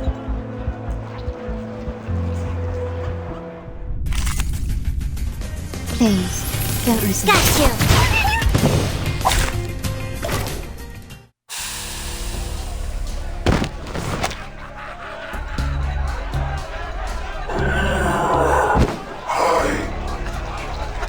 Pardon me for this, please.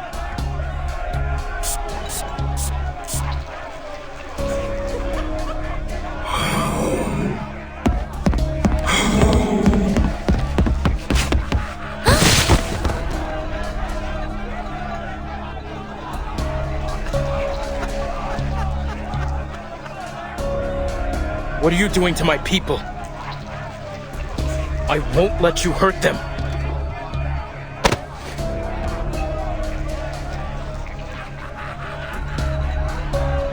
Miss Burton! Miss Zeneto! We're back!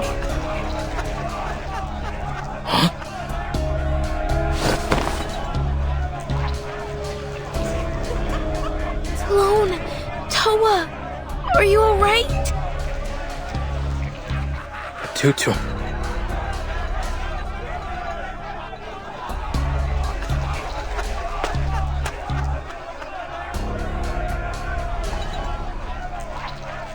I'm so glad to see you unharmed, Fatutu. But our friends... I know what happened, Salone. Barcarola told me everything when she got me out. I've made up my mind now. We can't wear their masks, Salone. We never should have agreed to their so-called revenge plan.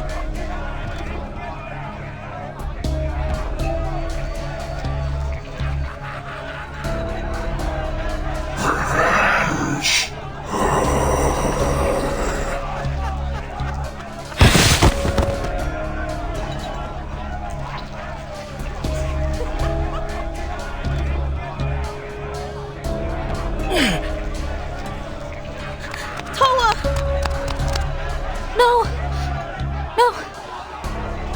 Why is this happening?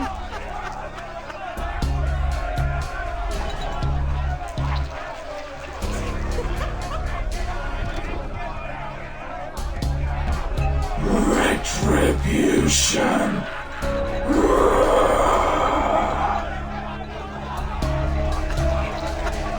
to be more frantic than ever before. Timekeeper, I suggest increasing the dosage of sedatogens.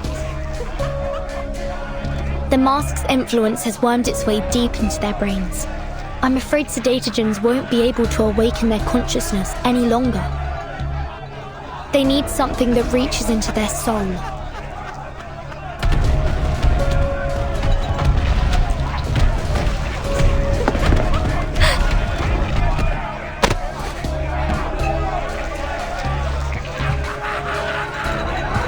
Isn't there something I can do?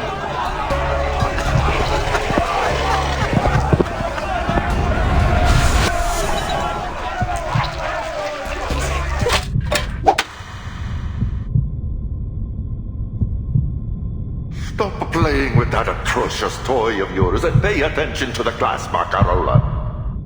Music is a language that moves us on to a deeper level than any other, transcending both culture, place, and time. Whoever you are and wherever you go, it will always stir the depths of your soul.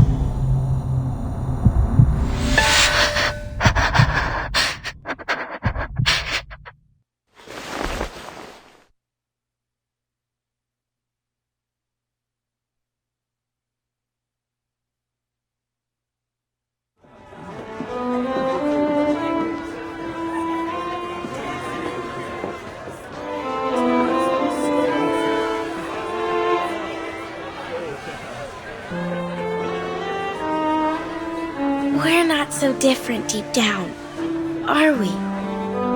Huh? What's that sound?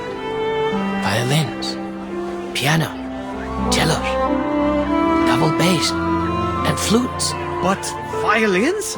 She hates violins. I want to go home.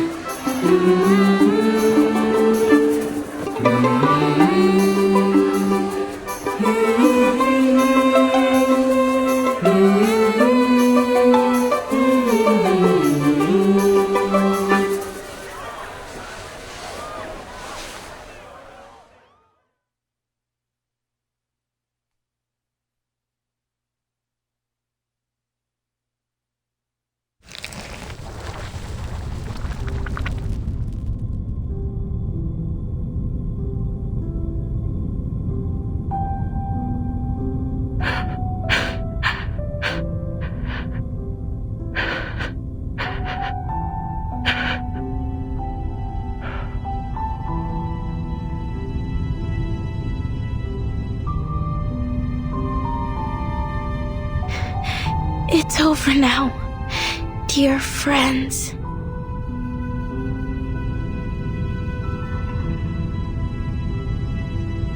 I'm sorry, Fatutu. I didn't expect my song to put your people in this state. I only wanted to help. You did. You're the greatest musician I've ever seen. But your friends, they've gone home. But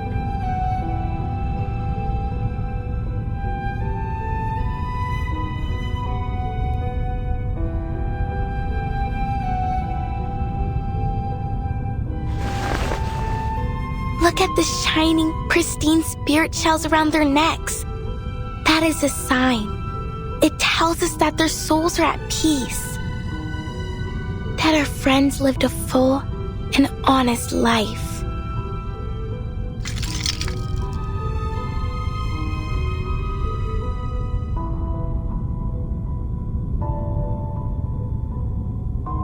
Fatutu!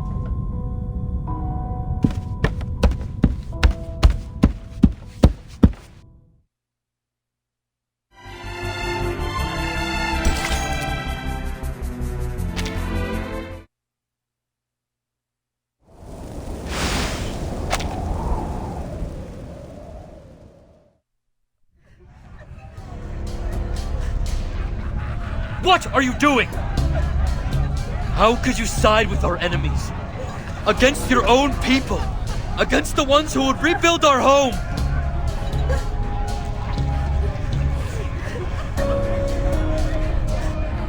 You've brought shame on our people.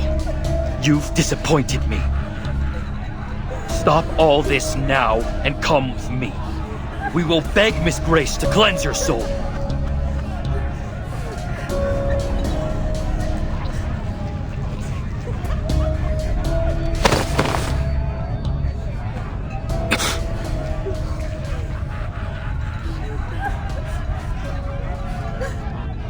Joining Manus Vindictae was a mistake, Kamutsa. Their masks blinded our people. They tricked us with their lies and empty promises. But look! So many precious lives lost for nothing. It wasn't for nothing. They died for the resurrection of Nukutai. Isn't it your dream too? To rebuild our home in a land free of humans and their wickedness?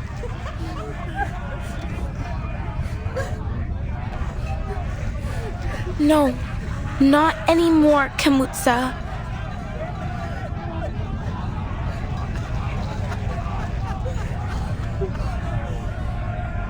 We may have lost our islands, but what we've done here lost us something far more precious.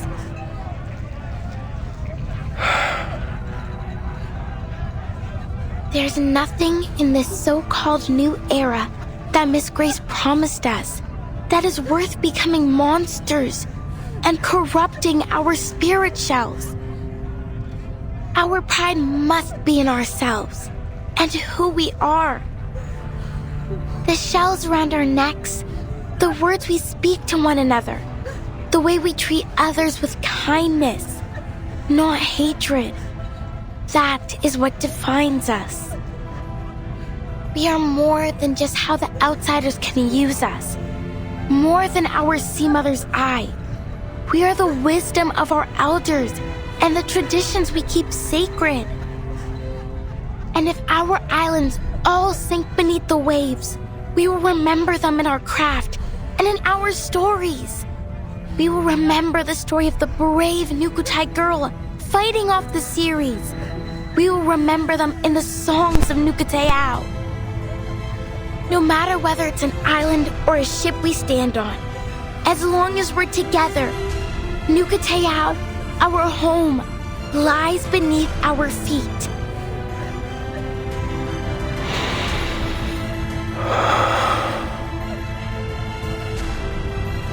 Didn't you say you would always have faith in me, Kamutsa?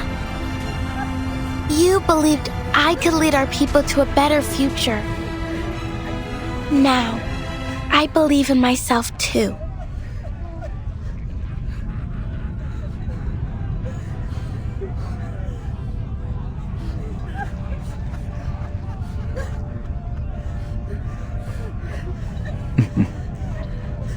You'll be a better leader than I ever was, Fatutu.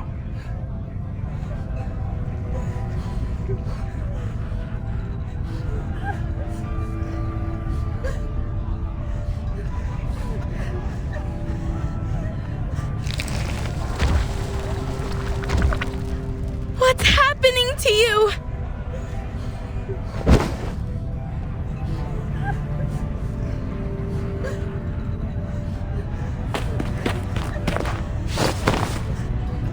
I'm fine, Tutu. I'll be all right. You're right, dear sister.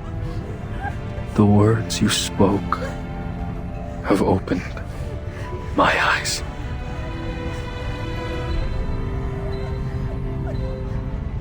Brother!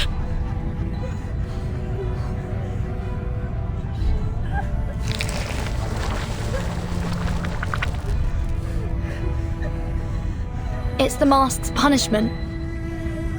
I don't understand. Manus Vindictae used their masks to sift out their most loyal followers. Those who pass the trial can retain their personality and memories. However, if they should show any signs of faltering in their faith, the mask will punish them. Their consciousness will be devoured by the fathomless depths of Arcanum, until they become nothing but a walking corpse, caught in eternal agony.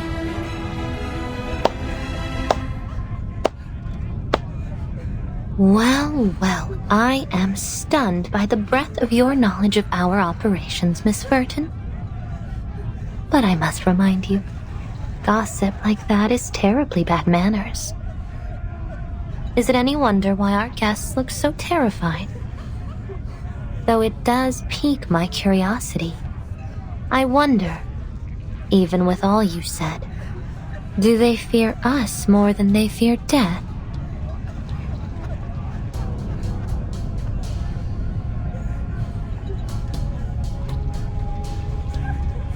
What a pity, Mr. Kamuda. I had high hopes for you. It seems our friendship has come to an untimely end.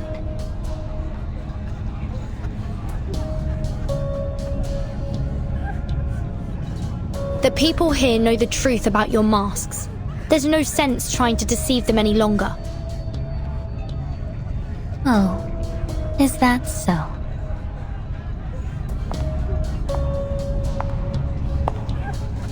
Timekeeper, stay behind me. Oh, what do we have here? How adorable. The ever-loyal deputy leaps into action. But we're on a tight schedule, and I don't have time to play games. There's no power in your shiny little badge here.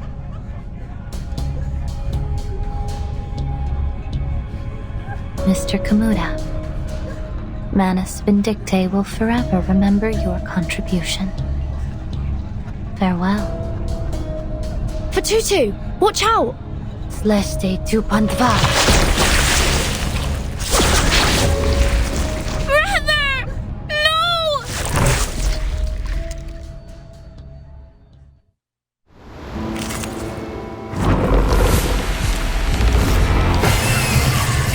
Miss Grace deliberately led us here to the deck. But why? Timekeeper, the fog is thickening by the minute. The low visibility might hinder our ability to use arcane skills. As suspected. Our attacks can't reach her from this distance. Please allow me to spearhead the assault. Be careful, Sonetto. Is that a cocoon? Is Miss Grace inside? No. This power feels more complex than any person, and much more dangerous. Timekeeper, the cocoon is affecting the masked guests somehow. Look, they're writhing in pain. We have to act fast. Finish this before more civilians fall victim. Understood. Can I start running?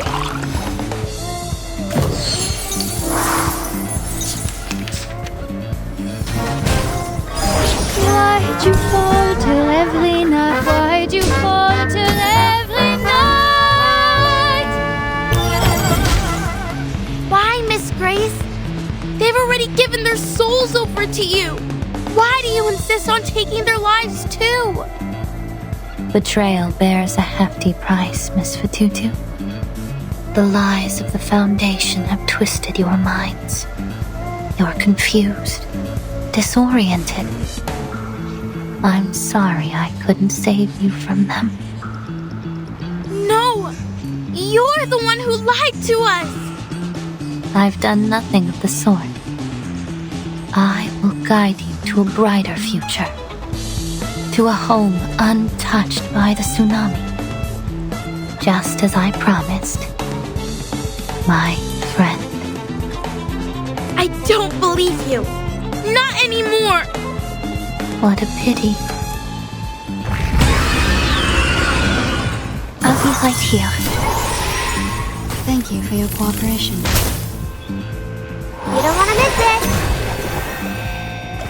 to be yours alone. Don't let go. There they are. Hurry along, my dear guest. Say your farewells to our beloved free breeze while you still have the chance. The cocoon! It's breaking open! Stay calm, Sonetto. This is our chance. Time to destroy this thing and save the free breeze.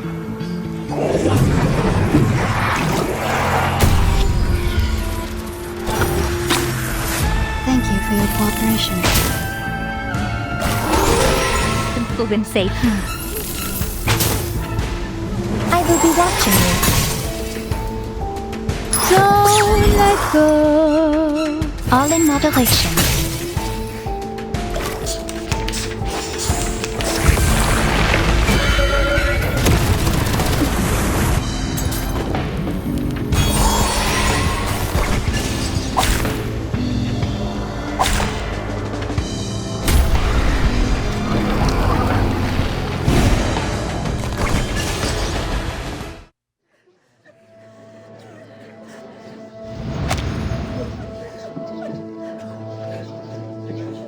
Captain Grace! What is it now, Miss Barcarola? I'm sure you've already guessed this, but you've been relieved of your duties here. Gaining the support of the Nukutai was never your purpose. Am I right? Miss Grace, give me back my friends!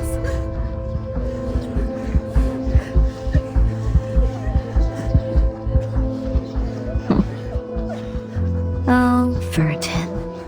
I could almost delight in your cleverness, if it wasn't so damnably frustrating.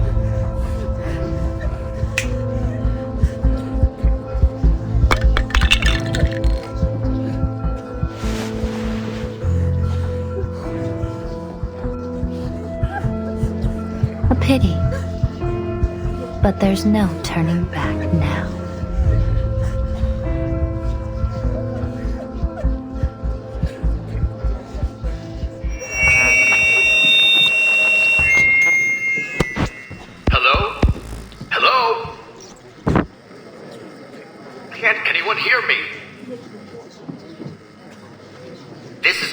From Laplace's Storm Research Group. Oh dear!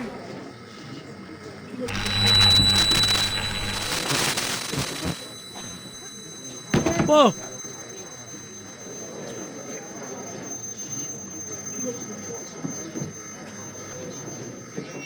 Everyone! We've found a material that... Our storm problem is...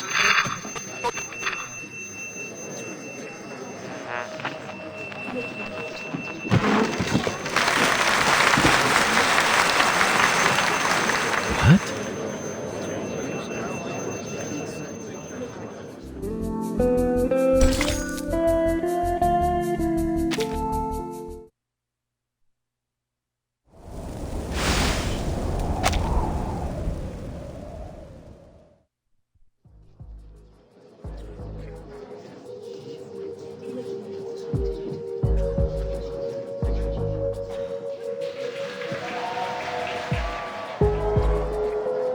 You never cease to amaze me, do you? Manus Vindictae have failed. It would appear that way to you, wouldn't it, Miss Furton? How shall I congratulate you?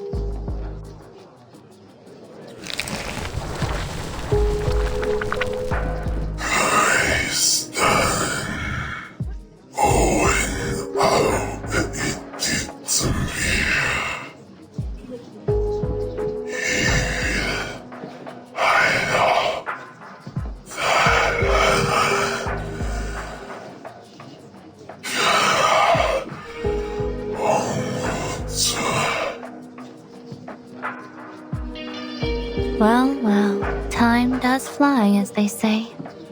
Be seeing you, and sooner than you think.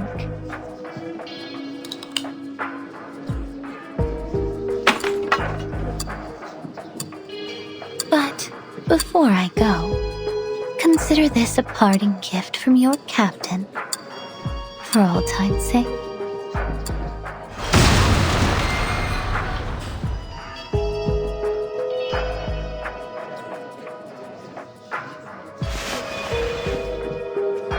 Goodbye, my dear guests. From the bottom of my heart, thank you all for this unforgettable journey.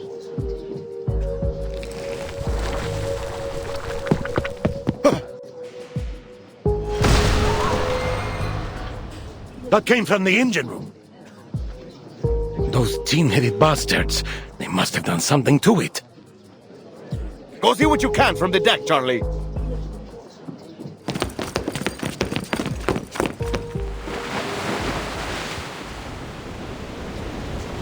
Damn it all! It blew the hole straight to the starboard hole!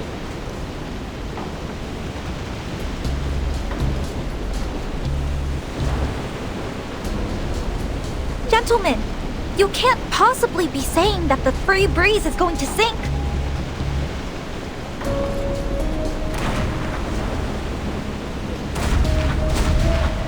What's worse, that explosion came from over by the lifeboats. These bastards are hell-bent on making sure we all end up at the bottom of the sea.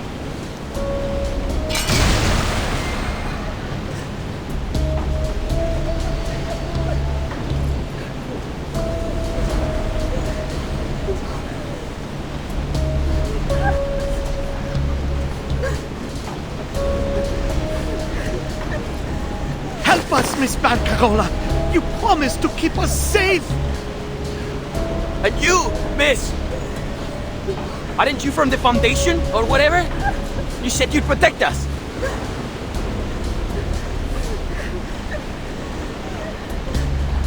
Please line up, everyone. My suitcase should be able to temporarily shelter some passengers. Miss Barcarola, do you know how many passengers are aboard?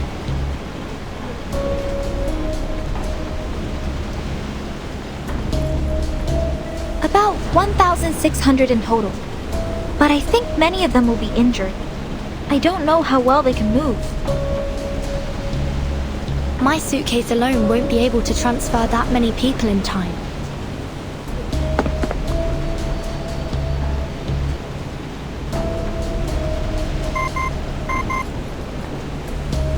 The signal's back, Timekeeper.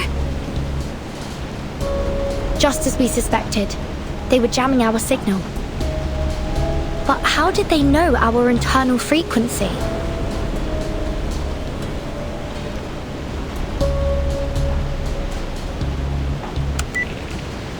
This is Vertin. Please come in. We are currently aboard the cruise ship Free Breeze at coordinates 5535 degrees south, 6501 degrees west. The engine has been destroyed by Manus Vindictae, and the ship is taking on water fast. There are more than 1,600 passengers aboard, but we won't be able to evacuate every passenger through my suitcase alone before the ship goes under. We are in need of immediate rescue. Understood. We will dispatch rescue resources and personnel from the nearest branch as soon as possible. Before their arrival, please do everything possible to minimize casualties. Miss Barcarola, could you point me towards the radio room? I believe our friends may be in need of help. Of course.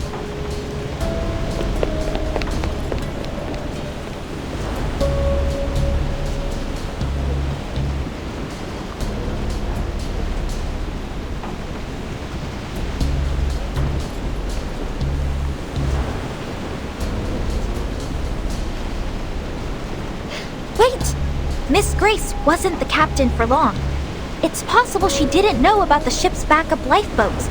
They might still be intact. Good thinking, Miss Barcarola. You're a natural-born captain. Everyone, follow me!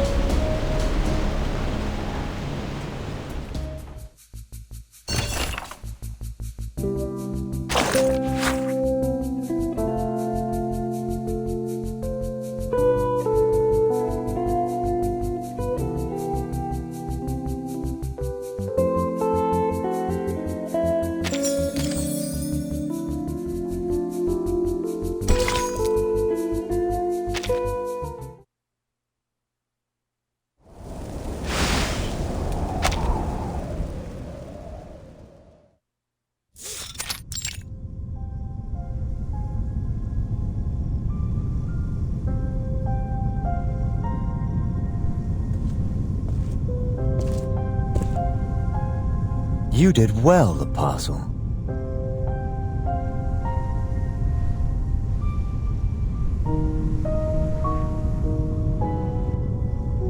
These are splendid. They will ensure the overflow of ritual energy will be properly contained. To be frank, I had my doubts about your capabilities. You're still wet behind the ears, and you haven't yet got enough blood on those hands of yours.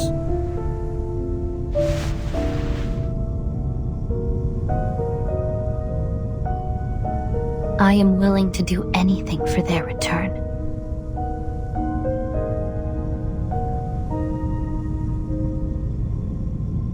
Still, you surpassed my expectations.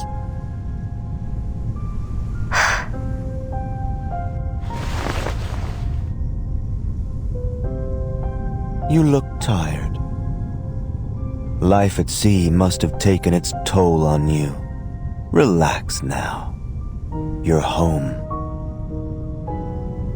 As you wish.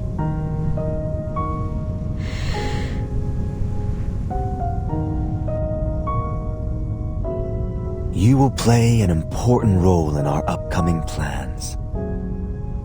Rest well, Apostle. I will.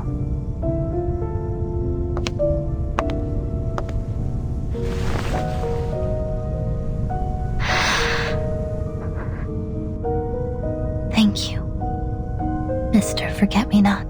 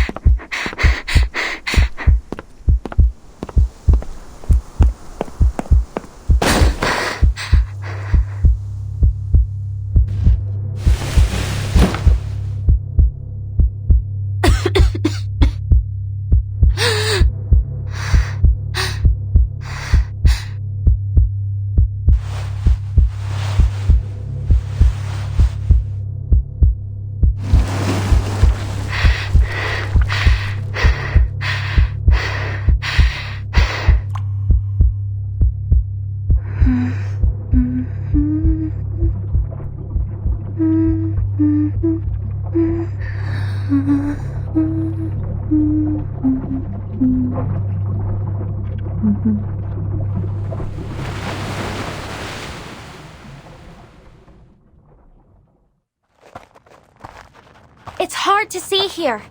Please hold on to each other and follow the sound of my music. Thank you so much, Miss Barcarola. If it weren't for you, we never would have survived. You're so courageous. But what if there aren't enough lifeboats for everyone? Will we have to leave anyone behind?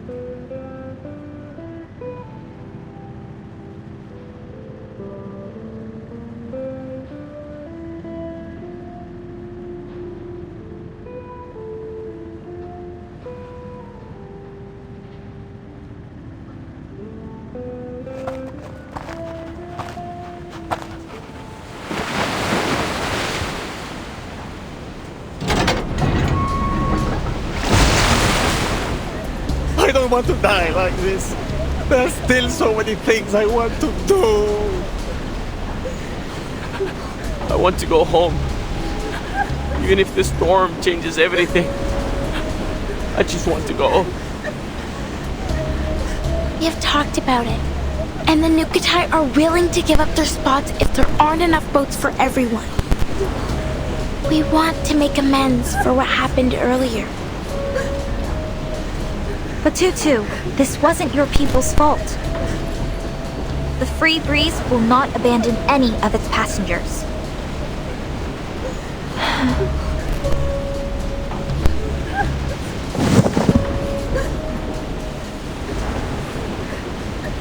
You have my word as the official musical director. And I suppose, the acting captain. Barcarola, What have you done to your crackling box? Sinfonia ciosa! Dividetevi con grazia! Oh, Barcarola, that was some fun, huh? I remember you telling us how hard you worked to find it. I haven't seen one of those since my time in Galicia.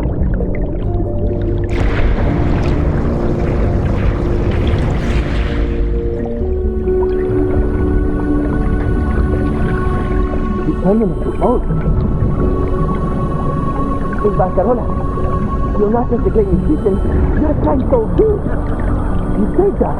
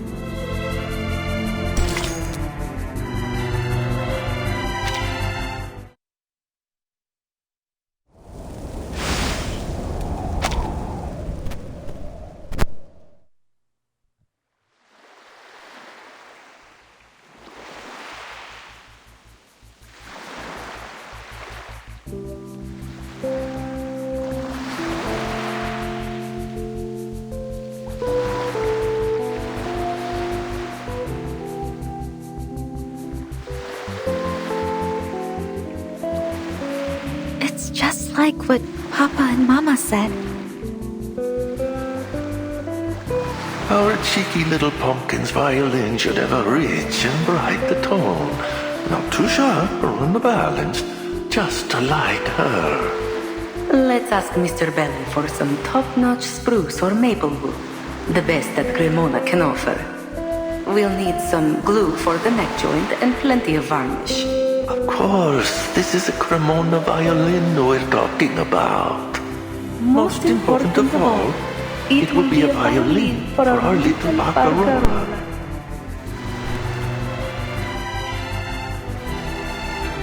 As much as I try to deny it, I suppose my heart is still there with them.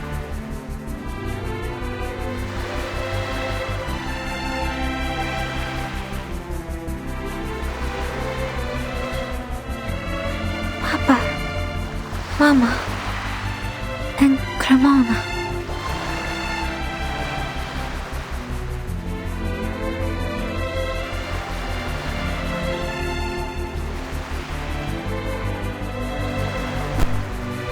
We did it. Congratulations, Timekeeper. I should be the one congratulating you, don't you think, Mr. Fish Tank?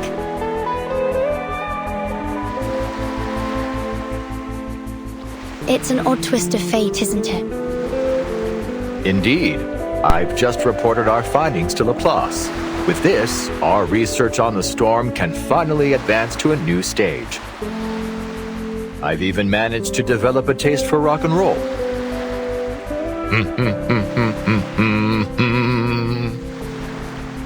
Speaking of the storm...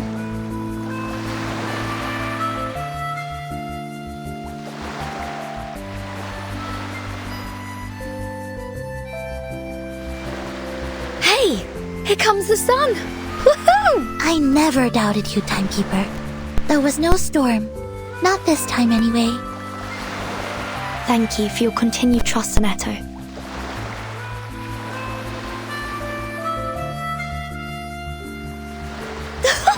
Smashing!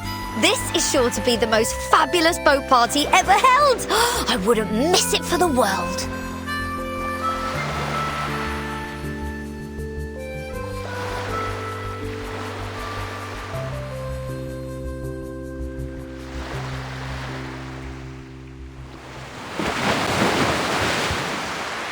Oh, give me a home where the buffalo roam, where the deer and the antelope play, where seldom is heard a discouraging word, and the skies are not cloudy all day. schon gesessen wohl in Vorruhen und Taten singen, die Lieder klingen im Eigengrund. Au clair de la lune, on y voit campeur. On cherche à la plume, on cherche à du feu. Viejas melancolías, cosas de la mar,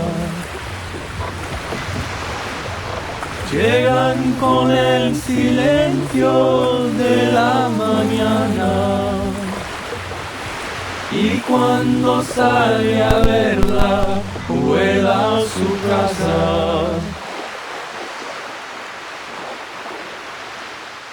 Su mare luccica, l'astro d'argento, la ci dell'onda, prospero il vento. Venite la gilet, bacchetta mia, Santa Lucia, Santa Lucia.